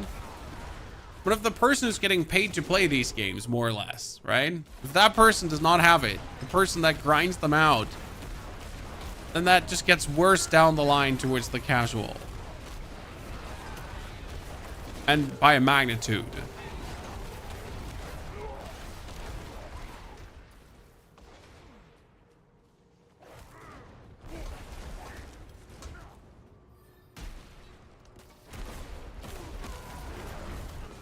Well, severely decrease the drop rates to ramp up the difficulty, but that didn't happen.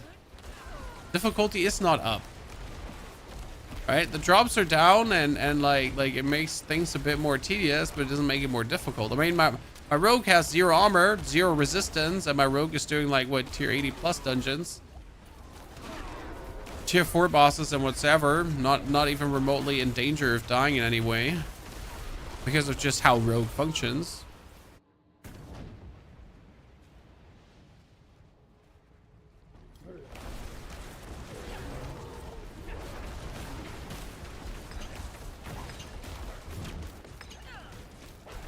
Aha, you thought you had me, but I had you. Oh, we get a great affixed item. The problem is I don't need a great affixed item. You know? The problem being, I don't need that.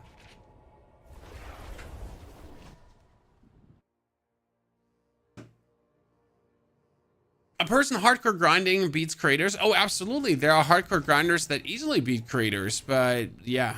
These are not the norm, right? These are, in fact, not the norm. Okay, let's push one further.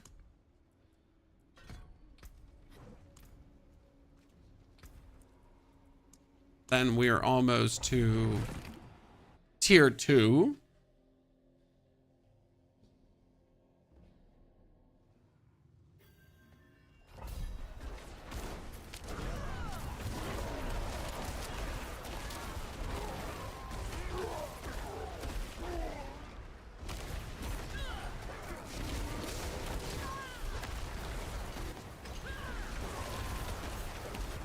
Ah, it's still holding up nicely. I don't think I'm not sure if I could do tier 2 bosses with the I-beam right now. Maybe if I invest some more Paragon points to get like my main stat up. Have you seen the latest boss power abuse with Vulnerable? Have you not seen my latest YouTube video? Boo face. Howdy. Come on now. Matthew, thank you very much for the 2nd month of subscription. Matthew, welcome back, brother. You're Druid expert. Well, I know how to make a very mean Boulder build, and that's what we're gonna do, sir. A very mean Boulder build. I know this does not look like a Boulder build to you, but we're not there yet. Okay, so don't judge a book by its cover.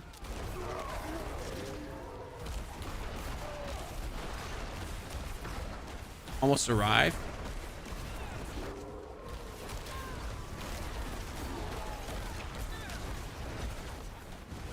Need to make our way through the pit to Torment 2 that we can then farm the actual uniques for Boulder.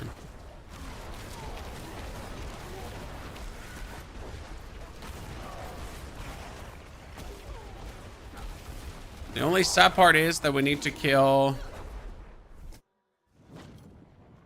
Oh, we actually actually don't need to kill... I could go kill Belial. I could technically kill Torment 2 Belial instead of going for Duriel. Because I really don't like fighting Duriel. I really don't.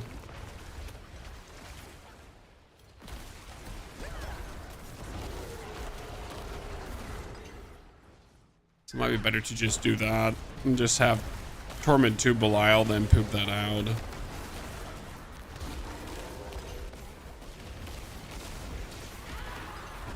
And we have enough resistance, we have enough life. That's like the prerogative of Druid, right? It will always have enough life. Like where my other characters had like 1,000 or 2,000 life here, Druid, Druid just has so many life nodes in the Paragon board. I mill tier 3 bosses but struggle with tier 4, and that's normal. Because for tier 3 bosses, you need like 100 million damage. And for tier 4 bosses, you need like 500 million damage. And that almost with every single hit, okay? So there is a qualitative uptick between these two. I mean, because like a Torment 3 boss has like 1 or 2 billion HP. And a Torment 4 boss has like 50 billion HP. And I wish that was a joke, right? Patrick, thank you for the 2 months of support. Patrick, good to see you there, partner. I hope you're doing very well. Play solo mode? Well, I mostly play solo, yes. I just enjoy playing RPGs alone.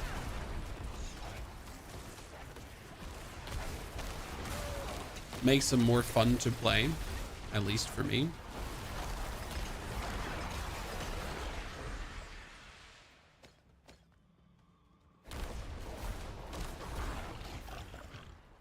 Where are we shooting up pestilence swarms? Why not?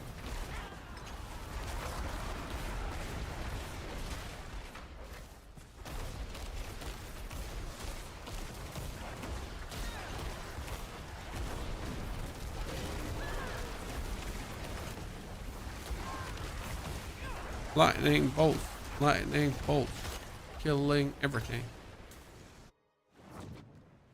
I have some 200 million hits, but that's max. You need some more. They made Torment 4 bosses really aspirational this season, and on the one hand, on the one hand, I don't mind the Torment 4 difficulty. On the other hand, it just seems unnecessary. I can still not tell you if I like the game more in season 8 than in season 7. Like, I don't mind the change to a level where I thought I would mind the change. But I'm not like the pro the change. Like, wow, this is so good. Like, I'm so happy they did this, right? So I'm undecided how I vibe with that.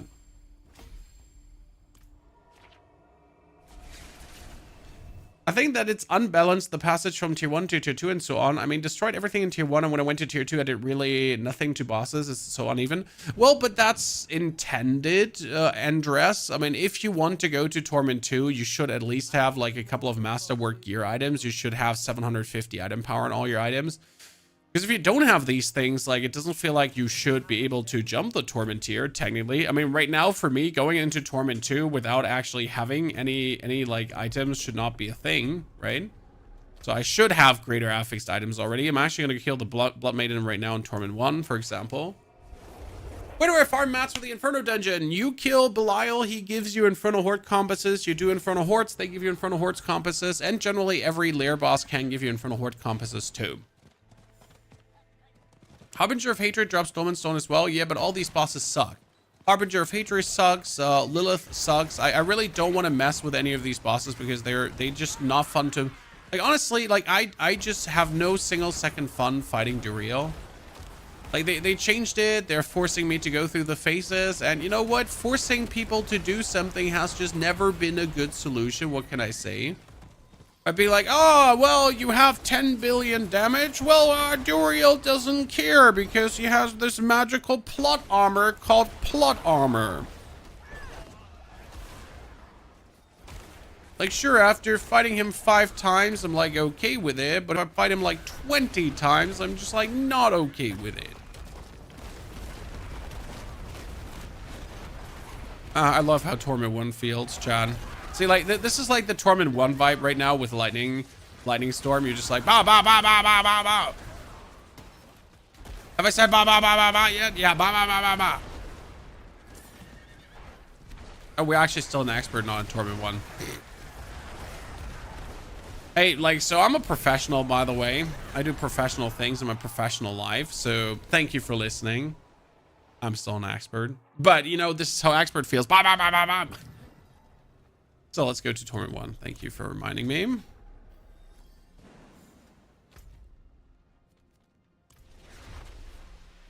We can pretend it's Torment 1. Yes, I want you all to ignore me and pretend that that was Torment 1 to begin with. But I'm a pretty smart fella, obviously, chat. I joined Torment 1 to get, like, already some, what was it called again? See, by the way, it's the same, though. So I went Torment 1 to farm some cinders already, like 400 IQ gameplay. You think that was a mistake, but you just couldn't comprehend my genius. I will stick to this story on my deathbed, okay?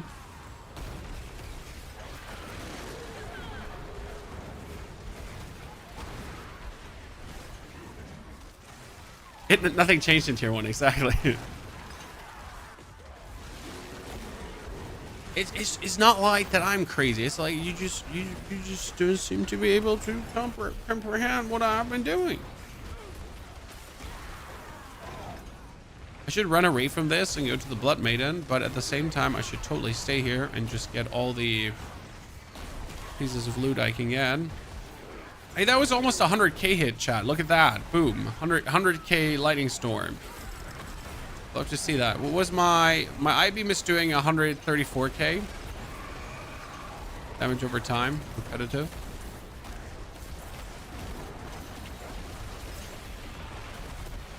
Like, Torment 1 might be like my most favorite area to play in always, because you feel like a god, right? Join Torment 1 is like, man, I'm so talented, I'm so good at the game.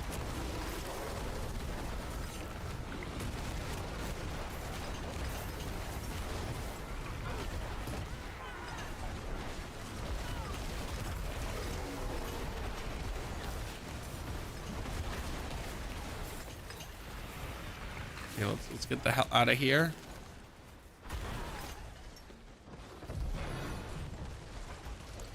Oh no, I forgot there is the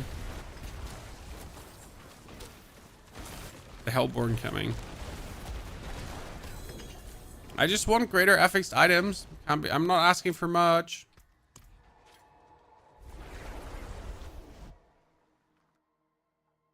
I feel like a god in tier 3 with my Lightning Storm. Tier 4, I'm a peasant. On the one hand, I hate that some builds struggle to reach tier 4. On the other hand, you might then just have to upgrade and ascend build-wise, right? Greater affix, come on, give it to me. No greater affix chestplate, only cry. A spirit per second. Yeah, you know what? I want spirit per second. That's for certain.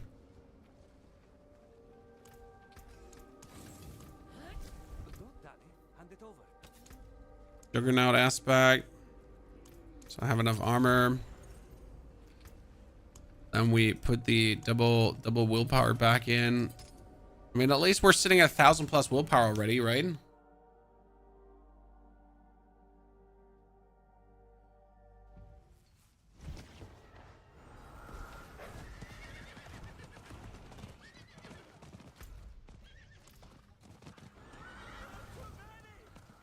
We're 268 already. I should probably get the chest, huh? Before, like, I met an unfortunate death. I mean, I shouldn't meet an unfortunate death with 5,000 life here. But then again, you never know. A fully charged up Lightning Storm, and then we're going places. Bam, bam, bam, bam, bam, bam. I should probably take the 50% crit thingy, right? At this point. Because, like, you have this here, 50% bonus crit, right? Just probably take that. I'm just running around with like super high crit chance. So my lightning storms just always crit.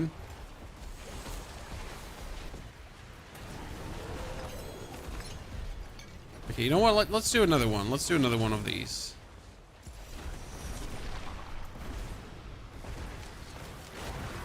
Put some Paragon points into the like while we're chilling like a villain here.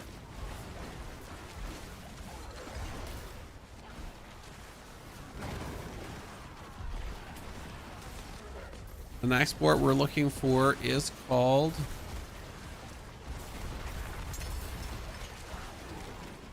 Ancestral Guidance.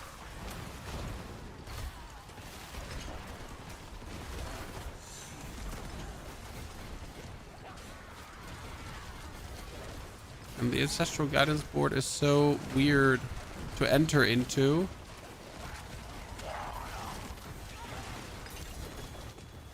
There's a Greater Affix Amulet. We got it, chat. The problem is I'm not happy about a Greater Affix Amulet, as I just need a Dolmen Stone. Wow, 2 ranks in Envenom and Heightened Senses. I'm selling this. I'm rich.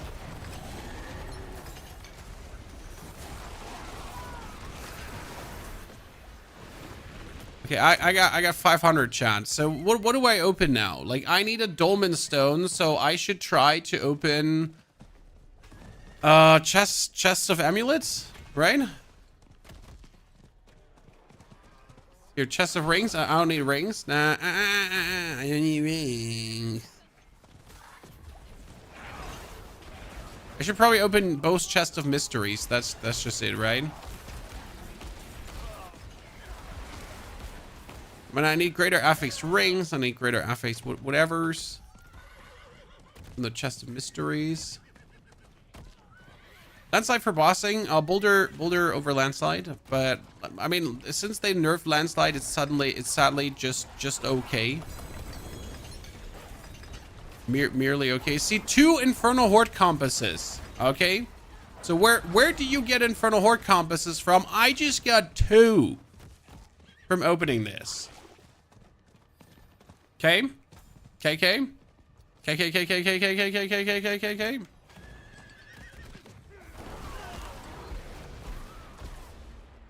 That's lucky. I know. Believe me, my friend. I know. That is certainly not the norm. But have you tried getting good, sir?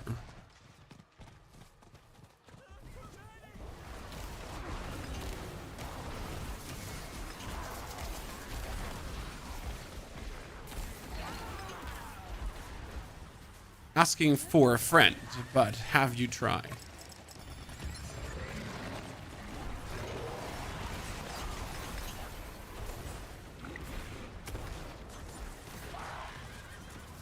Okay.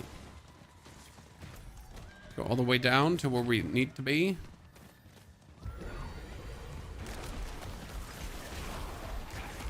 Lightning bolts and artillery shrine together might be illegal.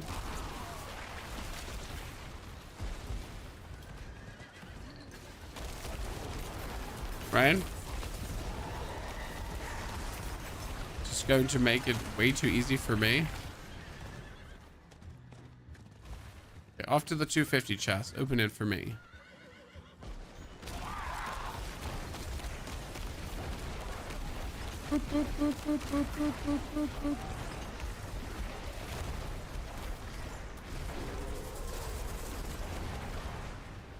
To really not waste my time here.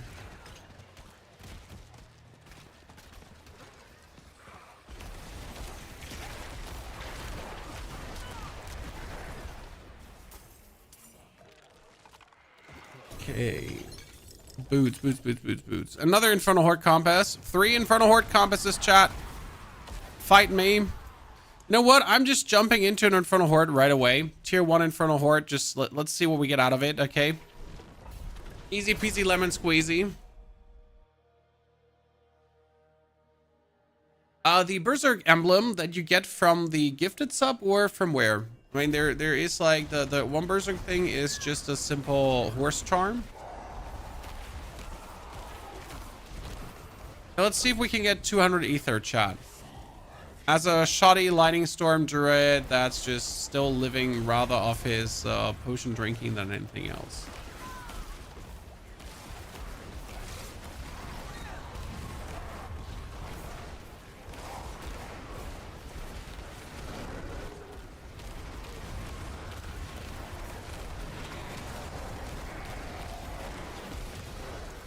Let's do the Wandering Death so we can just like do more.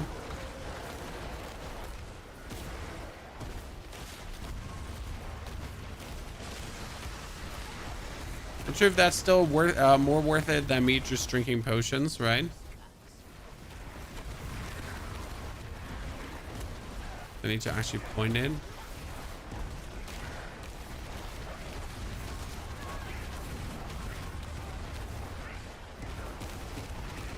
Hey, what do you think? 200 ether possible, chat? Should be, right? So summon Hellborn. Let's go! Let's go! Get to go! Get to go! Get to go! Wee! Sorry.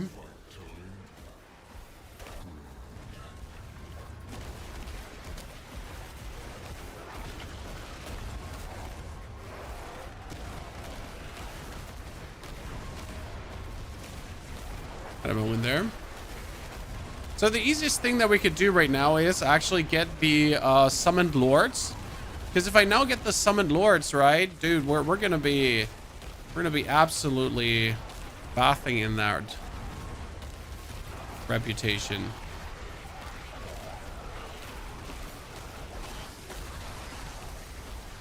Infernal Hordes are bugged. Sir, only 4 more months for the Infernal Horde update.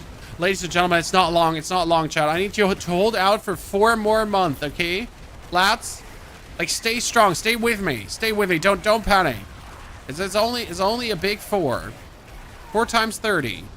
And we finally get the best mechanic in the game that they ever introduced in the game. We finally get that one updated.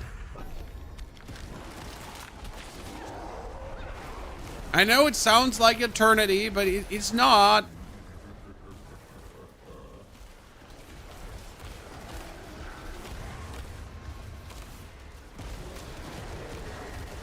Don't want you to give up hope.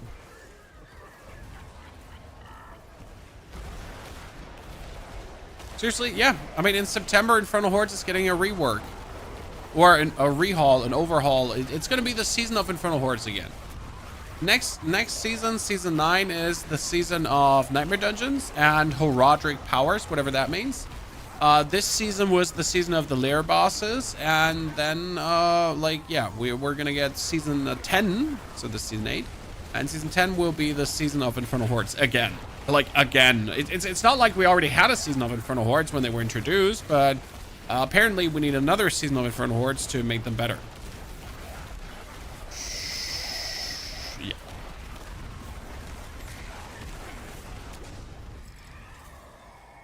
So that's that.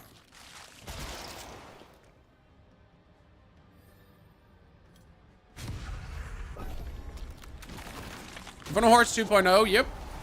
I mean, I'm looking forward to more Banes, more boons, the chance to juice Infernal Hordes. I want to make them twice as long, twice as difficult, twice as many rewards. I want to make, I don't know. I want to have a multi-layered boss Infernal Horde, so where I do tier 1, and then I do a tier 2, and then I do like you know, you have like multiple boss fights, so you do like 6 waves first boss fight, then another 6 wave next boss fight, another 6 wave next boss fight.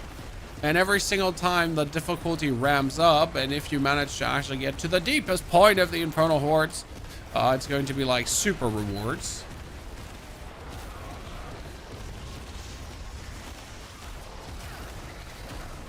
In the meantime, they could fix the Infernal Hordes. Oh, they should hopefully in the next patch have this Infernal Horde bug under control. I mean, there is a patch coming. I don't think we read anything in the patch notes about them fixing Infernal Hordes, but maybe it's such a minuscule thing that they didn't even feel it worth mentioning. I saw that Hellborn are surging elite. Oh, man, we have like so much about elites. I need to take the surging Hellborn. Shit. Okay, this is at least going to be 200, chat. And when I say at least 200, we obviously mean it's way more. Why not? I got cool Hellborns and then multiple stacks of those already. We have the Ether Fiends cooking for us. Genuinely surprised if we wouldn't go.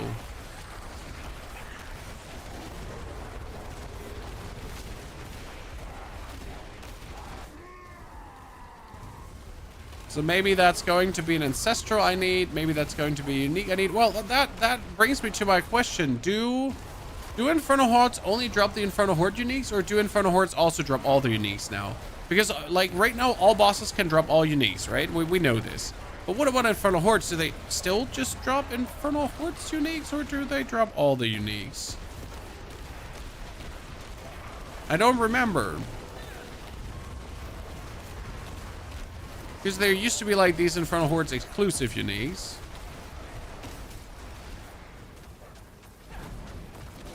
Are you anticipating that Season 9 will be a train wreck? Well, people were anticipating Season 8 to be a train wreck already, and it turns out that it's okay. Fine, Season 8 is an okay season. I've been having quite some fun with it right now. I've been really enjoying the new difficulty of Torment 4. Because, so the greatest fun that I have in Diablo is making a new character, getting the character to 60, jumping into Torment 1, 2, 3, 4, so making that possible, seeing my character come together, then clearing the highest level of pit that the season requires me to clear. In this case, it would be pit 75. Then I'm done with this character and I rinse and repeat the next character. But I really do like this power curve strength growing feeling that you get, and I gotta say that like they really get nicely shaped up with the new Torment 4 tier. So as much as I might not think that Torment 4 was necessary or not, it just enhances the game fun I've been having because it made it slightly more complicated to reach Torment 4. It didn't make it like harder, it made it just, you know, just more complicated, or taking a while longer. Yeah, I've been enjoying it.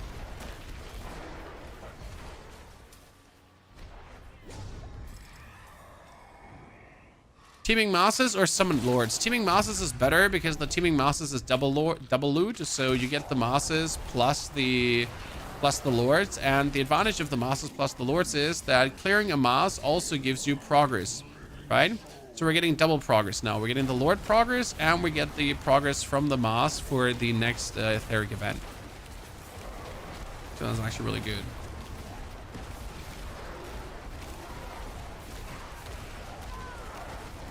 Why do we want Summon Lords so desperately? Well, Summon Lords push our reputation faster forward. So every Lord we kill, bonus reputation. Way too good to ignore it.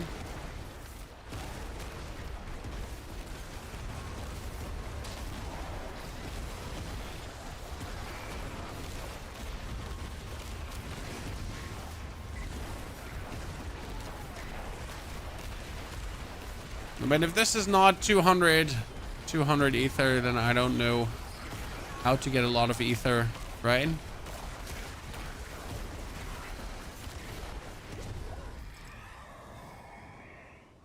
Unstoppable Elite, the Burning Hellborn.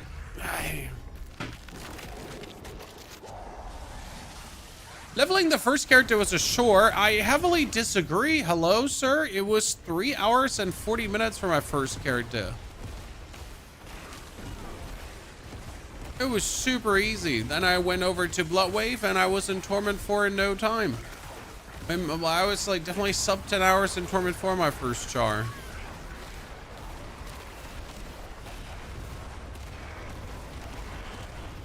Now, obviously, we're talking about, like, if you know what you're doing, right? As you say, if you don't know what you're doing, if you're stumbling around a bit clueless, obviously, it might be a different experience.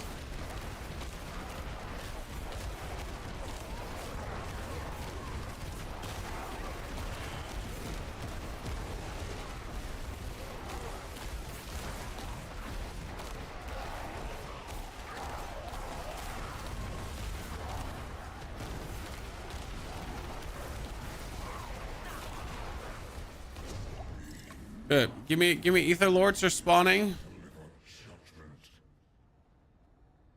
Oh no, that's the boss already. What is show 0 out of 8 waves? I'm infinite.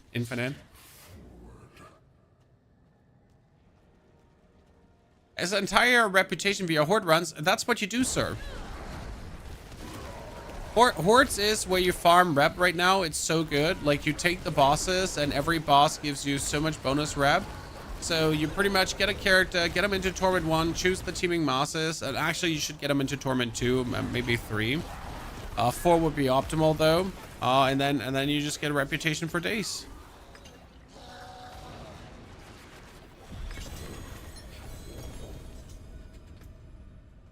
Sadly, nothing I need. Greater affect. A Dolmen Stone! Dolmen Stone! No, it's Lochran's! Dolmen Stone! Dolmen Stone! Sadly, it wasn't a Dolmen Stone. Willpower, maximum life, and shadow resistance. You know what? That should do. I need to re-roll the shadow resistance, then into ranks to Boulder, and we're good.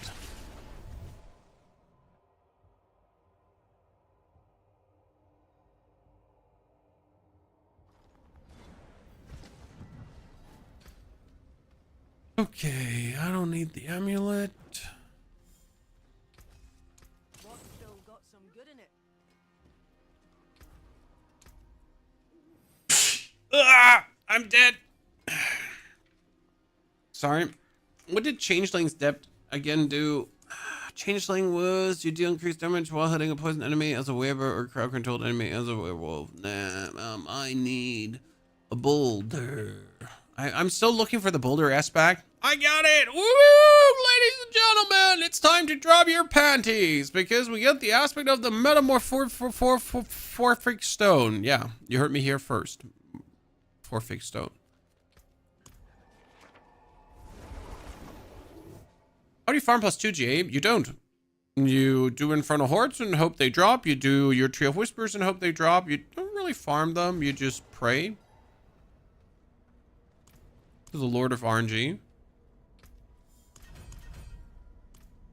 Okay, I need to do this quest here so I can actually do Belial.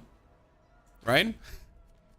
We actually need to do this quest so we can do Belial. No, wait, why can I do Belial? Did they change it? Wait, they changed it. I can finally do Belial? Oh, that's so cool because it used to be that you can't actually do Belial unless you actually had it unlocked. Very good, very good.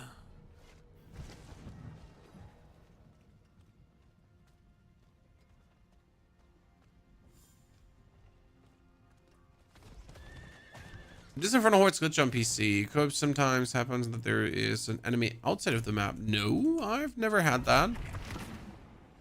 Outside of the map issue.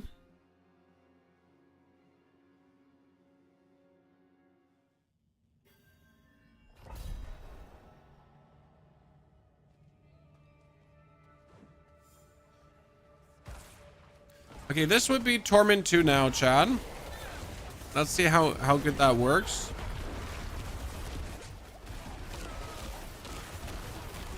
Yeah, pretty simple.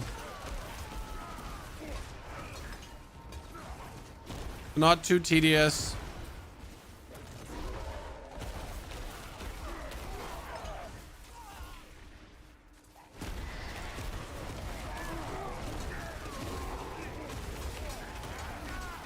Do you require assistance? No, sir. Like the reason why we don't take assistance from the chat, Stabby, I can answer that for you, is because we're trying to go for a somewhat realistic journey. I mean, obviously I have more gold, more materials, more everything, and at some point the realism breaks, but at least the first jumps in torment tiers and so on, I don't want to do like super juiced. People can obviously do that super juiced, but I'm trying to give you like an estimate feeling of what it would take you with your average box of riches that you have or not, right? But if I just grab into, like, someone said on a YouTube video, so when I make builds, I'm always like, I take random stuff that I have in my box of riches. But my box of riches has a lot of A tier stuff, some S tier stuff too. So even if I grab like a random item and throw like random stuff on, it might turn out to be that the stuff is average better than anything you've seen so far for yourself. Because I was just fortunate. Any profit hordes tier 4 more masterwork mats. You heard S tier. I said S tier. Day Wars. I don't like you heard right.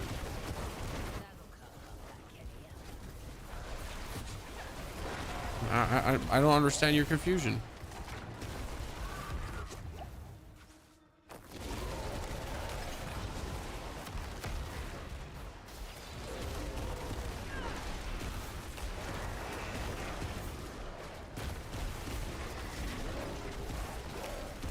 You meant S tier? No, I said S tier, but I said S tier. It's all the same to me, you know? Talking about personal preferences. Now that I have you fully confused, how about your Prime sub, my friend? Never have them expect your next move. First you confuse them, Chan, and then like you reel them in. Line, hook, and sinker.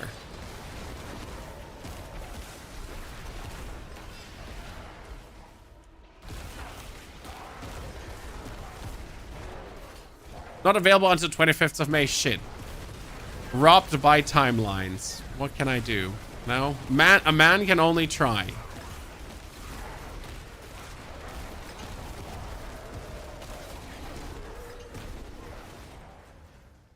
Okay, what do we think? Can we kill Belial, chat? With what you see here right now? I mean, we're doing like somewhat up to 100k damage. I think 100k damage is not enough to kill Belial. I might have to like spend some more Paragon points here.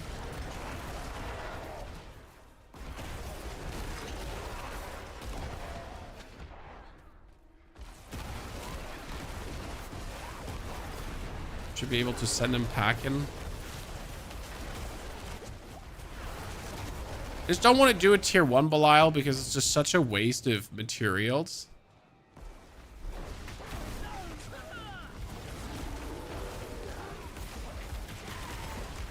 Okay, she would die vastly faster with my other boss power.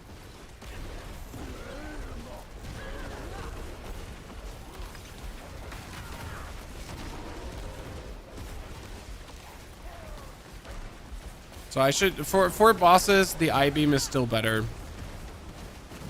So the I-beam just does ludicrous damage. It's like okay, right? Nothing too special. We get it done.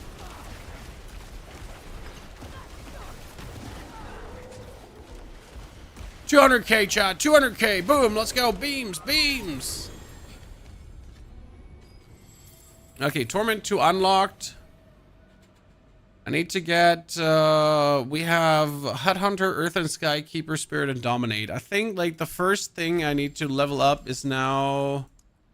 I got Keeper, I got Spirit. Spirit is actually nice because it gives, like, critical strike damage scalar.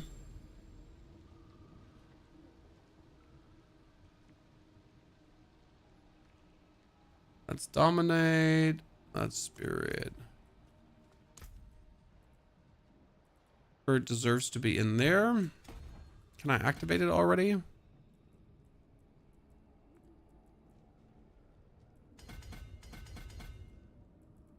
Barely. Haha, barely you get it because it's a bear. Tough crowd.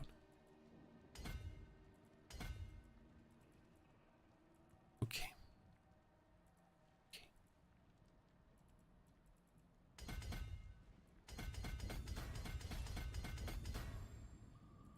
Oh, there's more maximum life here as well. Jesus, how many more maximum life things do you want to give me? The answer cannot be yes, chat.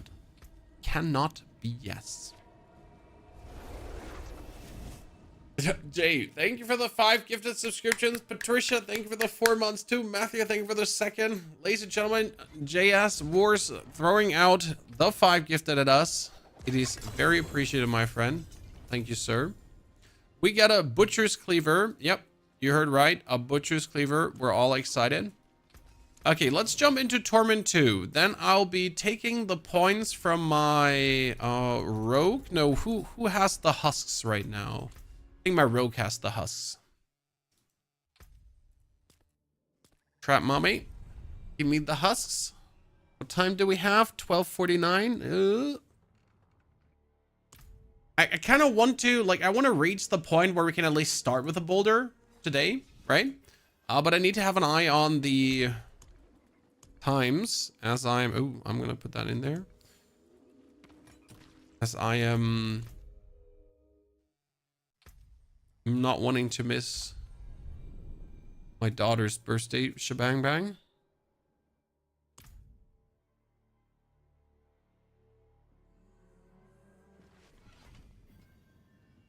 Good. Let's take the concussion dolls. So, Belial the Deceiver. Wait, why can I do Torment 1 Belial but not Torment 2 Belial? That makes no sense. Huh?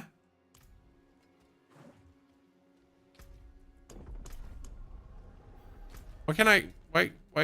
Because it was a whisper. Wait, I could have gone to Torment 1 Belial because it was a whisper, but I can't do Torment 2 Belial because it's not... Wait, wow. Yesterday was Ella's birthday. That's also why I wasn't there. That's intriguing. But it also makes me have to do the season quest, yes.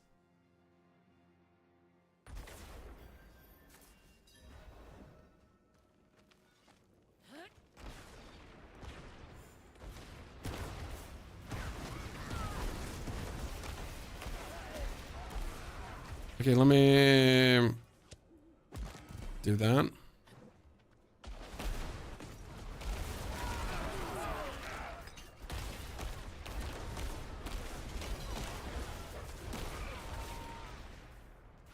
This should just be better.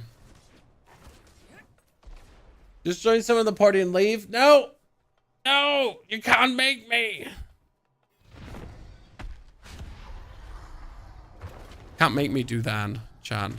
You're not my real parents. You know that, right? You're just my cool internet peeps.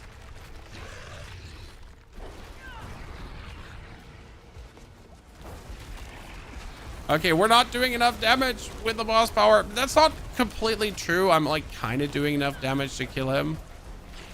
But it's too tedious. I'm going to let him kill me.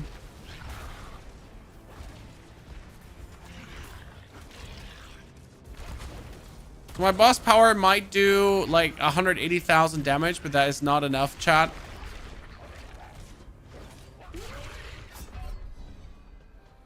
That is not enough.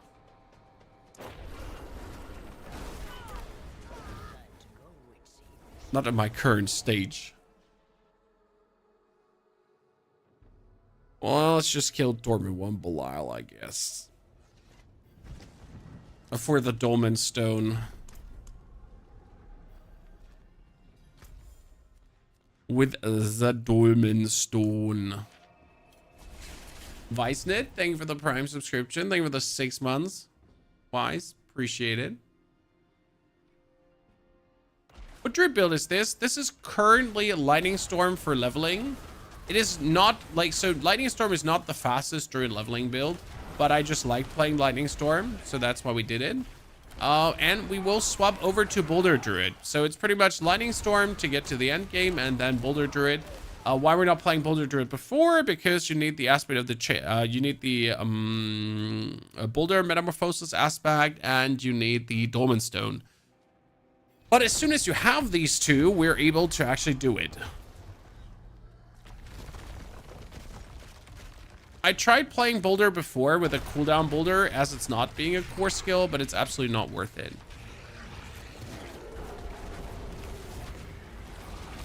So that's the difference. So like we down, look at him, chat. Look at him. Did you see him heal up? Did you see him heal up? Because we weren't allowed to kill him.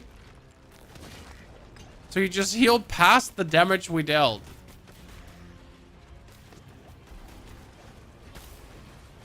Because let me check my notes. It was a great idea to do this.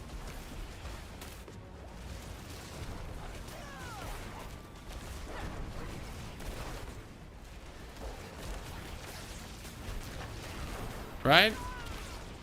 Surely, what could possibly go wrong? Now he goes again down.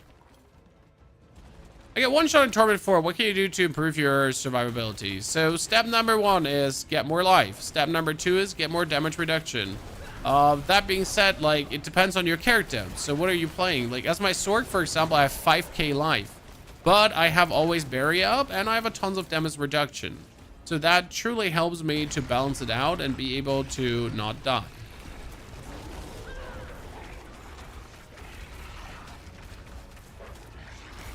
Oh, I'm out of potions. Yes.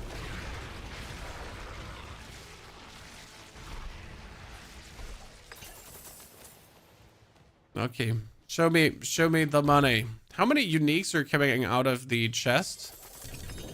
Oh, that's the amulets. Come on, this is a Dolmen Stone, chat.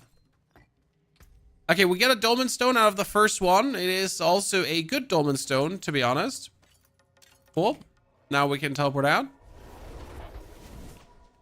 Wah, wah, wah, wah, wah, wah. Wah, wah, wah, wah, wah. How do you feel about the prices of the Berserk cosmetics? Too expensive.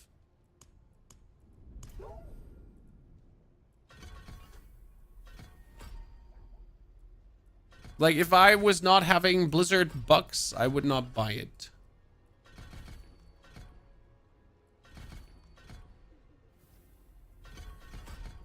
Okay. We need the increased damage by healthy while above movement speed. And we need the forced overpower. Boulder.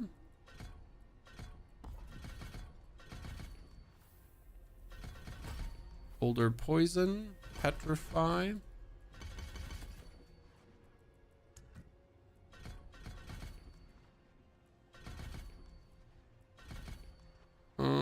Or the might for the more life.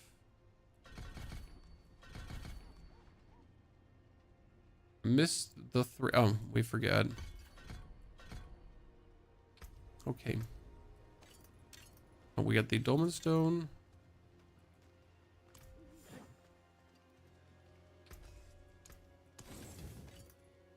Luckily, we have some masterwork materials. Movement speed while Hurricane is active. Yep, that's definitely what I wanted. Now we need Boulder is a core skill. So core. It's called the Metamorphic Stone. This allows you now to spam Boulder. Then we also need Changeling.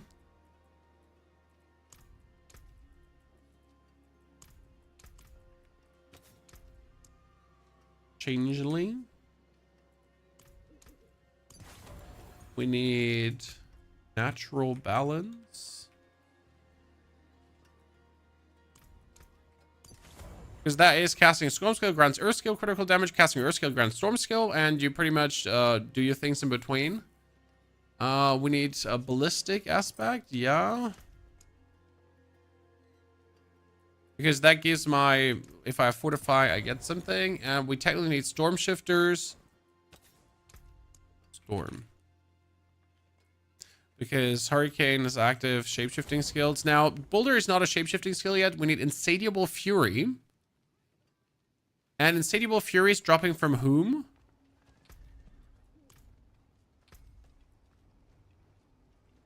From Beast of Ice. I have no Beast of Ice materials, do I?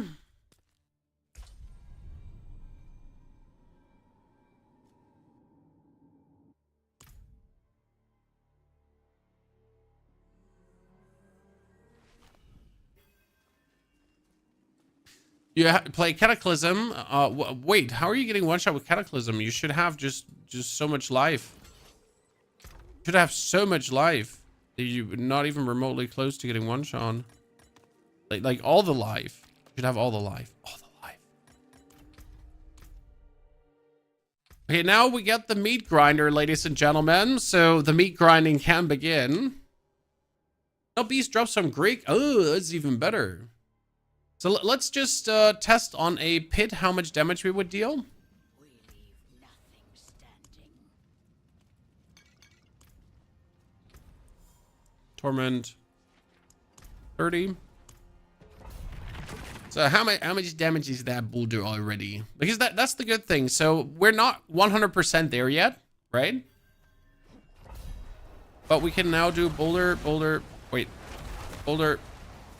Let's see, like, we can do tons of damage with it, but I forget something. I forget that I need to have my thingy up. Like that's boulders rotating around you, and then you just go through. You just pummel everything. I forget you need hurricane duration. So that's what I forget, Chad. Hurricane duration. So you need to have hurricane, and then you just spam boulders, and then you get that, right? You have these boulders just smashing everything. Pretty much how it works. Simple.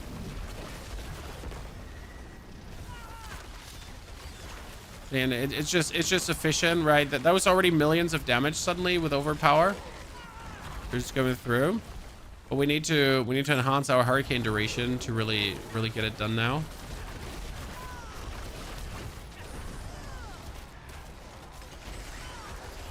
Let me kill these quickly. Because your hurricane duration needs to be exactly as long as your hurricane cooldown. So hurricane duration and cooldown is like vice versa, right?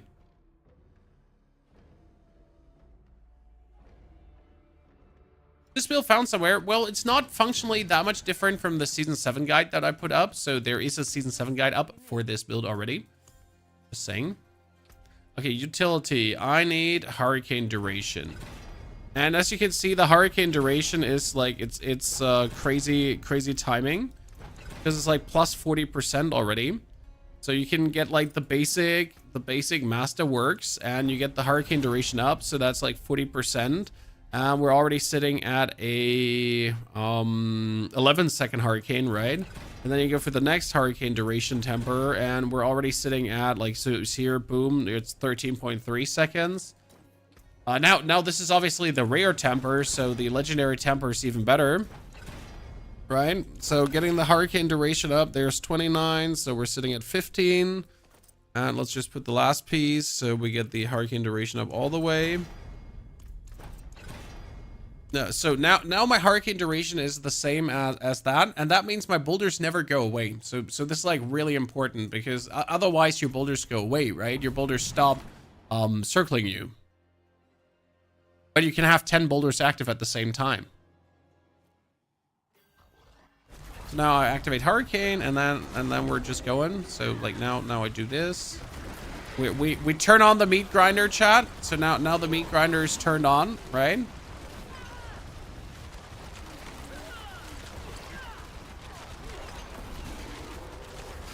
And you're pretty much just waiting to turn them into overpowers. See, now I activate my cyclone, and as long as the cyclone is up, and as long as I have resources, I just keep making these.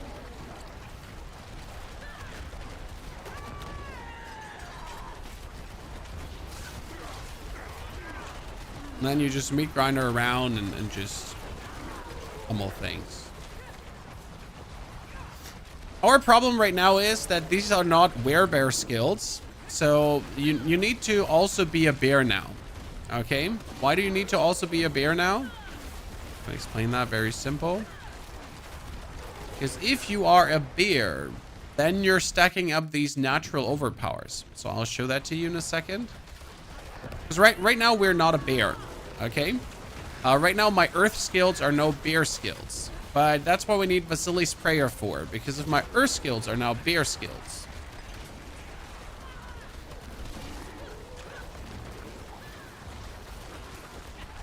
Then, and we also need the Quox rune for even more overpowers.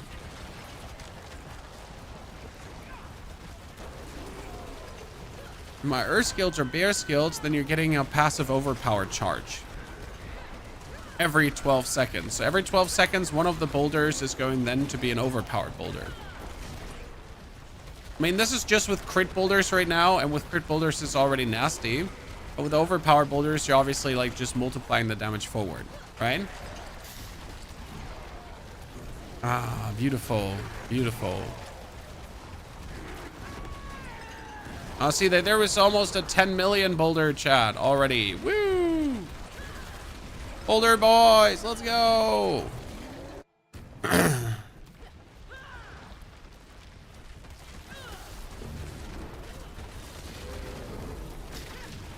And it's working really well against bosses, as you can see. Like you just, as long as you have mana, right? You just boulder, boulder, boulder, boulder, boulder, boulder, boulder, boulder, boulder, boulder, boulder, boulder, done.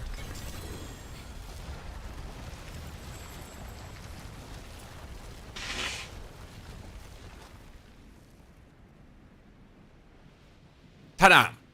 Makes sense? Makes sense, I guess.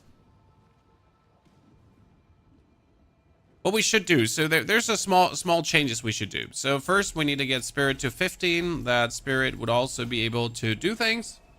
So to be able to always have enough energy to spam these, I think we should take the energize.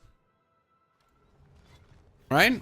So you should take now, instead of here the companion spirit boon that we have taken before, we should take energize to get our things back. We could obviously take every 6 casted Earth skill will cause your next Earth skill to overpower. So this is guaranteed overpowers that you cannot, like, right? They will just happen. Then we do more critical strike damage. We don't need more chance. We just need more damage. And we also go for the spirit. So these changes are going to be huge because they just make a vast difference. Now we have that guaranteed. And we also have in the Druid tree, in the skill tree, you have this that says every 12 seconds, your next non-defensive skill will overpower. That's obviously for Boulder as well. And as a final one, you could take the Zan rune if you wanted to make even more overpowers, technically. But it's not really that much worth it. You actually go for Quacks. So with this in Tau now, should I be able to do a, what do we say? A Gregoire, Torment 2 Gregoire, right? And when we didn't do much damage before, so wait, let me put Boulder on right click, that on 2 click, that comes on 3, that one comes on 5, that one comes on 2, yeah. Yep. So now Torment 2 Gregoire. No, wait, Varshan, right? I need Vasili's Prayer. Where are my Malignant Hearts? Vasili's Prayer is Varsh. Someone correct me if I'm wrong. Or is Vasili's Prayer also...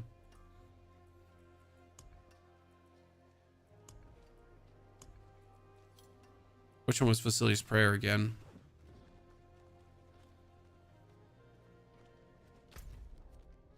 Or was that... No, that Vasili's Prayer was also Guriel, I think. Wasn't it? How does everyone have so many husks? I bought them in the in-game chat. Someone was like, hey, 1.5 billion 99 husks. I was like, bruh, that's a steal.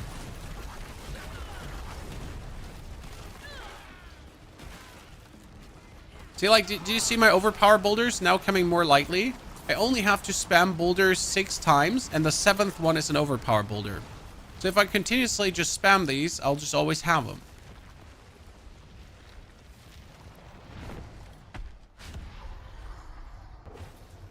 $10 stacks for 4 billion, dude. I paid 1.5 billion for 1 stack. I feel robbed. It's like before we couldn't do the Torment 2 bosses, right?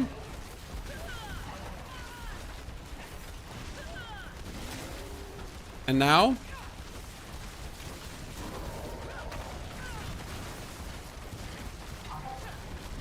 Right? Now we eat him. I should get my power replaced, so I need Gregoire's lightning power, I think.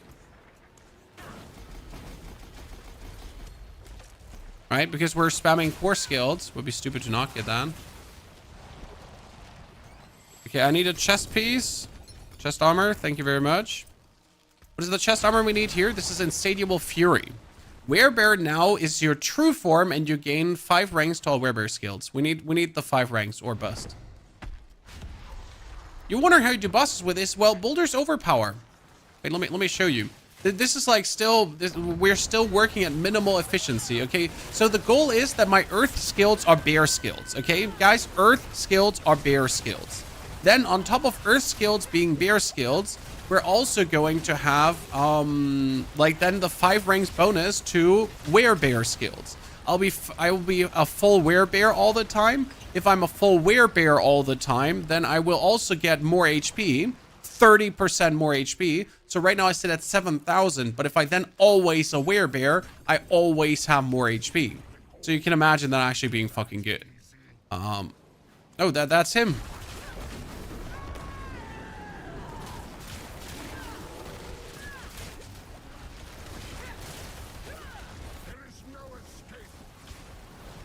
Hey, where did you go? Hot Night Joe. Come back here.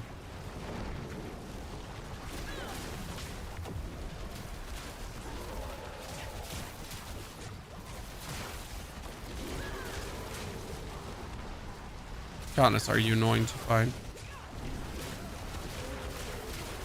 He keeps like zooting around. Your futile struggles only fuel my rage. We need more. We need more. Ba, ba, ba, ba, ba, ba, ba, da, da, da, ba. We need more. We need more.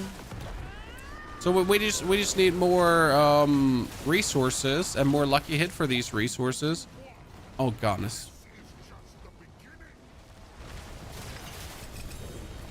Oh, can you not just drop the chest piece? Give me the chest piece. Just a bad chest piece.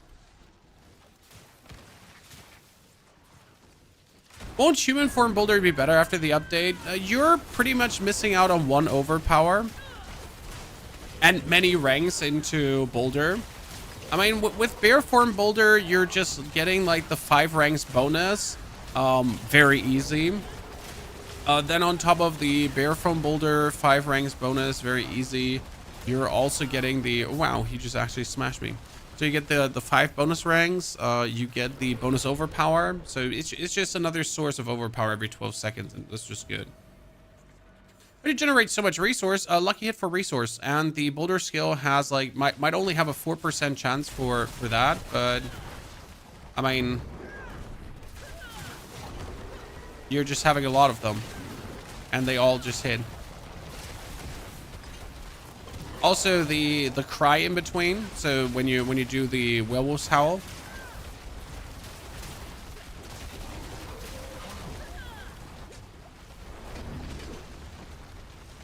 Yeah.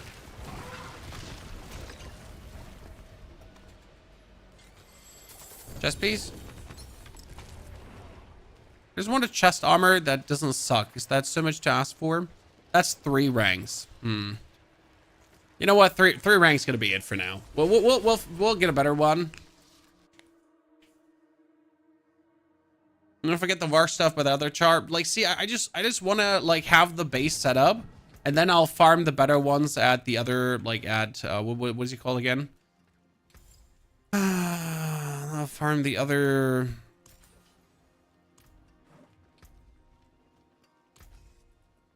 I don't need anything else of this. Yeah. That's greater affixed. So now we need to get the materials for Vars. Thank you for reminding me.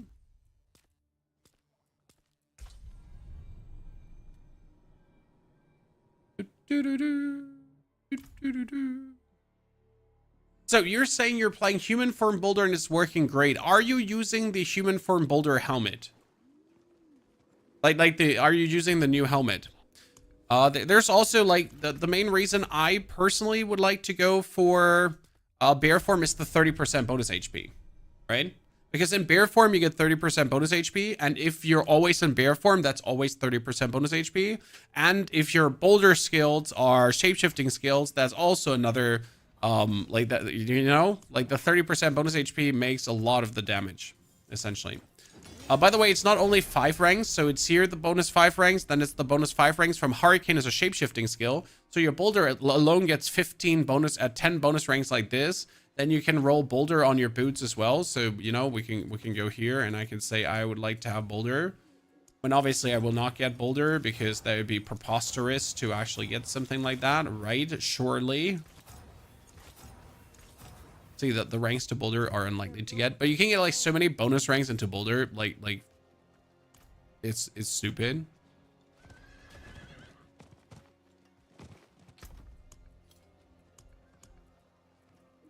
And we all know that ranks into something just multiplies of.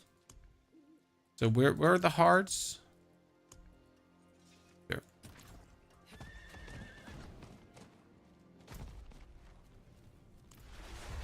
I have Cataclysm Boulder. I don't have the Spirit issue, and my Cataclysm cooldown is low enough. Ah, you're playing Cataclysm Boulder. Yeah, you could do that. It's kind of cute.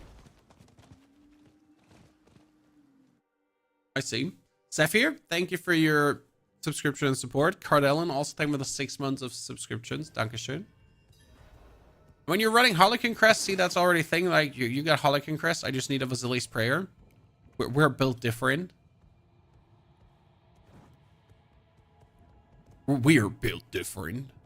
See, right now, bear form, your next skill will overpower. That means the next Boulder is overpower, right? Because I have permanent bear form. So it's just guaranteed. Then every 6th attack will also overpower. So this Boulder is overpowered. Then I do 1, 2, 3 more, like, right, skill cast, and then 1, 2, 3 more, and then I have like another overpower happening. So it just helps with that bear form to just weasel out even more damage.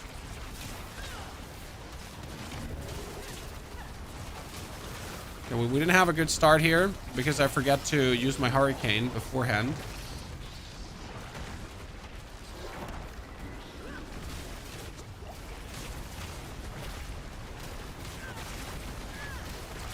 Pony casting like bad skills. Oh, this fight is taking ages right now. I blame it on myself for being bad at the game.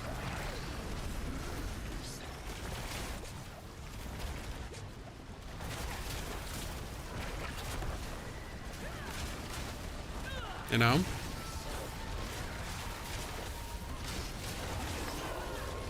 Just blame it on myself for being bad at the game. Hurricane consumes the stacks if you let Hurricane consume the stacks. I mean, optimally what you would do is you would activate Hurricane because Hurricane is longer up than the stacks. So I activate Hurricane already now, right? The stacks don't get consumed. If I then go into Werebear, I then actually wait to go back into Werebear and I would get them. But obviously I need to be goddamn Werebear right now. Give me Werebear. So I want to play him. So apart from elixirs and playing campaign, is there a quicker way of leveling a rogue currently at level 10? Yep, sure. So the easiest way to level, or the quickest way to level, is taking your max level character. Okay, so you take your highest level character right now. Then you just farm whisper caches, and then with these whisper caches, you just level up your char, and that's it.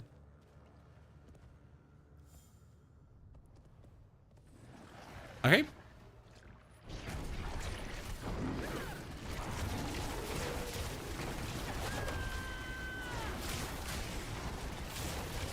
Because level 60 whisper caches give a lot of experience. So using these then is quite a nifty way of getting it done.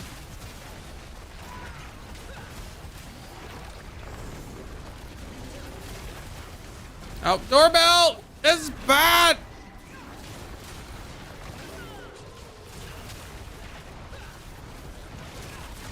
I'm so close! Children, I'm there in a second. They have a key. They just want Dad to open the door. But Dad needs to kill Varshan. Because Varshan is giving me the headaches right now. I'm almost there, children. Okay, coming.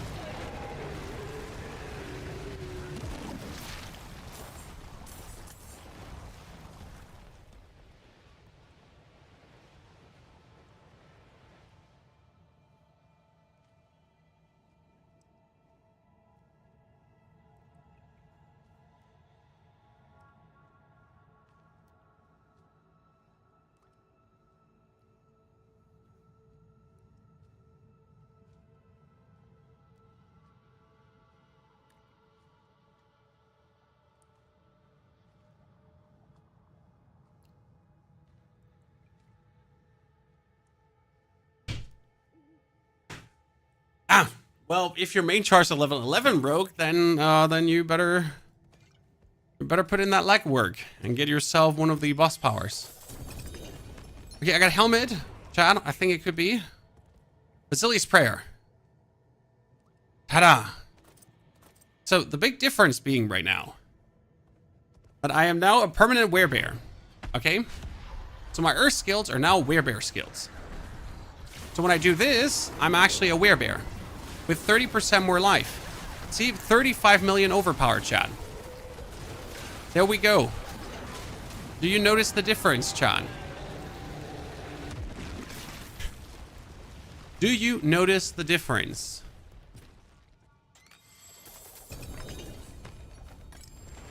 Like we just went from tiny overpowers to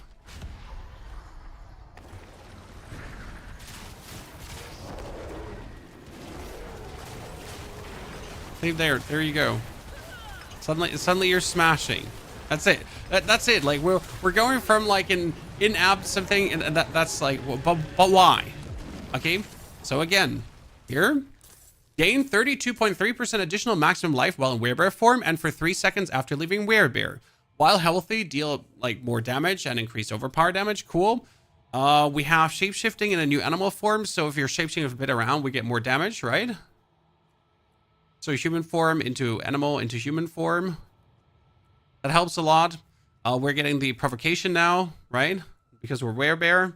And we get more healing and more maximum life in werebear form anyways. So suddenly we're just like way healthier.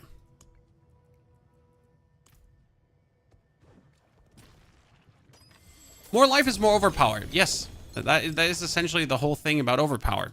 Overpower is life plus fortify. Okay.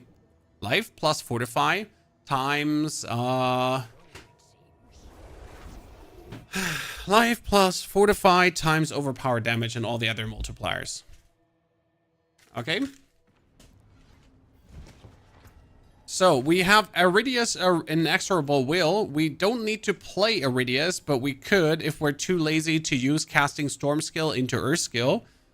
Because it says casting a Storm skill grounds your Earth skills more damage. If you do this every 4 seconds, you would have to do 1 Storm Strike, and then you would do more critical strike damage. Alternative, you could also just put in Iridius and just pull things together. It's kind of cute.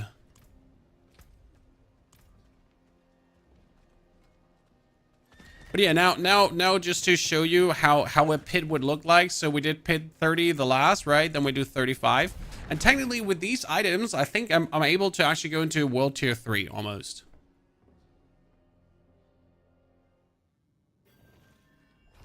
Then we do this, and then we do that.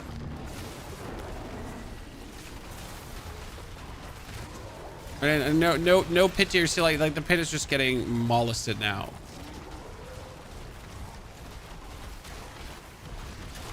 Brom, brom, the meat grinder, brom, brom, brom, brom, brom, brom.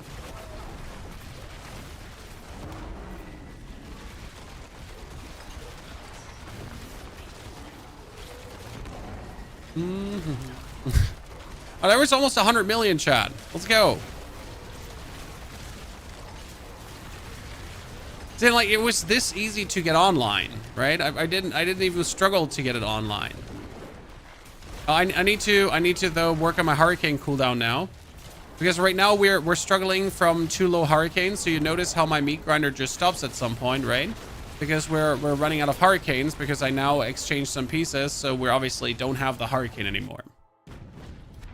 You're struggling hard to hit the 275 resource. Did you watch the video? I'm like, I need to ask this first. This is not to sell out my videos. It is to sell out my videos.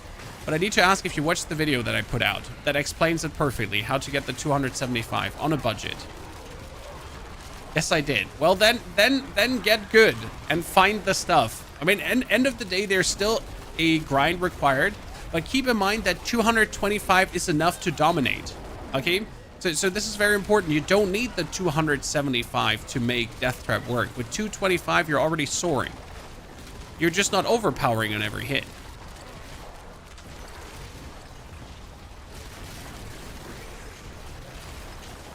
The 275 is literally just for perfection, but even without it, you're already going to be the most menacing motherfucker in town. So right now we don't have the hurricane duration live up, but that shouldn't be a problem.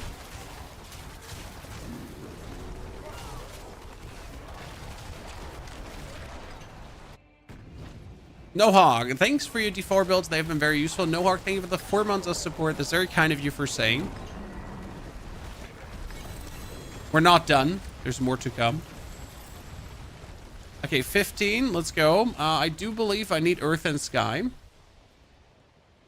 Earth and Sky. Yeah, Earth and Sky is usually for nature magic skills.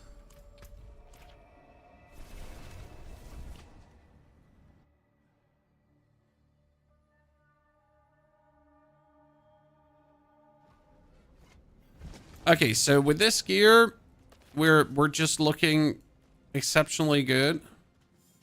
I forge more than horseshoes and nails. What do you need? So what we're missing is obviously now the hurricane duration. What you can do in the beginning if you're lacking hurricane duration, right? I could, for example, pull 3 points out of... Here, you deal 15% increased damage after using an ultimate. So you could pull these 3 out if you feel like it, and put them just in increased hurricane duration, another 15%.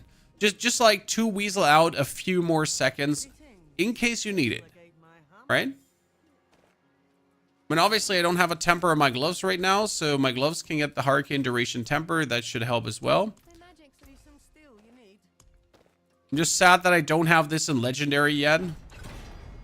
Hurricane duration, boom, and we're there. Right? Again, fixed. It's not the solution I want. It's like I'd prefer to have it different, but hey, what can I do? Right?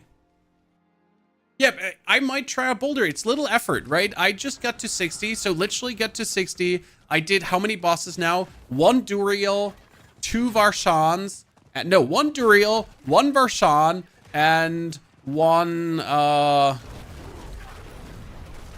Greek. I mean, and these are not like, this is not even max, right? This is min. This is like, I just get the minimal things and look what we're doing here. And not only is it fun, it also looks good. It's always been my favorite part. It just looks the part, right?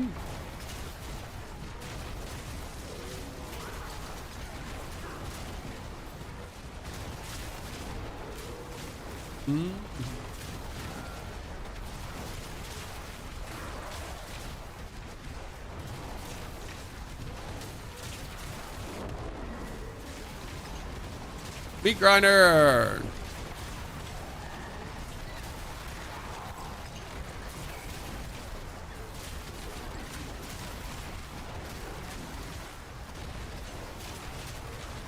And I'll be having to check some nodes because I do believe there is some changes in Season 8 that allow this to be even stronger. I'm not sure exactly which changes those were, but I need to look it up. This is pretty much the basic version. Tomorrow we'll flash out the basic version even further. For today, I wanted to reach 60 and get it done. Obviously, we now need to push it all the way to Torment 4. But with the stuff we have, I think I could just waltz into Torment 3. Not Torment 3 bosses necessarily, but we do up to 100 million damage. So technically also Torment 3 bosses. But it wouldn't be too smooth, so we wouldn't want to have that, right?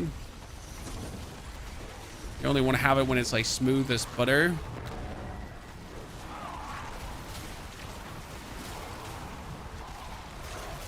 I doubled my rogue's HP from 20k to 40k, and I can finally tank the Mephisto dog boss fight. Yeah, but now you should be able to also just one-shot the bosses back, right? And with that much HP, you're just going to be one-shotting bosses. So technically, every 4 seconds, you need to use the Storm Strike. Because then you're getting 60% bonus damage. Crit damage. And what you have to understand is, right, if I do the Storm Strike and then I cast boulders, then these boulders are pretty much getting the damage from the Storm Strike, right? So for the duration of that one specific boulder rotating around me, like it just has it going on.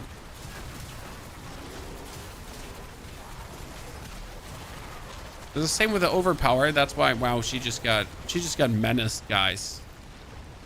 Poor lady, like she just looked at the boulder and she was like, nope, it's over. It's Joe Ever. Bop, bop, bop, bop, bop, bop, bop, dead.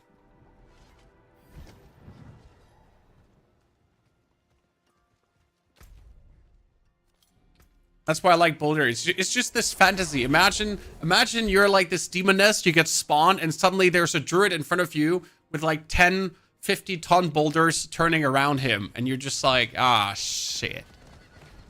Back to hell it is, ladies and gentlemen. Back to hell.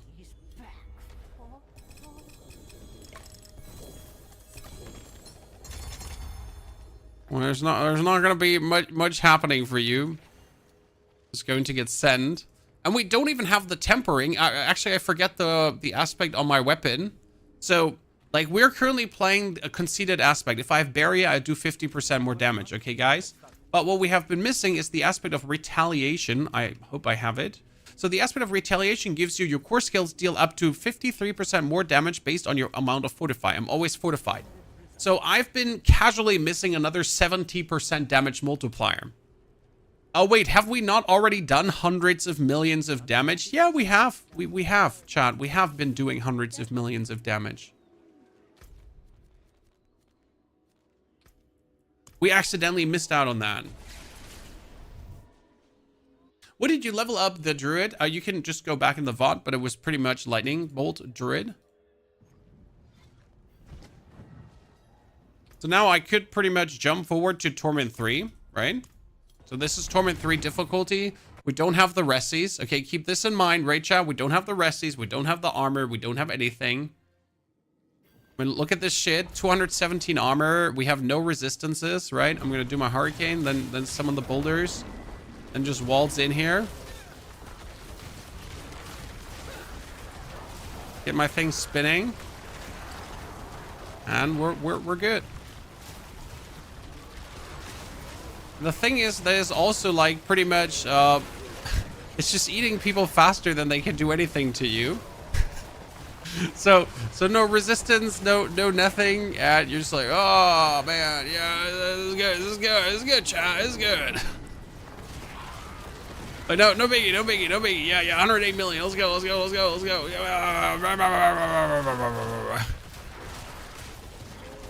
Who's the best class for season 8? Rogue, probably.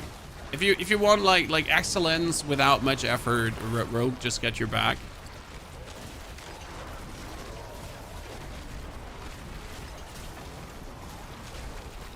I like that Boulder is a walking cast, right? So I don't have to stop walking for Boulder.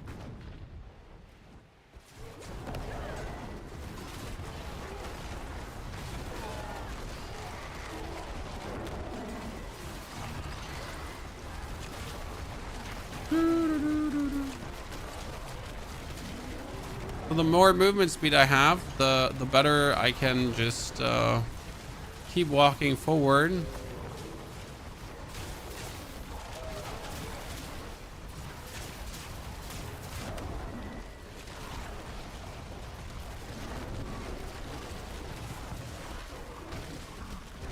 Oh, sorry, I lost my boulders.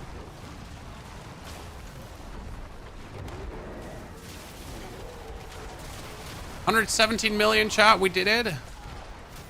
Character not even 5 hours old. We're already doing the hundreds of millions of damage. 166. Chat, there is the 166. We saw it here first. We're using 2 glyphs. You know, we have 2 out of 5 possible glyphs, just saying. Do you need to snapshot for this build? No, sir. Again, hurricane, spam boulder. That's it. Done.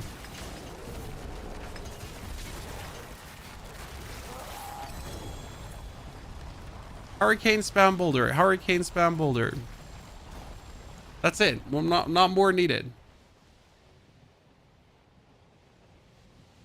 I needed keeper. That's why I'm showing this to you, because of like how stupid it is. The damage escalate fast. Yep. It escalates super fast. Okay, chat. Tomorrow we'll flash the whole thing out. Tomorrow I'll be having a planner for you. Okay. that you also are able to do it. And the day after tomorrow, we'll have the video. That being said, I already have eye outs on the YouTube chat, okay? I want you to have eye outs tomorrow morning on the YouTube because I got something special coming your way. I prepared it. People have been asking, what are we talking about? We're talking about something different funny. And that would be a Zangavar's Blade minion necromancer. Who's using, yeah, Army of the Dead. While also having 150% multiplicative more minion damage. We're talking about billions of damage with minions. I'll show that to you tomorrow. Gear is rather shoddy, apart from the Air of Perdition, but that's not even, it's a 623 Ring of Mendon. A 623 Ring of Mendon. Okay, I'll show this to you tomorrow. I'll be back. Thank you for coming, watching, lurking, chatting. Have an eye on the YouTube. It's gonna be good.